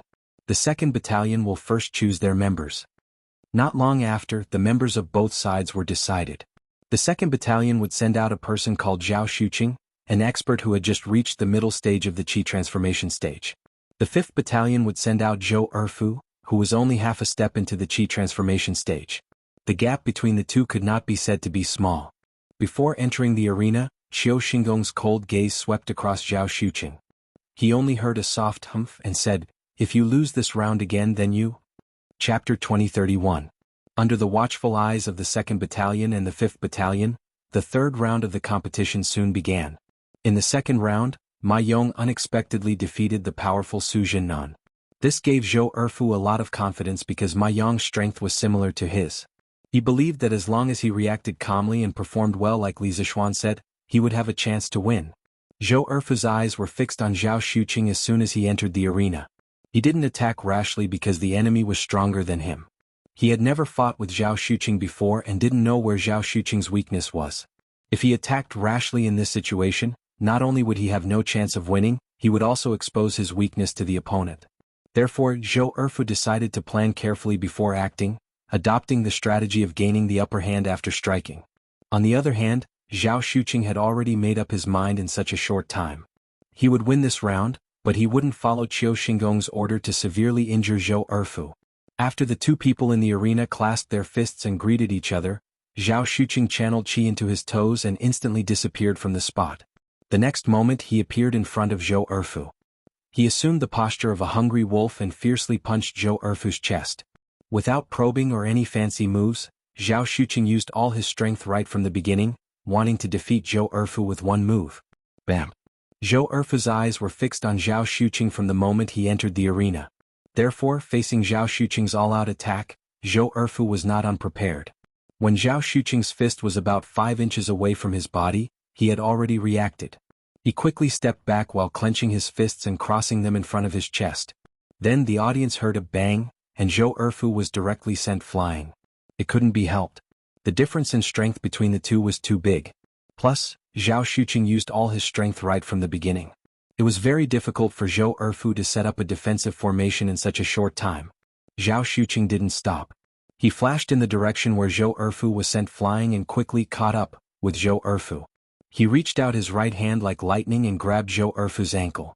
Then he lifted Zhou Erfu's right leg and swung him up in the air and began to spin rapidly on the spot. Seeing this, Cheng Chumo and the other 3 members of the 5th Battalion's 4th team couldn't help but change their expressions. Because they seemed to be able to foresee Zhou Erfu's ending, he would probably be severely injured like Lu Ming. Right? Li Zixuan, on the other hand, didn't change his expression. He was still watching the situation in the field without blinking. But if one were to observe carefully, one could see that his legs were tensed up. Presumably, as long as Zhao Xuqing on the field made any more outrageous moves, he would be the first to rush onto the field to save Zhou Erfu. On the other hand, Qiu Xingong at the side narrowed his eyes.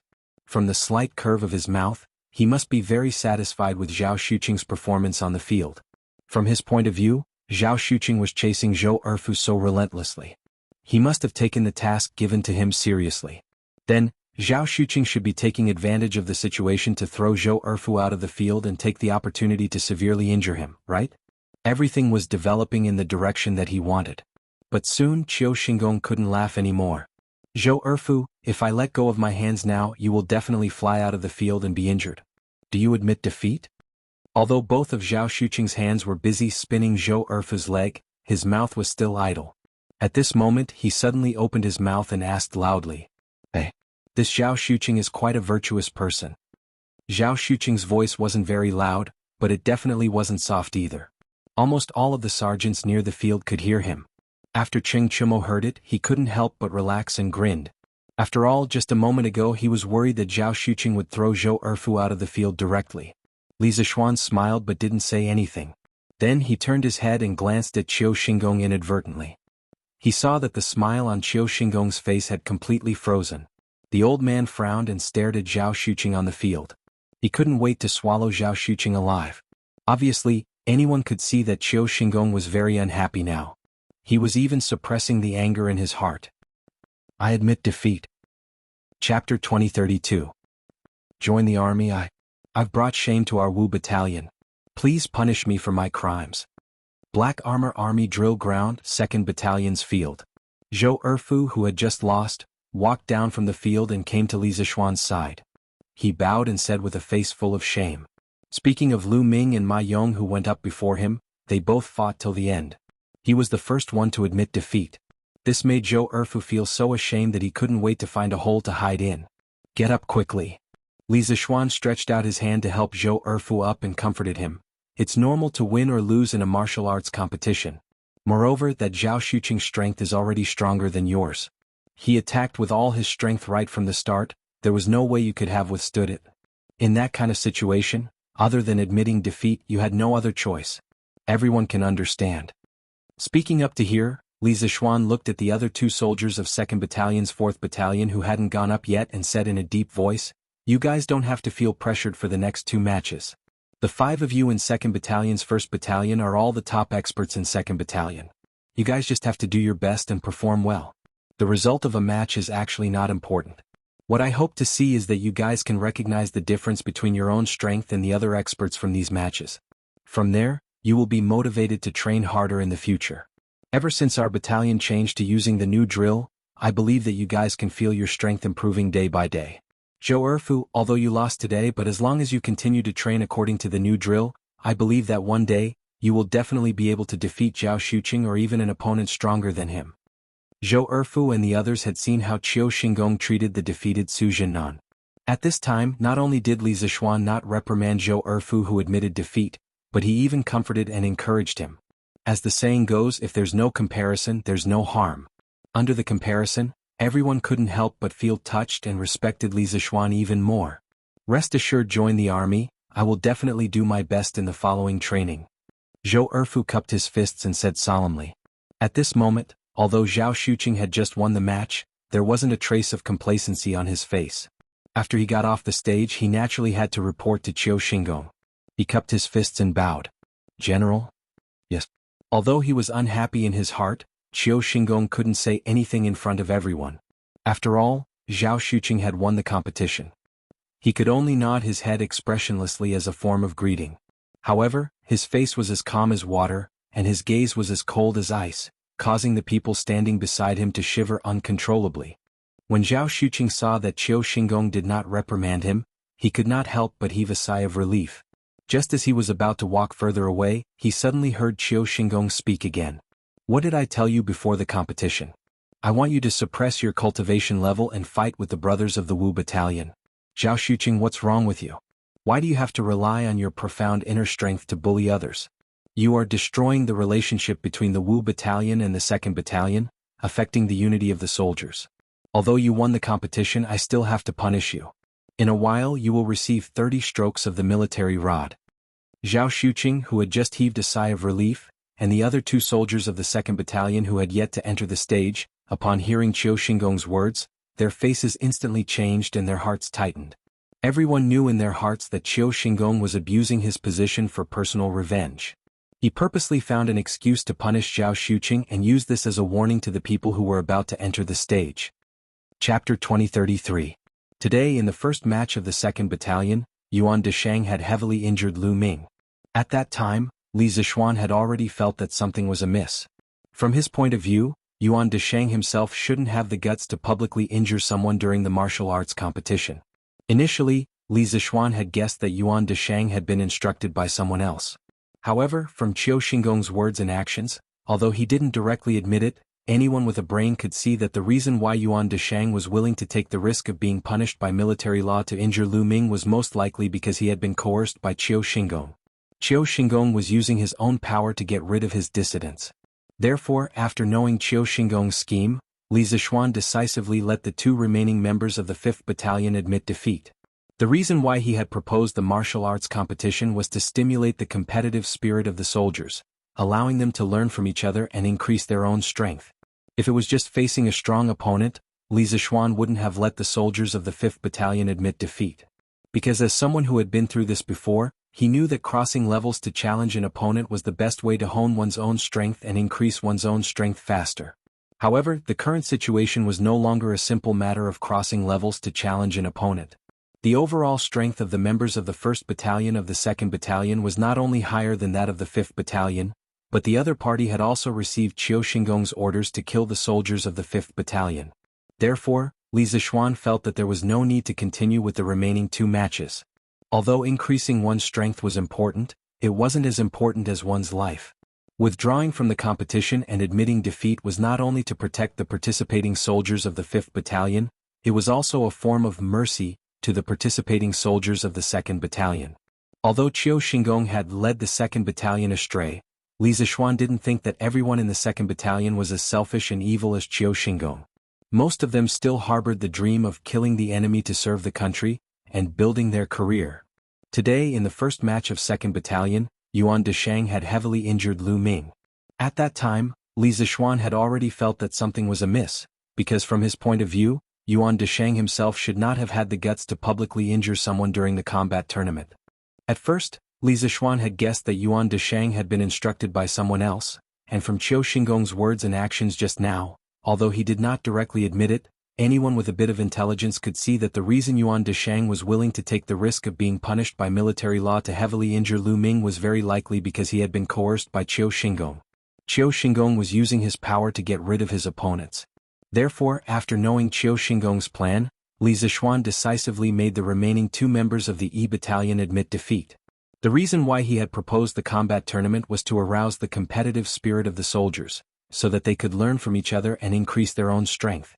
If it was just a simple encounter with a strong opponent, Li Zixuan wouldn't have let the soldiers of the E Battalion admit defeat. Because as someone who had experienced it before, he knew that the best way to train one's strength was to fight against an enemy who was of a higher level, and to increase one's own strength faster. But in this situation, it was no longer a simple matter of fighting against an enemy who was of a higher level. The overall strength of the members of the 1st Battalion of the 2nd Battalion was not only higher than the members of the E Battalion, but also.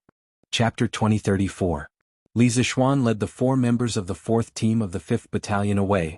One of them had to be carried away for treatment. The first round of the preliminary round of the Black Armored Army had basically ended. The 5th Battalion had 1 win and 1 loss. Team 1 of the 5th Battalion had defeated Team 4 of the 3rd Battalion, while Team 4 of the 5th Battalion had lost to Team 1 of the 2nd Battalion. Team 2 of the 2nd Battalion also had 1 win and 1 loss. They won against Team 4 of the 5th Battalion, while Team 3 of the 2nd Battalion had lost to Team 1 of the 1st Battalion without any suspense. The current situation was extremely disadvantageous for the 2nd Battalion. In the second round of the preliminary round, Team 2 of the 2nd Battalion had to face Team 3 of the 1st Battalion, while Team 4 of the 2nd Battalion had to face Team 2 of the 4th Battalion.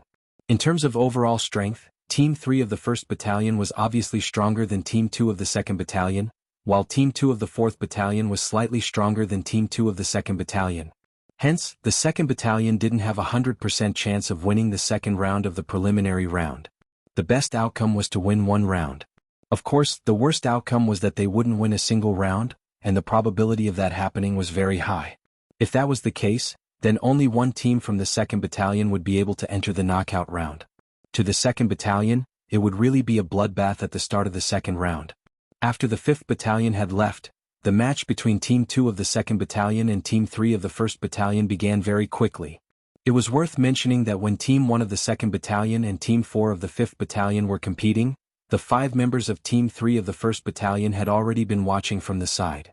The actions of Qiu Xingong, Yuan Deshang and the others had all been witnessed by the members of the 1st Battalion. Furthermore, the 1st Battalion was currently using Li Zixuan's new drill code. Hence, if the Black Armored Army were to be divided into factions, The 1st Battalion would be considered as Li Zixuan's faction, while the 2nd Battalion would be considered as Qiu Xingong's faction. Hence, the moment both sides entered the arena, they immediately got into a fight. The members of Team 3 of the 1st Battalion couldn't stand the despicable actions of Qiu Xingong, Yuan Deshang and the others. Hence, they immediately started beating up the members of Team 2 of the 2nd Battalion. How dare you! Li Zixuan left with 4 members of the 4th team of the Wu Battalion. One of them had to be carried away for treatment. The first round of the Black Armored Army's preliminary round had basically ended. On the Wu Battalion's side, there was 1 win and 1 loss. The first team of the Wu Battalion defeated the 4th team of the 3rd Battalion, while the 4th team of the Wu Battalion lost to the 1st team of the 2nd Battalion. The 2nd team of the 2nd Battalion also had 1 win and 1 loss.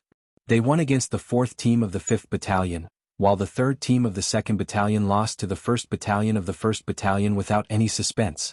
The current situation was actually extremely disadvantageous for the 2nd Battalion.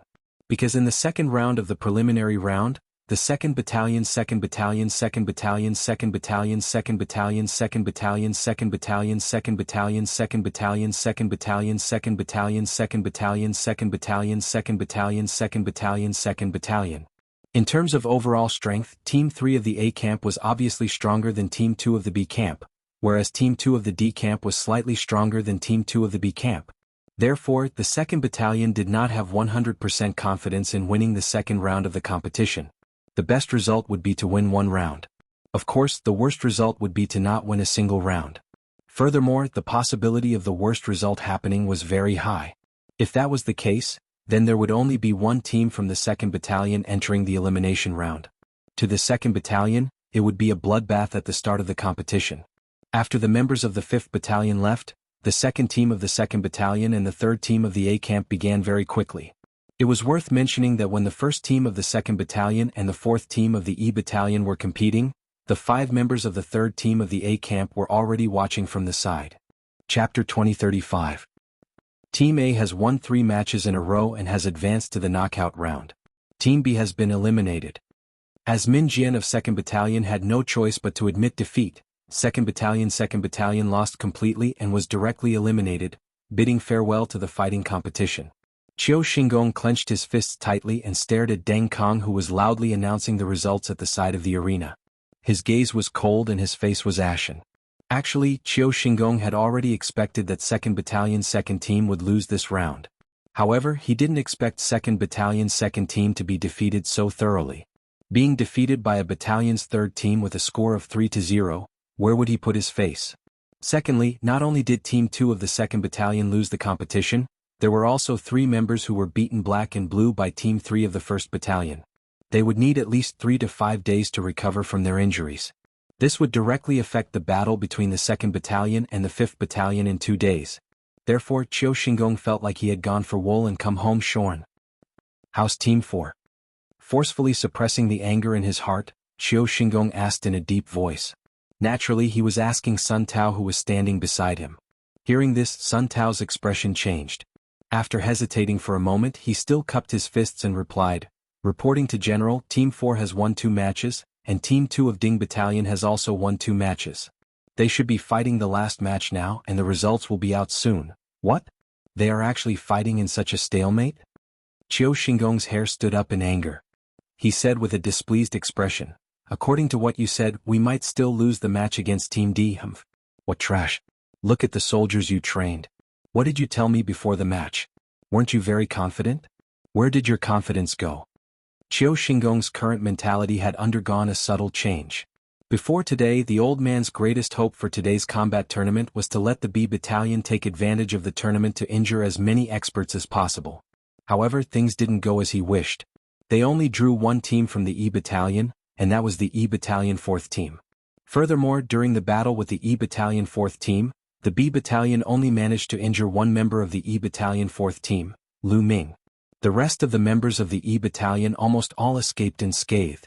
Now that the preliminary round was nearing its end, Qiu Xingong knew that his initial wish could no longer be realized. Therefore, he could only settle for the next best thing, which was to hope that as many teams as possible from the B Battalion could advance into the knockout round. On one hand, it would boost the morale of the B Battalion, and on the other hand, the more teams from the B battalion could advance into the knockout round, the higher the possibility of encountering the E battalion in the later rounds. At that time he would have the opportunity to settle all his grudges at once. However, it seemed that everything was predestined. The heavens had played a huge joke on him. Not only did his first wish not come true, even his second wish was about to be ruined. The B battalion 4th team actually fought the D battalion 2nd team with a score of 2-2. If the B battalion 4th team lost in the last round, then they would be directly disqualified, and there would only be one team from the B battalion advancing into the knockout round. Actually, such a result might seem inconceivable, but there was a certain degree of inevitability. Although in terms of overall strength, the B battalion was obviously stronger than the D battalion due to having more veterans, but the recruits of the D battalion were all elites from the various battalions in the capital. Perhaps they might be lacking in the ability to coordinate in battle formations, but in terms of individual combat ability, they were not much weaker than those veterans in the B battalion. On top of that, the 2nd team of the D battalion was the 2nd strongest team of the 4 teams of the D battalion, while the 4th team of the B battalion was only the 4th strongest team of the B battalion. Thus, if the two teams were to fight, the chances of victory and defeat would be about 50%. In fact, the 2nd team of the D battalion was slightly stronger than the 4th team of the B battalion. If the B battalion 4th team lost to the D battalion 2nd team in the end, it would not be an injustice at all. Chapter 2036. How could there be such a coincidence? Is it a coincidence or was it done on purpose? After seeing the results of the draw, Li Zishuan couldn't help but mutter to himself in his heart. From the preliminary round to the knockout round, the B battalion had always drawn the E battalion. From the perspective of probability, the probability of this happening was extremely low, but it still happened. In addition to that, Yuan Deshang from the B battalion had accidentally injured Lu Ming during the competition. This made Li Zishuan suspect that Qiu Xingong was secretly plotting against the E battalion.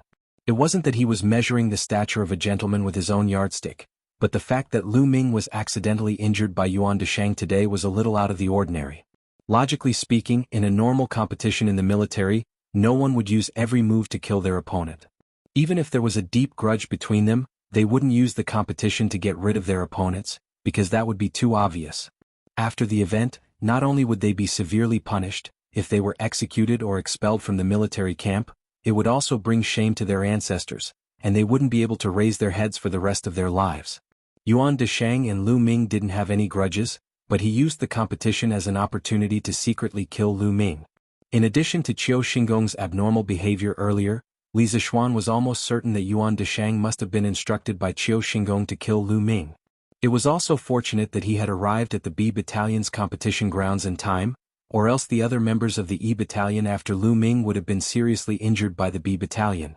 Of course, these were all conjectures that Li Zishuan made based on the actual situation. He didn't have any concrete evidence, or else he would have directly reported Qiu Xingong. Other than that, the most crucial point, and the one that Li Zishuan couldn't understand the most, was that if Qiu Xingong really intended to use the combat competition to make things difficult for the E battalion, then why was he so sure that the B battalion would definitely be able to draw the E battalion as their opponent during the drawing of lots? One had to know that drawing lots was a completely uncontrollable and random event.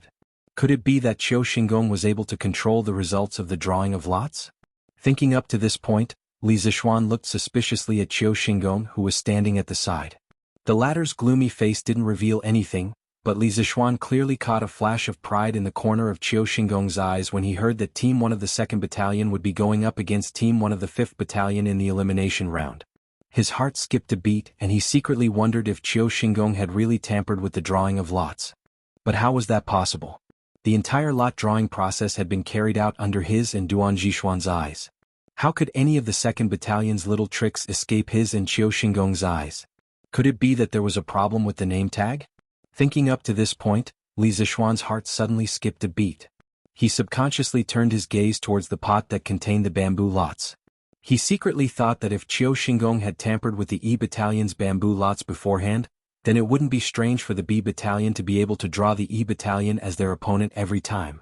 Just as Li Zishuan was about to step forward to check the bamboo lots, he heard Duan Zhishuan beside him say, "Adjunctly, since the elimination round has already been decided, then let's start as soon as possible. Let's try to finish the combat competition before noon, so that it doesn't affect the soldiers' afternoon training." Yes. Li Zixuan came back to his senses and replied subconsciously. He knew that now wasn't the time to investigate if Qiu Xingong had tampered with the bamboo lots. The most important thing now was to hurry up and start the elimination round. Chapter 2037. Revenge is one thing, but we must first ensure that we can win the competition. Li Zixuan looked towards Qing Chumo, Wang Rong and the rest and said in a low voice, "It was the 2nd Battalion's Team 1 who intentionally injured Lu Ming first, we must avenge them." Hearing Li Zixuan support them to avenge Lu Ming, Qing Chumo and Wang Rong's eyes lit up. They had thought that Li Zixuan would reprimand them. After all, Li Zixuan was still a lieutenant of the black armored troops and would not condone his subordinates fighting each other over personal grudges. But very quickly they heard Li Zixuan's tone change. "However, you all should know the abilities of those 5 from the 2nd Battalion's Team 1. Just based on their abilities on the surface, it will be difficult for you all to win against them, but it is not impossible." In the previous round of the competition, Su Jinnan and Zhao Xuqing of the 2nd Battalion's Team 1 were not injured during the fight, but after the fight, they were both beaten with the military rod. Amongst them, Su Jinnan even received a kick from General Qiu, so his injuries should be the most serious. So in the next round of the elimination round, these two should not be able to display their full abilities. Only 3 of their opponents are at full battle strength, so I am guessing that they will definitely let the 3 who are not injured go up first. 3 out of 3 rounds will directly take the competition. This way the injured Su Jinnan and Zhao Xuqing won't need to go up. As for you all, as long as you can win one of the first 3 rounds and drag the competition to the 4th, or even the 5th round, then you will have a chance of winning. As for the specific arrangements, it will be up to you, Shenmu, as the leader to decide. But I still have to emphasize to you all that you can avenge Lu Ming, but you must know your limits. Do not harm anyone's life. This is the military camp, no one is allowed to break the military rules. Otherwise, if something happens, no one will be able to save you. After giving a simple analysis of the situation to Shenmu and the other members of the E Battalion, Li Zixuan didn't forget to give a stern warning to everyone. To be honest, he also wanted to avenge Lu Ming. If the rules allowed it, he even wanted to personally fight Yuan Deshang, who had seriously injured Lu Ming. However, this was the military camp of the black armored troops. The military rules here were stricter than anywhere else. He was worried that Qing Chumo, Wang Rong, and the rest would go overboard during the competition and violate the military rules. "Don't worry, Lieutenant Li. We'll do our best to win this match and avenge Firehead Lu. We won't break any military rules." Shenmu solemnly cupped his fists towards Li Zixuan and promised. Li Zixuan's analysis of the situation in the next round was exactly what he was thinking, and he agreed with Li Zixuan's final warning. Cheng Chumo rolled his eyes and whispered, "Revenge is revenge. When the time comes, who cares so much? If we only think about not breaking the military rules, how can we avenge old Lu?" This idiot had Qing Yaojin as his backer, so even though he was in the black armored army, he was not afraid of anything. In fact, he had nothing to be afraid of. As long as he did not commit murder, arson or revolt in the camp, no one would take his life on account of Qing Yaojin's face. At most, he would be given corporal punishment. "Alright, you guys prepare a little and then go to the 2nd Battalion to prepare for the competition." Li Zixuan glared at Qing Chumo and then said to Shenmu, Wang Rong and the rest. Li Zixuan trusted Shenmu's character and ability to handle matters. This person was quite talented and worth nurturing. Chapter 2038. As the home team, Team 1 of the 2nd Battalion naturally had to send someone out for the first round. Yuan Deshang laughed coldly and stood out from the crowd. "First round I'll go. Which one of you from the opposing team dares to fight?" Arrogant. Although every member of Team 1 of the 2nd Battalion seemed to be very strong, but just like what Li Zixuan had analyzed, they were also facing some unfavorable factors. The most direct unfavorable factor was that they didn't have enough members. Su Jinnan was heavily injured and couldn't fight. Although Zhao Xuqing could still fight, he had just suffered 30 strokes of the military rod. This would definitely affect his performance in the competition. Yuan Deshang understood that if they wanted to win against the relatively strong E Battalion, the best way was to send out their elites in the first 3 rounds and send out 3 of their members who were in peak condition. That way they would be able to give the opponent a score of 3-0. If they couldn't take down the opposing team in the first 3 rounds and the competition dragged to the 4th or even the 5th round, then they would be in trouble. As the leader of Team 1 of the 2nd Battalion, Yuan Deshang felt that he had to stand out in the first round. After all, he was the strongest person in this team. He wanted to get a perfect start to the competition to boost the morale of the team. In the previous round, Li Zixuan had said those words in front of Qiu Xingong and the other 2nd Battalion soldiers. It could be said that it had dealt a huge blow to the morale of the 2nd Battalion. Now that the morale of the soldiers was low, they needed a great victory to shake off their low spirits and get excited again. Therefore Yuan Deshang stood out with a face full of arrogance. "Ciao. It's Yuan Deshang." Cheng Chimo's face was ugly as he muttered to himself in a low voice.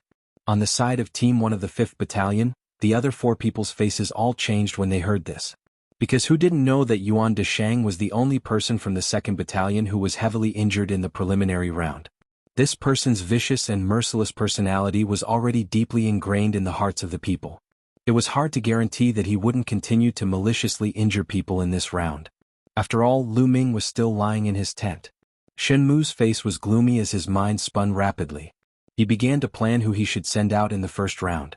Speaking of which, the first person to fight not only had to withstand Yuan Deshang's attack, but even if he lost, he couldn't lose too badly. Otherwise it would hurt the morale of his team. On the other hand, which was also the most important thing, the first person to fight on their side had to be able to protect himself against Yuan Deshang. After all, Yuan Deshang had a dark history of maliciously injuring people. Those who fought against him were likely to be seriously injured if they were not careful. In this way, even if they won the competition, it would be very difficult for them to obtain a good ranking in the following knockout stages with their team members missing. Therefore, in short, the first person to go on stage had to be able to control the situation and not lose too badly. Secondly, he had to be able to take a beating and not be seriously injured by Yuan Deshang. 2nd Battalion 1st Team Yuan Deshang. Who will the Wu Battalion send out? Referee, Deng Kong looked at Shenmu and asked loudly. Shenmu couldn't help but look at Wang Rong and Yuqi Baolin. His gaze wavered between the two because the former was the strongest person in the Wu Battalion 1st Team on the surface, while the latter was the most resistant person on their side. If they sent Wang Rong up, if they were lucky, Wang Rong might even have a chance to win against Yuan Deshang. But if they were unlucky, Wang Rong might be seriously injured by Yuan Deshang. After all, Wang Rong's specialty was offense and not defense. As for Yuqi Baolin, although this child could take a beating, Shenmu wasn't sure if he could withstand Yuan Deshang's vicious beatings. No matter what, Yuan Deshang was many levels higher than Yuqi Baolin. Moreover, although Yuqi Baolin's defense was outstanding, he lacked some offensive means. If he were to go up against Yuan Deshang, the situation would definitely not be good. "Old Shen, send me up for the first round."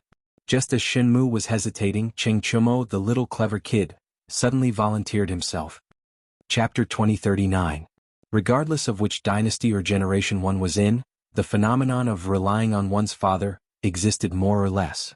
Although the Great Tang had a relatively perfect imperial examination system, allowing students from humble backgrounds to stand out and have the possibility of entering the imperial court, generally speaking, those from humble backgrounds and those from noble clans had a completely different political starting point.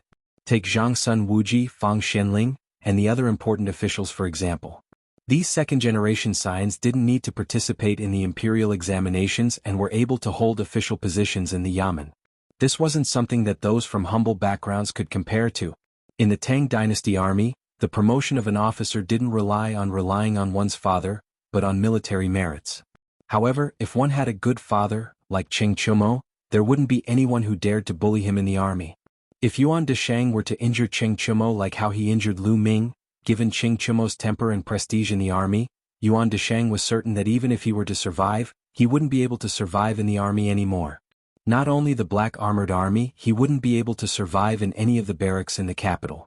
This meant that his military career would come to an end and he could only retire. Could it be that just because of a mission given by Qiu Xingong, he would have to end his military career? Yuan Deshang couldn't help but feel conflicted. Thinking of this, he couldn't help but turn to look at Qiu Xingong. Qiu Xingong seemed to have thought of this as well. Seeing Yuan Deshang looking over, Qiu Xingong shook his head lightly. Yuan Deshang instantly understood and heaved a sigh of relief. He understood that Qiu Xingong wanted him to hold back and not injure Cheng Chumo too severely. He could win this match, but he couldn't use underhanded means. This way he wouldn't have to worry about Cheng Chumo taking revenge on him. How can you be distracted in a duel? Aren't you looking down on me too much? After the referee Deng Kong announced the start of the match, Cheng Chumo said. Regardless of which dynasty or generation one was in, the phenomenon of relying on one's father existed more or less. Although the Great Tang had a relatively perfect imperial examination system, allowing students from humble backgrounds to stand out and have the possibility of entering the imperial court, Generally speaking, those from humble backgrounds and those from noble clans had a completely different political starting point.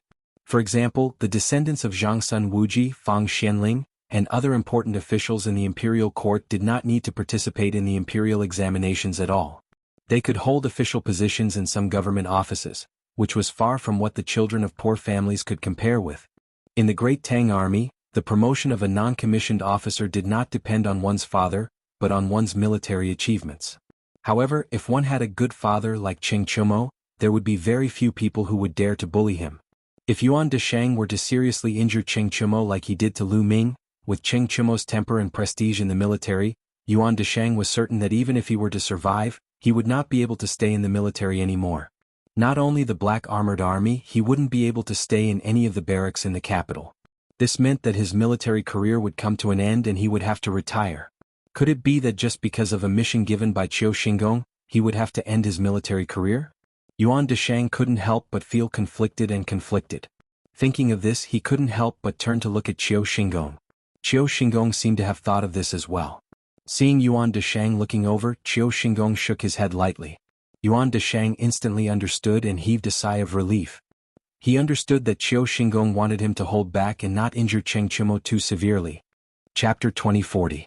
After a few rounds, the situation in the arena was completely different from what the spectators had expected. Before the start of the fight, most people thought that Cheng Chumo wouldn't be able to last more than a few rounds under Yuan Deshang's hands. Who would have thought that after a few rounds, Yuan Deshang would actually be forced to flee by Cheng Chumo? What kind of situation was this? Where did the previously invincible Yuan Deshang go? Or could it be that Cheng Chumo's strength was truly unfathomable, and that he had always been hiding his true strength? But Cheng Chumo's last move of gouging out people's eyeballs still provoked public anger. Some of the spectating 2nd Battalion soldiers all began to shout loudly. Extremely shameless. How is this a martial arts competition? This is clearly a Jianghu brawl. That's right. Who would gouge out people's eyeballs in a martial arts competition? Isn't this move too despicable? Does he even care about martial arts ethics? Where's the judge? Where's the judge? Does Cheng Chumo count as breaking the rules? Of course, due to Qiu Xingong's actions in the preliminary round, it had already caused the majority of the 2nd Battalion soldiers to feel a chill in their hearts. Therefore, in the elimination round, the morale of the 2nd Battalion soldiers was also relatively low. At this moment, there weren't many 2nd Battalion soldiers who were making a ruckus at the side of the arena. There were only about 10 people and their momentum wasn't very great. I'm shameless? In the previous round, someone clearly knew that the opponent had no power to retaliate, but still purposely tried to kill him. Then what is this? Is this talking about martial arts ethics? Hearing Yuan Deshang and the 2nd Battalion soldiers outside the arena criticizing him, Cheng Chumo laughed coldly and said. Once these words were spoken, the noisy 2nd Battalion soldiers instantly became silent. Yuan Deshang also didn't say anything, not daring to continue on this topic. As for the referee Deng Kong, he just looked at the situation with cold eyes. He had no intention of stopping the game. Obviously, he did not think that Cheng Chumo had violated the rules of the game. Shenmu, Wang Rong, and the others didn't know whether to laugh or cry. Although they also felt that Cheng Chumo's move of gouging his eyeballs was somewhat disgraceful, it was just as Cheng Chumo had said. It was Yuan Deshang who did not care about martial ethics and deliberately injured Lu Ming first. Then there was no need for Cheng Chumo to care about martial ethics. Presumably, Cheng Chumo was now thinking about avenging Lu Ming. After listening to Cheng Chumo's words, Yuan Deshang's expression suddenly changed, becoming somewhat gloomy and cold. Cheng Chumo was too lazy to care about this. He raised his true chi, stomped his right foot, and once again flashed in the direction of Yuan Deshang. He wanted to continue the close combat with Yuan Deshang. Obviously, Cheng Chumo had already understood the situation. He knew that in terms of moves and quantity of true chi, he would definitely not be able to compete with Yuan Deshang. His only advantage was his physical strength and close combat skills. Furthermore, he was confident that Yuan Deshang wouldn't dare to seriously injure him. Therefore, he could completely let go of his hands and feet and attack with all his might. And to attack with all his might, one had to pay attention to the effectiveness of the attack. If it was a normal duel, Yuan Deshang could completely rely on his realm and true chi advantage to easily dodge his attack. But in close combat, due to the close distance between the two, it was more difficult for Yuan Deshang to easily dodge his attack. You really think that I won't dare to hurt you? Seeing that Cheng Chumo took the initiative to attack again, Yuan Deshang couldn't help but feel a little angry. Speaking of which, even a clay figurine would have some anger, let alone an expert like him. He only heard a cold snort, then flashed in the direction that Cheng Chumo was coming from to meet him. Chapter 2041. Take advantage of the situation, borrow strength to fight strength. This was Tai Chi. During the military training at Yanhuang College, Li Zixuan personally demonstrated Tai Chi in front of all the teachers and students, and advocated for all the teachers and students to learn Tai Chi. Martial artists could enhance their combat power, and scholars could strengthen their bodies. Therefore, almost everyone who graduated from the Yanhuang Academy knew Tai Chi Fist. However, the teachers and students of the academy had different levels of mastery of Tai Chi Fist. This was because Tai Chi Fist focused on fist intent and personal understanding. Among 100 people, there were 100 different understandings of Tai Chi Fist. However, only one or two of them could go a little further on the path of Tai Chi Fist. This was a reflection of the saying, "The master leads the way, but the cultivation is up to the individual." However, due to his personal friendship with Li Zixuan had given Cheng Chumo many special lessons. In Tai Chi, the most important lesson was on the afternoon when Li Zixuan taught Tai Chi for the first time in the academy. At that time, Li Zixuan called Cheng Chumo an iron egg to a place alone, and let Cheng Chumo attack him with all his strength. He didn't use any genuine Chi, but only the fist intent of Tai Chi, and easily resolved Cheng Chumo's fierce attack. For Cheng Chumo, the situation at that time was very similar to the situation now. The only difference was that the attacker was Yuan Deshang, and the one who used Tai Chi to defend and counterattack was him. Thanks to Li Zixuan's special lessons, Cheng Chumo's understanding of the fist intent of Tai Chi was one of the best among the teachers and students of the academy. What Li Zixuan said to him at that time left a deep impression on him, and he could even recite it fluently until now, although he wasn't good at reciting. Tai Chi emphasizes using softness to conquer strength, borrowing strength to fight strength, and Taoism emphasizes the harmony of yin and yang. Your brute force is the yang of Tai Chi, what you lack now is the yin of Tai Chi. In other words, what you lack is the knack of using strength. After you understand all this, go and learn Tai Chi Fist. I believe you will definitely gain a lot. Cheng Chumo, who was born in a family of generals, had been practicing martial arts since he was a child. Not only had he taken medicinal baths, but he had also been personally trained by Cheng Yaojin. His muscles and bones had been polished, so in terms of martial arts foundation he was not weaker than anyone else. Moreover, because of all these, he had a body of brute strength since he was a child. His strength was far greater than other martial artists of the same realm. However, having great strength did not mean that he was powerful. Just as Li Zixuan had said, he lacked the knack of using his strength in the past. When he fought, although he had strength all over his body, he did not use any strength at all. In the past year or so, Cheng Chumo had gradually grasped the knack of exerting force and the profound meaning of Tai Chi Fist after being taught by Li Zixuan and the curly-bearded guest. In his opinion, the core of Tai Chi Fist was to borrow strength. If Tai Chi Fist could not borrow strength, then it would not be able to move 1,000 caddies with 4 tails. Borrowing force to fight force, Tai Chi Fist without borrowing force is not Tai Chi Fist. The premise of borrowing strength had to be smooth. Only by going with the flow could it be effortless. Only then could the effect of moving 1,000 caddies with 4 tails be reflected. Previously, when Cheng Chumo's hands were wrapped around Yuan Deshang's fist, he followed the direction of Yuan Deshang's strength and pulled Yuan Deshang forward. At the same time, he took the opportunity to strike Yuan Deshang's chest with his elbow, making it impossible for Yuan Deshang to defend himself, because the distance between the two of them was too close. Moreover, from a physical point of view at this moment, Yuan Deshang's body and Cheng Chumo's elbow were moving towards each other. Cheng Chumo's elbow strike would move closer to Yuan Deshang's body at a faster speed. Although the effect of force was mutual, the elbow was the hardest part of a person's arm, and the area near the armpit was a person's soft spot. Cheng Chumo's elbow hit Yuan Deshang's left side near the armpit without any suspense. With a kacha sound, Yuan Deshang could even faintly hear the sound of his left shoulder blade cracking. Following that, he felt an intense, heart-wrenching pain from his right shoulder blade. Yuan Deshang's old face instantly turned purple. Then his entire body was directly sent flying by Cheng Chumo's elbow strike. Bang! Yuan Deshang landed heavily on the grass.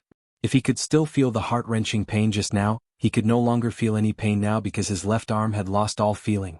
At the same time, Yuan Deshang could not help but spit out a mouthful of blood.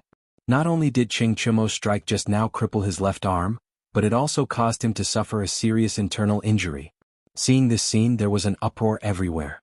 Speaking of which, the situation in the arena changed too quickly, right? Previously, Yuan Deshang's rolling on the ground could be said to be a move he had no choice but to use in the face of Qing Chumo's shameless fighting style. But what was the situation now? Was Yuan Deshang sent flying and seriously injured by Qing Chumo in one move?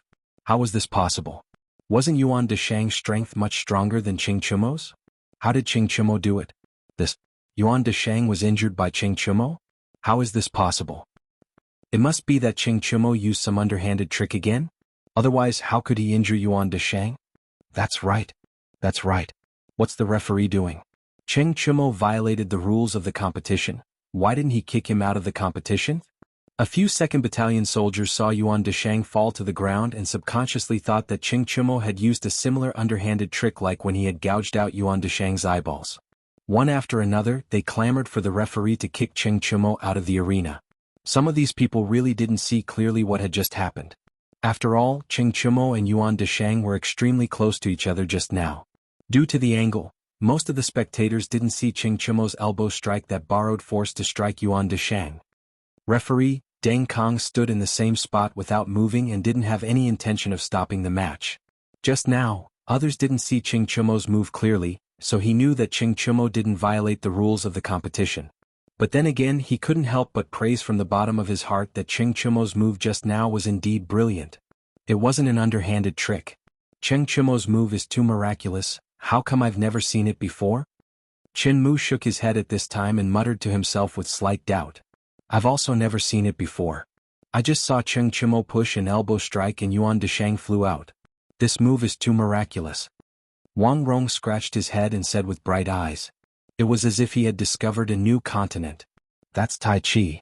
At this time, a young and magnetic voice sounded in their ears. The few of them turned around and hurriedly saluted. Greetings, adjunct. The person who came was Li Zixuan. Chapter 2042. After the start of the elimination round, Li Zixuan didn't follow Qing Chumo, Shin Mu and the rest to B battalion. He first went to inspect the other battalions before coming over.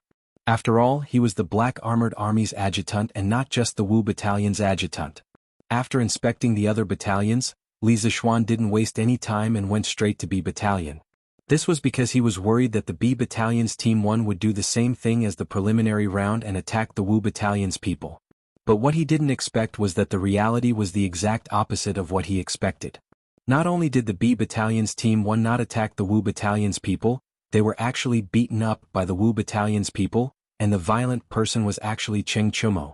Coincidentally, Li Zixuan saw Qing Chumo's last move of Tai Chi pushing hand and borrowing force to attack force. With regards to Qing Chumo's improvement in Tai Chi as his master, he was rather pleased. However, Li Zixuan didn't expect that Qing Chumo could use Tai Chi to defeat Yuan Deshang. After all, the difference between the two of them was obvious. Although Qing Chumo was born with superhuman strength, it wasn't easy for him to cross the gap between the two of them. Tai Chi? Join the army. What is Tai Chi? After bowing to Li Zixuan, Shin Mu couldn't help but ask. Of course, while he was asking, he kept glancing at the arena from time to time. Because Yuan Deshang hadn't admitted defeat, this round of the competition wasn't over yet. Tai Chi. Tai Chi has Tai Chi which gives birth to Yin and Yang. Tai Chi has Yin and Yang which can borrow force to attack force, using softness to overcome hardness. Just now, Qing Chumo took advantage of the situation and used a push hand to neutralize Yuan Deshang's fierce and overbearing fist force. Then, using the momentum of Yuan Deshang's body falling forward, he used his elbow to heavily injure Yuan Deshang. This is Tai Chi. Li Zixuan also didn't take his eyes off the arena. Hearing Shin Mu's question, he thought for a while and explained. So that's how it is. When Shin Mu heard this, he first fell into deep thought. Then, he seemed to have realized something and a trace of shock flashed in the corner of his eyes. Ah! Who would have thought that the Qing family's kids' martial arts would improve so quickly? If I remember correctly, this Yuan Deshang's martial arts should be much higher than that brat from the Qing clan. I never thought that he would be defeated by that brat from the Qing clan. It seems that the Black Armored Army's camp is really a good place to train people. Just as Li Zixuan and the others were focused on the arena, a dignified and surprised voice suddenly came from behind them. Li Zixuan instantly recognized the owner of the voice. He quivered and hurriedly turned around, only to see a middle-aged man in his 30s wearing a white round-necked shirt standing behind him. Who else could it be but Lier? This subject. General Li Zixuan greets your majesty. At this moment, Li Zixuan didn't have time to wonder why Li Er would suddenly appear in the Black Armored Army's camp. He was only stunned for a moment before he hurriedly bowed and greeted. Speaking of which, he was used to greeting Li Er as this subject and little subject. Now that he was in the army, he wasn't used to using the title, this subject. His voice wasn't loud, but Shenmu, Wang Rong, Xiao Ming and Yuqi Baolin, who were standing beside him, heard it clearly. Hearing this, the four of them hurriedly turned around. When they saw Li Zixuan standing in front of Li Er, the four of them instantly trembled and hurriedly bowed down to pay their respects. All right, there's no need for formalities. This time I am leaving the palace in plain clothes. Do what you need to do, there's no need to bother about me. Without waiting for them to speak, Li Er rushed to wave his hand and said. Chapter 2043. Seeing Cheng Chumo beat up Yuan Desheng on the arena, the soldiers of the 5th Battalion who came along with Wang Rong and Shenmu to watch the fight naturally cheered. Because Yuan Desheng injured Lu Ming first, Cheng Chumo could be considered to have avenged Lu Ming. On the other hand, Qiu Xingong and Sun Tao's faces were as dark as they could get. The rest of the 6th Battalion soldiers all had gloomy expressions and low morale. Some of them had even turned their gazes elsewhere as they couldn't bear to continue watching. Li Er's face was a little pale at this moment. From his point of view, the original intention of the fighting competition was to stimulate the competitiveness of the soldiers and make them work harder in their daily training to increase the overall combat power of the entire army. But now, Cheng Chumo was using the competition as an opportunity to beat up Yuan Desheng. This completely went against the original intention of the fighting competition. Thinking up to this point, Li Er couldn't help but turn his gaze to Li Zixuan, who was standing beside him. After all, this kid was the instigator. As if he felt Li Zixuan's cold gaze, Li Zixuan's heart quivered. He subconsciously turned around to look at Li Er. After seeing Li Er's dark expression, Li Zixuan's heart skipped a beat. He knew that Li Er was angry because of Cheng Chumo's actions. I admit. On the arena, Yuan Desheng opened his mouth again and was about to admit defeat. Cheng Chumo's fist came as promised, and once again smashed into Yuan Desheng's mouth. At the same time, Yuan Desheng's words of surrender were smashed back into his mouth. It seemed like a one-sided beating was about to take place once again. Cough, cough. At this moment, Li Zixuan coughed loudly. Cheng Chumo, who was about to continue showing off his skills, on the arena heard this cough. He couldn't help but stop and turn his head to look at Li Zixuan. He saw Li Zixuan lightly shaking his head at him. Cheng Chumo was beating up Yuan Desheng on the arena. The 5th Battalion soldiers who came along with Wang Rong and Shenmu to watch the fight naturally cheered. Because Yuan Desheng injured Lu Ming first, now Cheng Chumo could be considered to have avenged Lu Ming. On the other hand, Qiu Xingong and Sun Tao's faces were as dark as they could get. The rest of the 6th Battalion soldiers' faces were gloomy and their morale was low. Some of them even looked away as they couldn't bear to continue watching the fight. Li Er's face was a little ashen at this time. In his opinion, the original intention of the fighting tournament was to stimulate the competitiveness of the soldiers and make them work harder in their daily training, thus increasing the overall combat strength of the army. But now, Cheng Chumo had used the tournament as an opportunity to beat up Yuan Desheng. This completely deviated from the original intention of the fighting tournament. Thinking of this, Li Er couldn't help but turn his gaze to Li Zixuan, who was standing beside him. After all, this kid was the instigator. As if he felt Li Zixuan's cold gaze, Li Zixuan's heart skipped a beat.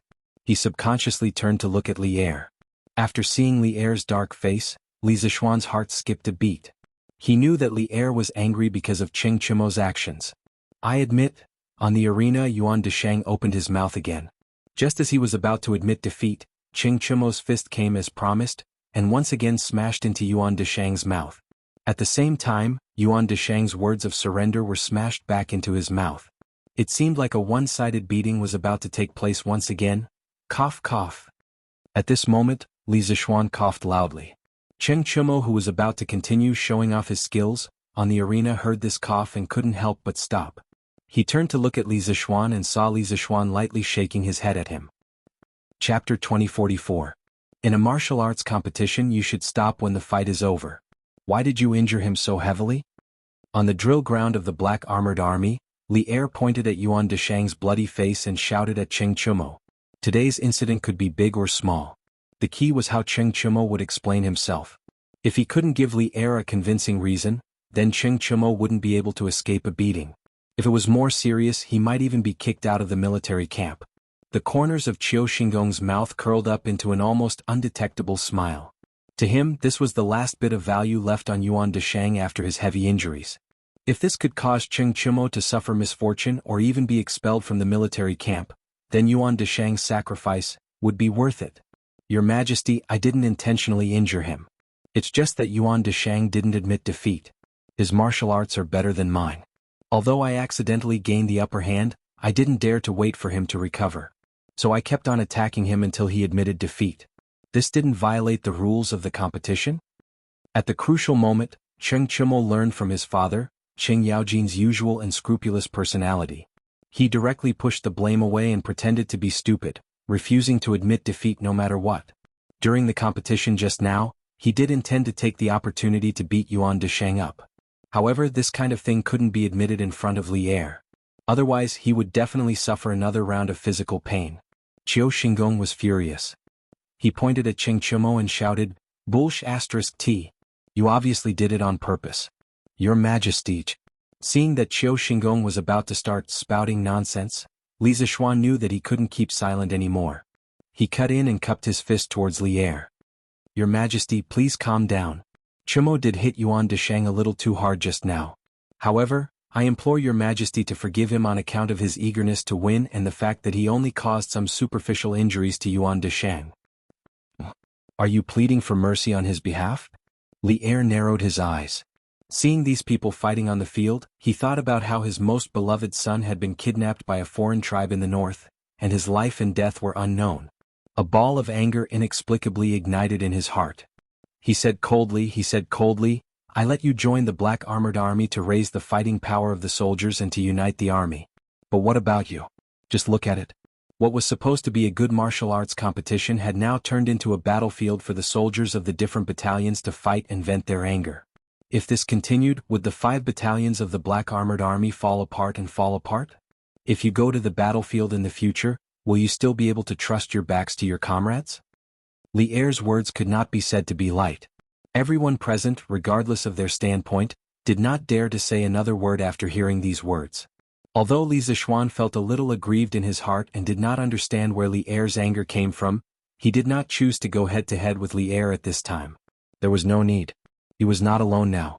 He still had a family in Lantian County. More importantly, he had a clear conscience towards this country and the Black Armored Army. Li Er's deafening words of warning would soon be slapped in the face. "Your Majesty is right. I also believe that since we are in the Black Armored Army, we are comrades and can entrust our lives to each other on the battlefield. However, before you came, there was someone who wanted to use the martial arts competition to kill his comrade. Your Majesty, please judge clearly." After a moment of silence, Li Zishuan cupped his fist and said to Li Er. Chapter 2045. In the previous round, I was too eager to win and did not control my strength at the crucial moment. That was why I accidentally injured Brother Lu Ming. I did not do it on purpose. Please investigate, Your Majesty. In the Black Armored Army drill ground, in front of the 2nd Battalion arena, Yuan Deshang's entire body was in pain. However, he still endured the pain and explained to Li Er. He had no choice but to explain. If he did not try his best to explain, Li Er would charge him with the crime of intentionally injuring a fellow soldier. Then he would not only suffer some superficial injuries, but might even lose his head. "You dare to spout nonsense in front of His Majesty?" As everyone knows, Lu Ming is only at the initial stage of Qi transformation while you, Yuan Deshang, are at the intermediate stage of Qi transformation. Whether it is martial ability or actual combat experience, you completely surpass Lu Ming. Under such circumstances, it would be a piece of cake for you to win. How could you not control your strength? Are you treating all of us as fools? Or are you deliberately deceiving His Majesty? Hearing this, Li Zishuan could not help but rebuke angrily. Actually, Li Zishuan did not intend to make a fuss out of this matter because there was no direct evidence to prove that Yuan Deshang had intentionally injured Lu Ming. As the evidence was not enough to hammer Yuan Deshang and the people behind him to death, Li Zishuan could not be bothered to deal with this fellow. However, things were different now. Because of Li Er's sudden arrival, Cheng Chimo and Yuan Deshang had been placed on the PK stage. If Yuan Deshang could not be convicted, then Cheng Chimo would be guilty of intentionally injuring a fellow soldier. Therefore, whether it was for public or private reasons, Li Zishuan had to stand out and hammer Yuan Deshang to death. Li Er was also a martial artist. After hearing Li Zishuan's words, he also felt that Li Zishuan's analysis was reasonable. After all, in a martial arts competition, strength was the most important factor. Yuan Deshang was originally much stronger than Lu Ming. In theory, Yuan Deshang should have been able to handle the battle with ease and without any pressure. The one who should have given it his all was Lu Ming. However, in the end, it was the effortless Yuan Deshang who could not control his strength at the crucial moment, and injured Lu Ming who was giving it his all. Who would believe such a thing? Anyone with a bit of common knowledge about martial arts would not believe it, especially Li Er. Therefore, Li Er could not help but narrow his eyes, and his gaze towards Yuan Deshang gradually turned cold. Being stared at by Li Er's cold eyes, Yuan Deshang suddenly panicked. His mind raced as he tried to defend himself while thinking of countermeasures and wording. Your Majesty, this general is not lying to you. What this general said just now is the truth. What Adjunct Li said is wrong. This general's strength does seem to be stronger than Lu Ming's, but this general is not as young as Lu Ming. In order to win the competition, this general does not dare to be careless and has to go all out. And you see, Cheng Chimo's strength is about the same as Lu Ming's. Didn't I lose this match as well? This guy really had a quick-witted mind to be able to use this loss to Cheng Chimo as an argument to his advantage, to prove to Li Zishuan and Li Er that it is not certain that one can win the competition just because one is stronger than the opponent on the surface, and there is no need to go all out. As long as this point could be explained, then the accident of him accidentally injuring Lu Ming could also be explained. Hearing him say this, Li Zishuan almost laughed out of anger. He thought to himself that this guy looked like a burly man, but he did not expect him to be a genius debater. With such eloquence, he did not go to the imperial court to be an imperial censor, but was here to be a soldier. What a waste of talent. At this time, Cheng Chimo said angrily, F***ck your mother's fart. How can Lu Ming be the same as me? I can beat you because of Tai Chi. Do you know what Tai Chi is? Tai Chi is to use softness to overcome hardness, to defeat the strong with the weak. Lu Ming does not know Tai Chi. How can he beat you in a normal fight? At that time, all the brothers who were present saw it. Lu Ming was beaten up by you until he was dodging everywhere. Yet every move you made was fatal. You still say that you did not do it on purpose? After being exposed by Cheng Chimo, Yuan Deshang naturally had a stomach full of anger. However, he did not dare to vent it out at this time. He could only suppress it in his stomach. After looking at Cheng Chimo with hatred, Yuan Deshang once again tried to explain himself. I, Yuan, will go all out against any opponent. Could it be that I am wrong to want to win the competition? Speaking till here, he quickly looked at Qiu Xingong. The meaning of asking for help was obvious. Obviously, Yuan Deshang also realized that with his strength alone, he would definitely not be able to win against Cheng Chimo and Li Zishuan. Most importantly, Li Zishuan and Cheng Chimo held a much higher position in Li Er's heart than him. At this time he needed someone with enough weight to stand out and speak up for him. Otherwise he would only have a dead end. And Qiu Xingong was the most suitable candidate. After all, the two of them were on the same side. Qiu Xingong also knew that he had to stand out at this time. Otherwise, it would be over if Yuan Deshang betrayed him when he knew that he was going to die. He coughed lightly and first frowned at Cheng Chimo as he reprimanded, In front of His Majesty, you dare to speak such filthy words. What a scandal. After saying that, he cupped his fists towards Li Er and said, Your Majesty, Yuan Deshang is a very competitive person. Moreover, he will go all out against any opponent. Many soldiers know his character. This time Lu Ming was heavily injured. This Qiu believes that he did not do it on purpose. Your Majesty, please judge clearly. Li Er glanced at Qiu Xingong indifferently. Actually, his heart was like a mirror. Seeing Qiu Xingong jump out to plead for mercy for Yuan Deshang, how could he not guess that Yuan Deshang's heavy injury to Lu Ming today was very likely due to Qiu Xingong's instructions? But guessing was just guessing. Li Er would not say it out loud. As the emperor, how could he not have such shrewdness? However, the matter of Lu Ming being heavily injured and almost dying was also a wake-up call for Li Er. Now that Qiu Xingong was actually able to secretly instruct his subordinates to kill someone, it meant that within the black armored troops, the battle between Qiu Xingong and Li Zishuan had already reached its climax. He had to face this problem head-on and solve it as soon as possible. He could not allow this vicious internal battle to continue. Li Er remained silent. Qiu Xingong instantly felt a sense of pressure. Because when Li Er looked at him just now, he felt as if he had been seen through.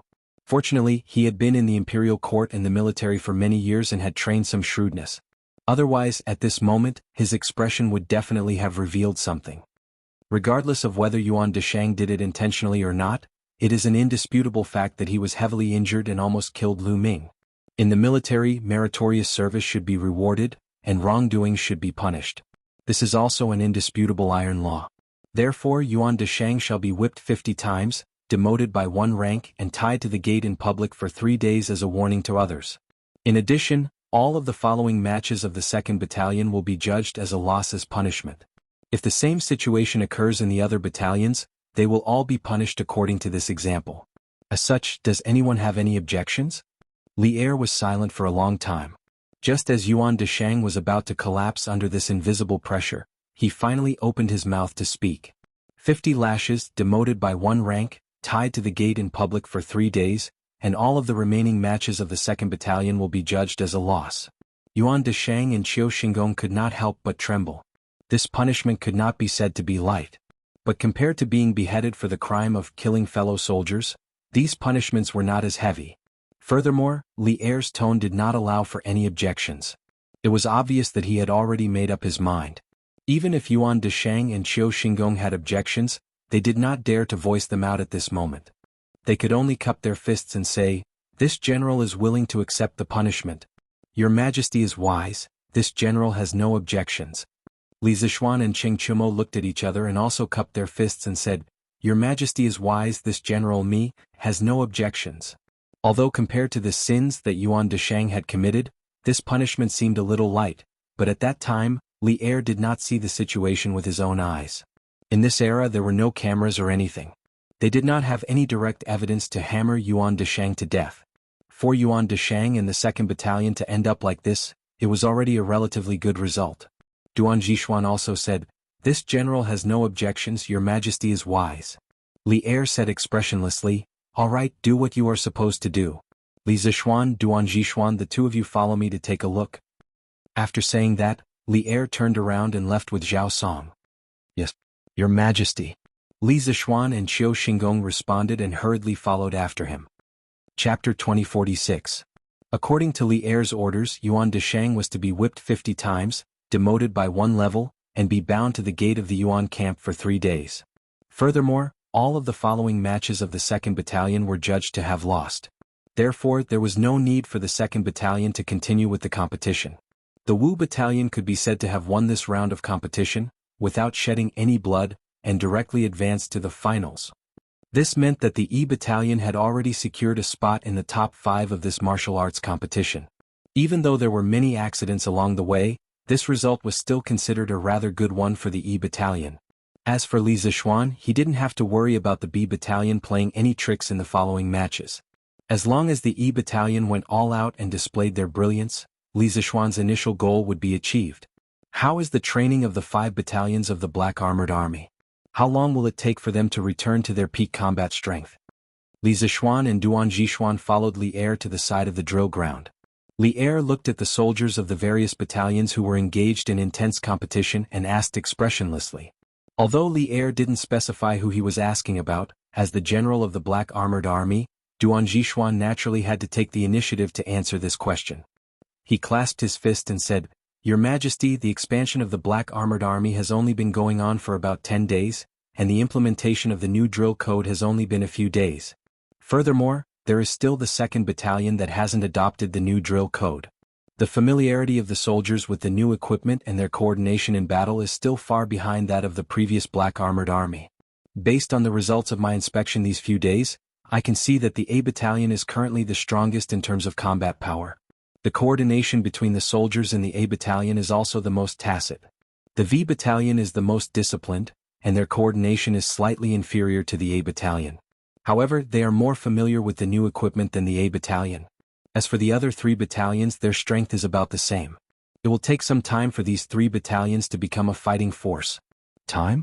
I'm afraid I can't give you much time." Li Er furrowed his brows and sighed softly. Duan Jishuan was taken aback and couldn't help but ask, "What does Your Majesty mean? Could it be that the Northern Turks have made some strange movements recently?" Over the past few days, the Black Armored Army had been undergoing close training. Everyone, from the commanding general to the ordinary soldiers, was staying in the barracks. If there was no special summons, Duan Jishuan would not attend the morning court. Thus, he did not know much about the situation on the Great Tang's borders. At this time, Li Er stopped and turned around to look at the two of them. A few days ago, Qin Kai and the teachers and students of Yanhuang College went north to Taiyuan to build a telegraph relay station for the northern expedition against the Turks. However, we did not expect that there would be a group of Turk spies hiding in Taiyuan City. Last night, we received news that Qin Kai had been kidnapped by Turk spies. Moreover, according to reliable information, in the next few days, it is very likely that a group of Turk wolf riders will sneak into our Great Tang territory to receive the Turk spies in Taiyuan City. The northerners are even more anxious than us. What? The king of Wei was kidnapped by Turk spies in Taiyuan? Hearing this, Duan Jishuan could not help but be shocked. Of course, he knew how importantly Tai was in Li Er's heart. He could also imagine how fearful the local officials of Taiyuan City would be now that the Turk spies had Li Tai as their trump card. Taiyuan City was in danger. Chapter 2047. Brat, stop keeping me in suspense. Tell me everything you know. On the sidelines of the Black Armor Military Academy, Li Er could not help but frown when he saw Li Zishuan's hesitant look. It wasn't just Empress Zhang Sun who was forcing him into a corner. He was also extremely worried about Li Tai's safety.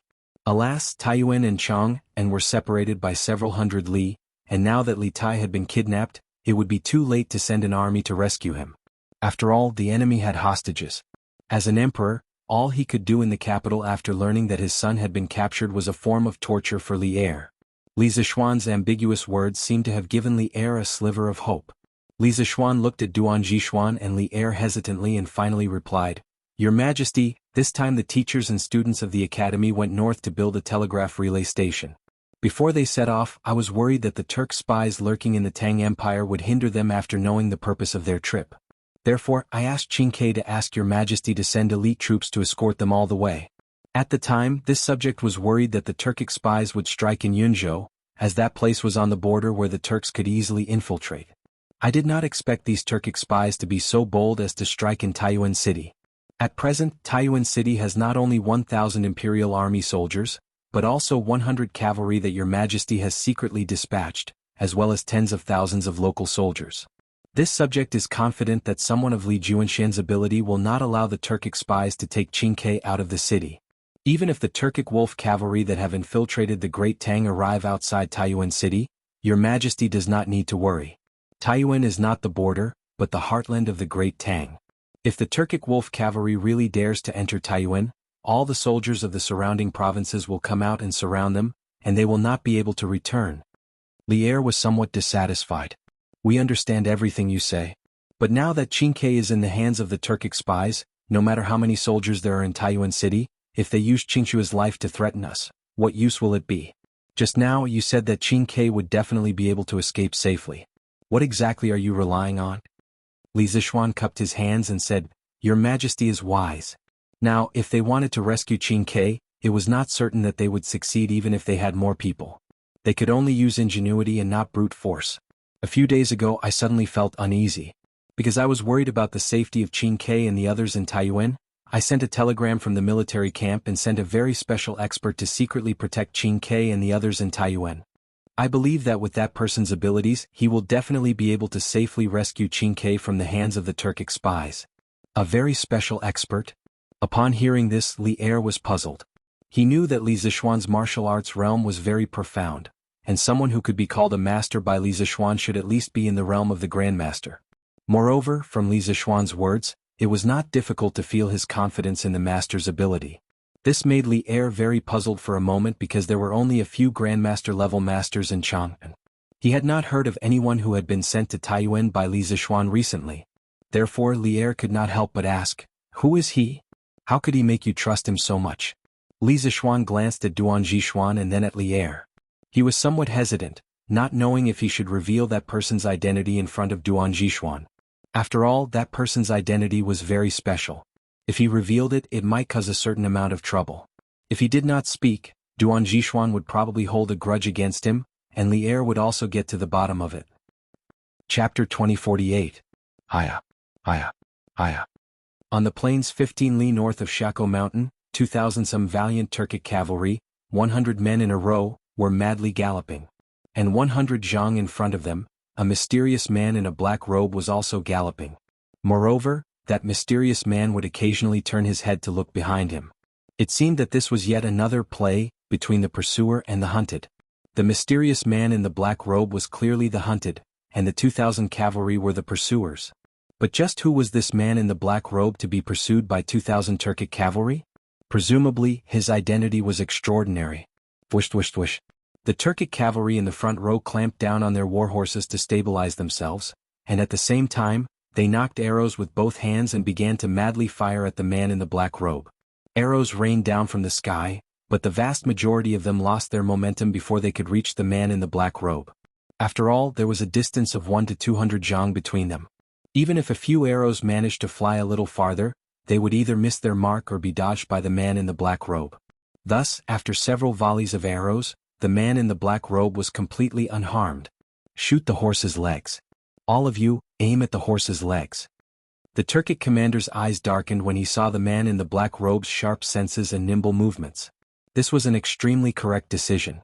This was because the black-robed man could rely on his body movement and his abundant inner Jin Qi to perform all kinds of super difficult movements on horseback to dodge the arrows flying towards him. However, he had no way to make his warhorse dodge the arrows. As long as his warhorse was crippled by the arrows, the black-robed man would fall off his horse and be caught up by them. Yes. The soldiers replied, and then they knocked arrows on their bows and began to fire at the legs of the man's horse. Whoosh whoosh whoosh. More than 100 arrows flew towards the black-robed man's warhorse like meteors. Although the arrows were shot from such a long distance and from the back of a horse, the general direction of the arrows was not a problem. Nearly 80% of the arrows were aimed at the black-robed man's warhorse. At this moment, no matter how good the black-robed man's movement technique was, he would not be able to help his warhorse avoid this round of arrow rain. At this critical moment, the black-robed man placed his left hand on the horse's back and made a 180-degree turn. At the same time, his right hand reached behind his back and pulled out a pitch-black mace. At this moment, he was facing the 2,000 Turkic soldiers. If someone who didn't understand the cause and effect of the matter saw this, they would think that the black-robed man was riding a horse backwards. After turning around on his horse, the black-robed man pressed his legs against the horse's belly and propped himself up. He leaned toward the Turkic army, his body at a 45-degree angle from the horizon. The black-robed man's right hand quickly swung his mace, creating an impenetrable, defensive wall behind his horse. Although it took a long time to describe, the black-robed man's series of actions were completed in the blink of an eye. Ding ding ding ding. With a series of tinkling sounds, the hundreds of arrows failed to hit the horse's legs and hit the defensive wall that the black-robed man had built with his maces, before they bounced off in all directions. Chapter 2049. On the steppe, the black-robed man was facing the opposite direction of the warhorse. He was in an extremely difficult position, standing diagonally on the horse's back. He looked like he was about to fall, but no matter how the horse bumped, he did not move an inch on the horse's back. With his current posture, he could use the weapon in his hand to block the arrows behind him. However, there were hundreds of arrows flying towards him from 3 different directions. To be more precise, they were all aimed at his horse. Unless he had 3 heads and 6 arms, it would be very difficult for him to block the arrows from 3 different directions for his horse. The black-robed man's eagle eyes scanned his surroundings. In truth, he didn't have any better ideas. Although he was unparalleled in strength and was revered as a god by the warriors of the steppe, he was not a god. He was a man and he was not omnipotent. White Shadow, you go first. However, it was not his style to sit and wait for death. After pondering for a moment, the black-robed man instantly made a decision. Both of his legs slightly exerted force and his entire body leaped up from the horse's back. The moment he got up, he used his right leg to instantly kick the horse's buttocks and growled. The horse, White Shadow, was no ordinary horse. It had once been the king of horses of the steppe, and the black-robed man had spent a great deal of effort to tame it. Moreover, this horse had accompanied him for 7 or 8 years. He naturally couldn't bear to see his beloved steed die like this. Thus, at this crucial moment, the black-robed man decisively left the horse's back and had his beloved steed suddenly accelerate to escape the range of the arrows. The sudden kick to its rear caused the warhorse to crazily accelerate, and in the blink of an eye, it had traveled a great distance. The black-robed man was in the air, and the sudden acceleration of the warhorse had allowed it to escape the range of the arrows. As a result, the volley of arrows from the Turkic cavalry had all missed. However, although the Turkic soldiers had failed to shoot the horse, they had achieved their goal. The black-robed man had no horse to ride. A two-legged horse could not outrun a four-legged horse. Once the black-robed man landed, he would immediately be surrounded by the 2,000 cavalry. Charge! Everyone surround him. Don't let him escape. The Turkic commander was first taken aback by this sight, and then he rejoiced and loudly ordered. Yes. The 2,000 cavalrymen accepted the order and put away their bows and arrows. Then they urged their warhorses to the fastest speed possible and charged towards the black-robed man. Previously, the black-robed man was around 1,500 meters away from them, but after the black-robed man landed on the ground, the distance between them was only around 1,300 meters. With the current speed of the cavalry, they would only need a few breaths to cover this distance. The black-robed man did not want to be surrounded by the cavalry. After landing, he did not stop. He quickly turned around and activated his light body technique to the extreme. His entire body was like a bolt of lightning as he dashed in the direction of his warhorse. Quick! It was really too fast. The speed of the black-robed man at this moment was more than twice the speed of the cavalry. The distance of 130 feet had been widened to more than 160 feet in a breath's time, and it seemed to be getting further and further away. Chapter 2050. As noon approached, a white horse wearing a black robe was unhurriedly traversing the grasslands to the north of Shako Mountain. This black robe was naturally Wuxia. Earlier, after escaping from the 2,000 wolf cavalry led by Ashina Shir, he had traveled another 2 or 3 li. Seeing that Ashina Shir had not pursued him, he had ordered his white horse to slow down. After all, although this horse had once been a king of horses, it was now an old horse and could not maintain its top speed for long periods of time. It was now close to noon, but there was no sign of a scorching sun. The sky was still rather overcast, but the further south one went, the brighter it became. From this, it could be seen that the frost this morning had probably only occurred in the heart of the grasslands. South of the grasslands, near the border of the Great Tang, there should not have been any frost.